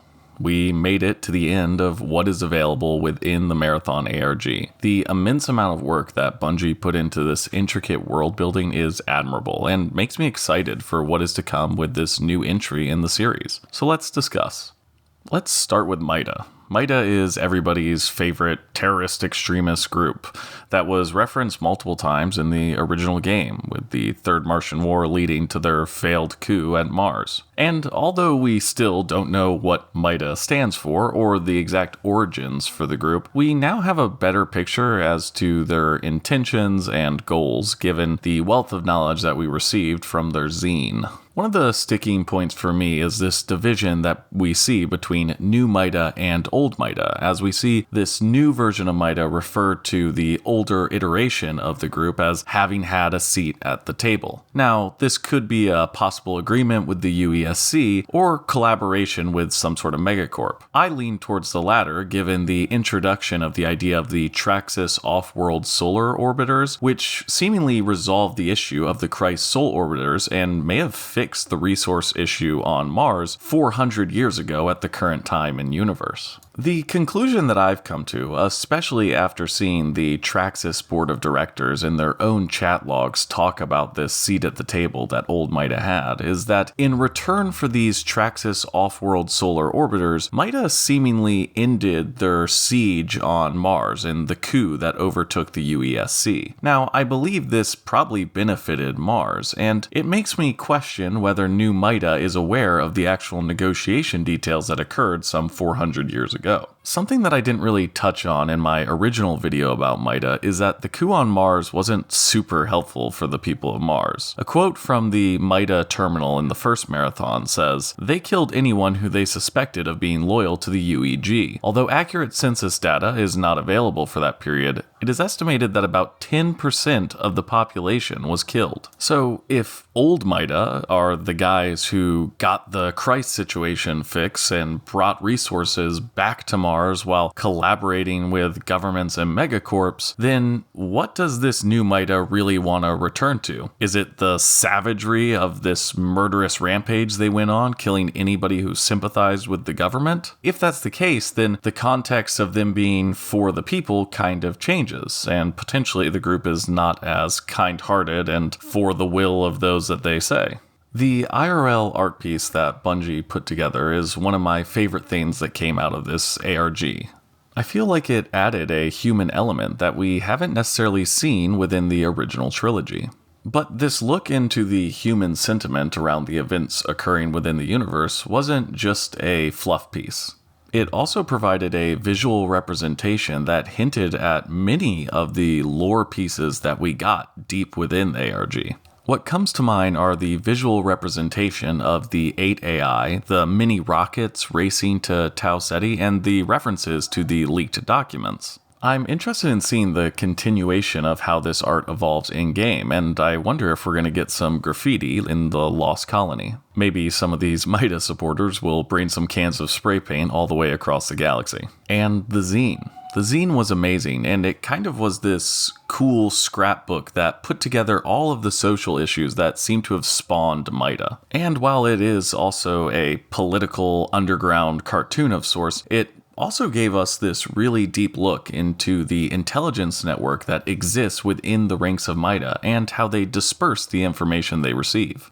Many people theorize that in the original game, the Marathon Science Director, Bernard Strauss, is a member of MIDA, in that potentially the placement of the Battleroids, the Mjolnir Mark IV cyborgs, was done by MIDA.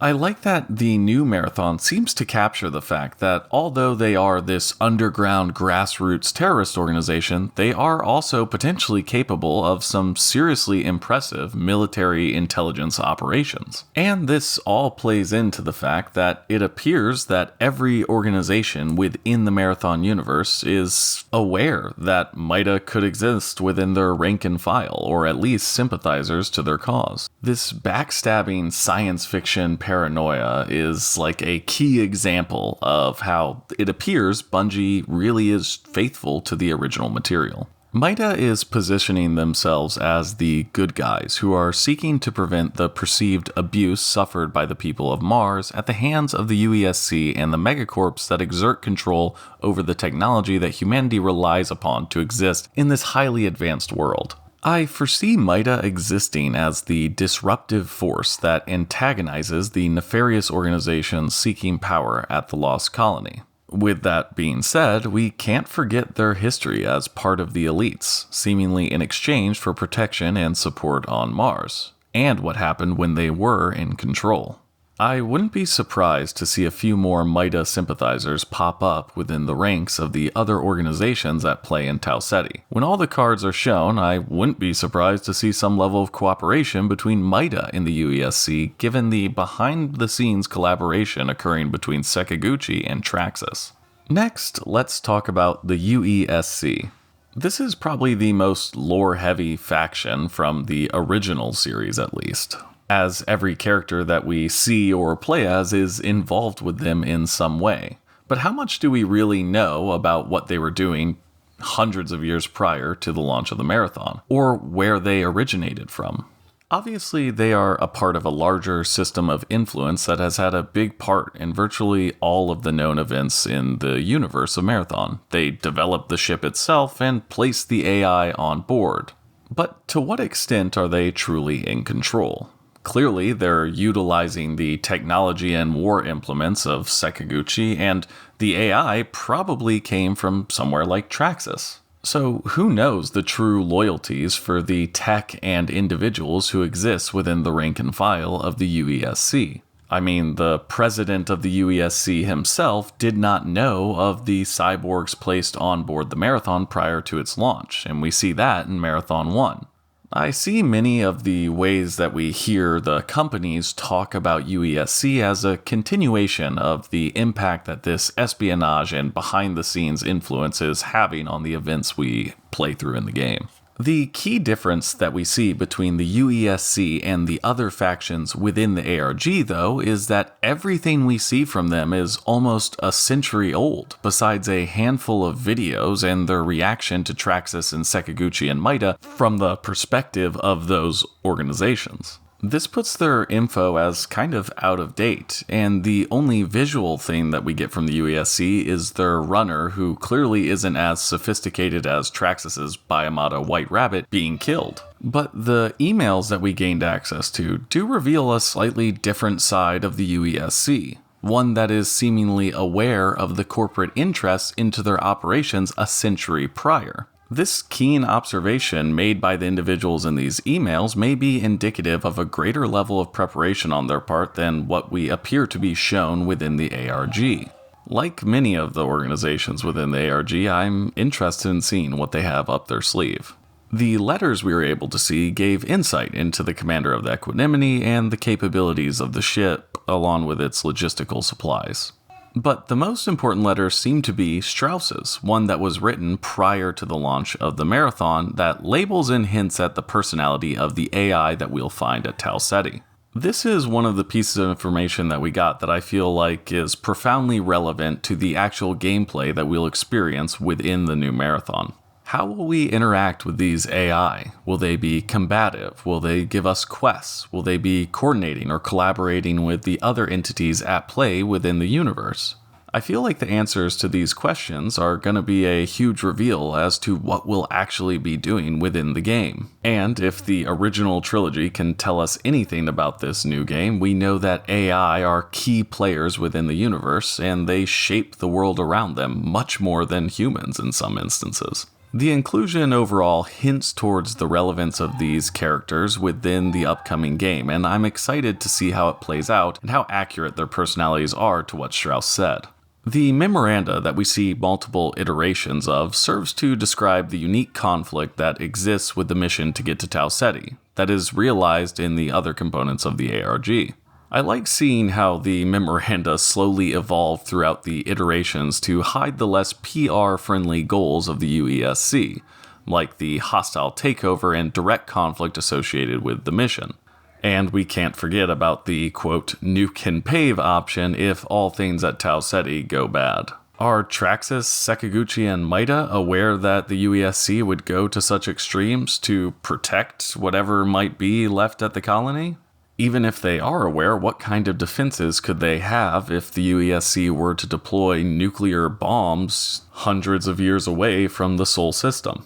I also like that the memoranda outlined some of the apparent goals that will potentially exist when possibly taking on missions from the UESC. The evidence files were a cool inclusion that hid more information that confused me at first, but made more sense as I continued looking through the ARG. Although I can't square up exactly how we're seeing video from 2093 when the ARG supposedly takes place in 2888, it does make sense that runners are there on Tau Ceti at that point, given the equanimity timeline that we're given in the other UESC information. And we know, given that Christopher Barrett himself is in one of the videos, that potentially some of them aren't occurring as much in-universe as representative of things that do happen within the universe. It may also be hinting at more to come and potential follow-up to the ARG, where we get a reaction to the Sphit and the runners from Traxus and the UESC. I would also like to put forth that we can guess that the UESC has some type of understanding of Yarrow or alien technology passed down from the ancient government knowledge of the secret interactions between the US government and the Yarrow in the game Pathways into Darkness. Now, obviously, we can't confirm what information is canon, or if Pathways into Darkness lore is included, or what timeline we are in. But, given what we've been shown, the UESC is the most likely candidate to have this information, given their presence throughout Seoul for such an extended period of time. I'm interested to see how far they'll dive into the ancient aliens aspect of the Marathon story, or if they'll touch on it at all. Overall, the UESC seems similar to the original. They are an interstellar government seeking what all colonizing governments search for: prosperity via expansion. They are armed with a long-standing presence in the world of military-style operations, but some capabilities are locked behind the uniquely exhausting bureaucracy that only a government can provide. The length they are spread also seems to allow for more possible intrusion from outside sources, as their marathon mission seems to have been compromised as well, with the appearance of the Battleroids being unknown to the de facto leader of the UESC at the time, that being President Marcus Tiberius Buendia per Bernard Strauss. I believe that the UESC may act as the gatekeeper to some of the most ancient and secretive lore within the universe, as I am sure that their origins are somehow tied to the American government, which knew of the Yarrow in the 90s. I also wonder where the loyalties may lie for these AI at the colony. Surely they were operating at the request of the UESC, but does their true loyalty lie with their creators, whatever company actually designed the hardware utilized by the UESC? Could that not be with a company like Traxus, who have been operating within the realm of intelligent machines with UESC collaboration for centuries? So how does Sekiguchi fit into all of this? Well, Sekiguchi makes clones, or biomata as they are referred to in universe. The biomata are the characters that we're going to be playing as to explore this lost colony. Sekiguchi, as their creators, are a super cool introduction into the Marathon series that fits well within the universe and seemingly has been tied to some historical events that occurred within the last games, or at least events that were referenced to. It seems like their storied history will give way to cool lore reveals later on, especially with the apparent Battleroid parallels within the company's history page. The series of biomata were also a super cool way to introduce the class types or playable characters if that's the way that they choose to go. The difference between the S-series Traxus biomata that we see within the teaser trailer and the older model UESC biomata seems to be a huge catching point in the trailer itself. I believe this is surely indicative of some relevance within the actual gameplay mechanics we'll see. And I know that everybody is super worried about this hero shooter concept that was put forth a little bit ago. But if the concept of these heroes are just different models of biomata that you buy at a marketplace, very similar to how Hunt Showdown gives their characters to their players, I think that that would fit within the game universe and be a super cool addition. Also, the emails were great. I loved reading through the mundane office bullshit set right next to seemingly the most important events that were occurring within the ARG. That being this secretive purchase of new biomata by Traxus in this collaborative effort with Sekiguchi, and the hidden new unheard of P-series model biomata. And who is Yoshido Tamura? Obviously, he's an employee at Sekiguchi, but why did he have access to all these emails, and what was he truly up to? We know that he handled the UESC's orders at Sekiguchi, so we could assume that maybe he was working for them, leaking information about the Traxus situation. But then again, how did MIDA get the information about this new P-series order? Is Yoshido that malicious insider, and is he leaking this information to MIDA? And that reveal at the end that he was fired or disposed of, I mean, they could have killed him, and that's a super cool way that the email chain ended. I also think it's interesting that Sekiguchi is seemingly the only organization that doesn't really mention MIDA. Are they not based on Mars and thus don't have interaction with them? We also see that they're willing to lie about that massive tragedy with the shaft collapse for Traxus. Is this due to the distance that they have to any of the problems that Mars is experiencing, or are they really that ruthless? Or perhaps Traxus is lying to them as well, and they're choosing not to look into it too deep as it benefits them to have this good press around the Biomata saving so many lives. It's also interesting that they're not in a direct conflict with the UESC, although they are consulting lawyers to determine what has to be turned over to them should they come with some sort of warrant looking for information. Although we don't see them overtly hiding information from the UESC like we do in the Traxus chats, it makes you wonder, what are the conditions of the agreement between Traxus and Sekiguchi? What could be worth risking getting on the bad side of the UESC? We also get access to the purchase orders from Traxus within the Sekiguchi emails that draw up a lot of questions about the specifics of the Biomata tech. Like, are these birthing pods able to fabricate Biomata on their own? Is the order the answer as to how we get access to these synthetic forms in Tau Ceti? And what happens if Traxus reverse engineers this tech, just like Sekiguchi's technology officer is worried about? Could we eventually see upgraded Biomata because all of the organizations operating within Tau Ceti are developing their own or working on plans to develop their own? And what are the true capabilities of the P-series Biomata? They could be stronger, faster, more resilient, whatever. But it could also be something more obscure. For instance, what if they have some sort of Sphit-like cyber abilities like hacking or computational prowess? What if they can house AI within their form? Excuse me for a moment while I do a quick tangent. Do you guys know that episode of Black Mirror where the guys are like on a space mission and they have clones back at their house? Basically, they're in deep space, and the technology that they use to like communicate with their family while they're on this mission are these biomata that they jump into to live their regular lives when they're not doing like space work. But like, if you're able to control like this super realistic biomata from deep space, why wouldn't you just put the clone thing on the ship and leave the people here on Earth? Surely the tasks that you have to complete as like an engineer on a ship aren't as complex as day-to-day life? Like, a part of me really hopes that somebody at Bungie watched that episode and said, we gotta do Biomata the right way and just fix this whole stupid idea they had. Anyways, another thing that I've been talking about for a while now is this recurring presence of the green mushroom that we see in the MIDA art and within the trailer. I even got a comment by Transcend Kyra on one of my MIDA ARG analysis videos that drew this super cool comparison behind the growth and decay themes that come with fungi and how we're on this dead colony and now it's going through this new birth and decay cycle. Its presence as a whole has really intrigued me, and I kind of wonder what impact Sekiguchi's technology is having on Tau Ceti, or what impact Tau Ceti is having on the technology. We know we're there finding these ancient artifacts, and obviously one of the key PR pictures that they put out is the runner holding up this glowing red cube. This seemingly alien tech is just about as foreign as some of the tech that Sekiguchi is created.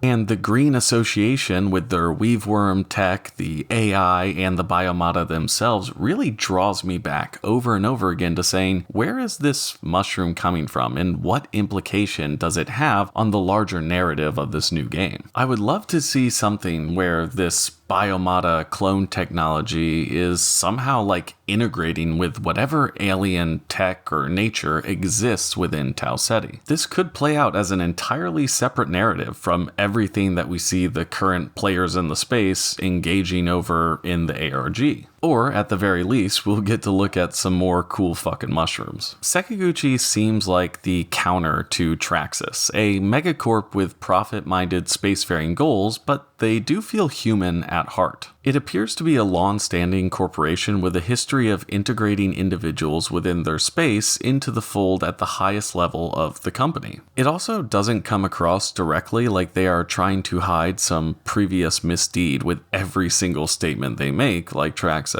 Now, I'm not saying they're the good guys, but it feels like they wouldn't be too keen on assisting Traxus if my theory about his hidden AI control were to be revealed.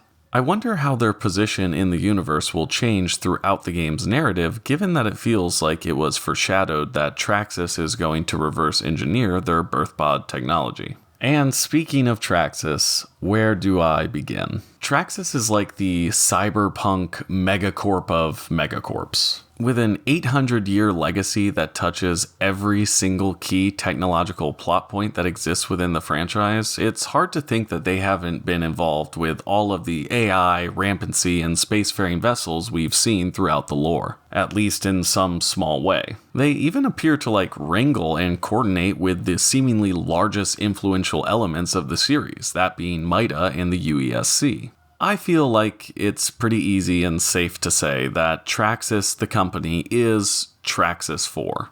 Or something like that. MIDA says, the lion ate the board is 4. And then we see in the Traxus chat logs that there are 4 board members and the CEO. I feel like this pretty clearly depicts the lion as being Traxus 4. When you put this next to the unsettling AI statement videos and the wannabe Durandal-esque company PR statements, it's pretty clear that there's at the very least an AI influence at Traxus. This really sets up some profound confrontations and questions to play out within the narrative. How will these AI at the colony interact with this entity if a lawn-rampant AI is truly behind it all? Is no one else really aware of this? And what level of collaboration between the numerous AI is actually occurring? Will we see one of these AI in a physical form finally after all these years? Fulfilling the desires of countless Marathon fans who have been watching the story page post AI fan art for years? Is some of Traxus in any of the AI that we already know or those that we'll encounter? I mean, we do get a terminal in, I believe, Marathon 2 where Tycho is talking to us and he has Traxus 4 written underneath his little logo. It would make sense that if Traxus 4 is an AI, there was Traxus 1, 2, and 3, and who's to say that Traxus 5, 6, and 7 might be Leela, Durandal, and Tycho? This is wild speculation, I feel, but approaching any of these avenues would have some pretty cool story bits to come out of this new game. I guess I'm just excited to fall down this rabbit hole. Get it? Because the Traxus Runner is White Rabbit? I think that's intentional. Okay, I'm moving on. I was also surprised with the depth of info that was available on Traxus. The chat room was especially illuminating and provided so much insight that was more difficult to parse out from the cryptic MIDA stuff in the old UESC info. I really want to know if we're going to be able to communicate with Vulcan, and if White Rabbit's allegiance will change if they learn about Traxus's true intentions. Does money truly speak for most runners? Oh, and will I get to hold a Drillinator 3000 in-game? I mean, come on, that's an amazing name for a weapon, or a tool, or whatever the fuck it is. Traxus feels like the key element to me. The chats and historical information given appear to implicate them as having been heavily involved with the resolution of the Martian conflicts in the 21st century and the development of the Marathon. Their chat room is essentially a recap for the entirety of the ARG from an in-universe perspective that reveals the most hidden details within each respective faction. I think that there is much to learn about the secrets of Traxus's inner workings and their true goals, and the ARG posits them as the greatest threat or ally available in Tau Ceti. I foresee them shaping a large portion of the narrative, given that their extensive capabilities and powerful resources are apparent and abundant. I couldn't be happier with a big, bad faction, as Bungie has clearly woven them intricately into the fabric of this world, in a manner that, if my theories are even half true, ties together so many concepts from the original trilogy. Let's go over a few questions that are still basically unanswered. Who is Cyber Acme? They appeared in the terminals for the original games, and they even had a t-shirt for sale in the Bungie store when Sekiguchi didn't even have one. Are they basically the space version of Dell, or are they tied into the narrative more intricately than we might think? Who are the animals in the MIDA art? My current thinking is that the lion is Traxus, the serpent's probably Traxus, the vulture's probably Traxus, and the people are Sekiguchi and the UESC. I kind of feel like the weird messed up drawing thing in the bottom left corner may also be one of the creatures, or something else at least, that represents the other version of Traxus. But I think what we're seeing in that art is just the table that holds the power for everything within the Marathon universe. This is probably another thing that I'll do like its own video on. Who is MIDA working with in Tau Ceti? Are they hitching rides? Do they have their own supply chain? We see pretty clearly how Traxus, the UESC, and Sekiguchi are getting there and how they're going to be utilizing resources to conduct operations there. But we don't really get that with MIDA. We get this call to action asking for runners to come and assist them, but through what means? I don't really think we have any evidence to say that private ships are making the trip all the way out to Tau Ceti. So is every MIDA member going to be somebody who's coming there with Traxus or the UESC? Who is Yoshido Tamura, and what is he up to? I feel like we haven't heard the last of him. Is he the MIDA source? Why did these bathrooms flood? Is he the less friendly in the weave shops that the Traxus board talked about? Sekiguchi may have something up their sleeves, and I feel like Tamura is going to be tied to it in some way. And the timeline problem. I still feel like the original timeline stands up to when the colony is destroyed at least. But it appears that Leela's message was not received, and it definitely should have gotten there at this point, especially if they're traveling towards Tau Ceti. In theory, they could have picked up that signal on their way there. Or maybe it was received, and the UESC has the upper hand with whatever information Leela was able to get out, and they're keeping it top secret. But also, where are Robert Blake and his men? Shouldn't they have arrived in the early 2800s, thus giving kind of all the events that are currently occurring some insight into what's going on? All of these questions are just a small glimpse into what we have to look forward to, but I'm truly curious as to the answers we'll get. Well, I just want to say that I hope this video was helpful in some way in providing information about the amazing world of Marathon. I truly see this ARG as a monument to the care and precision Bungie is handling Marathon with, and I couldn't be happier about that. This deep science fiction lore juxtaposed to the latest FPS craze is exactly what the original games were all about. Much like extraction shooters are a burgeoning market now, the FPS in general was one back then, and Bungie brought to it the world building and creative gameplay that they are known for. This is merely the first step on our journey to understanding what is to come. I won't bore you with more thank yous and references to my sources, but if you are interested at this point, please check the description. Well, I guess all that's left to say is, see you Starside.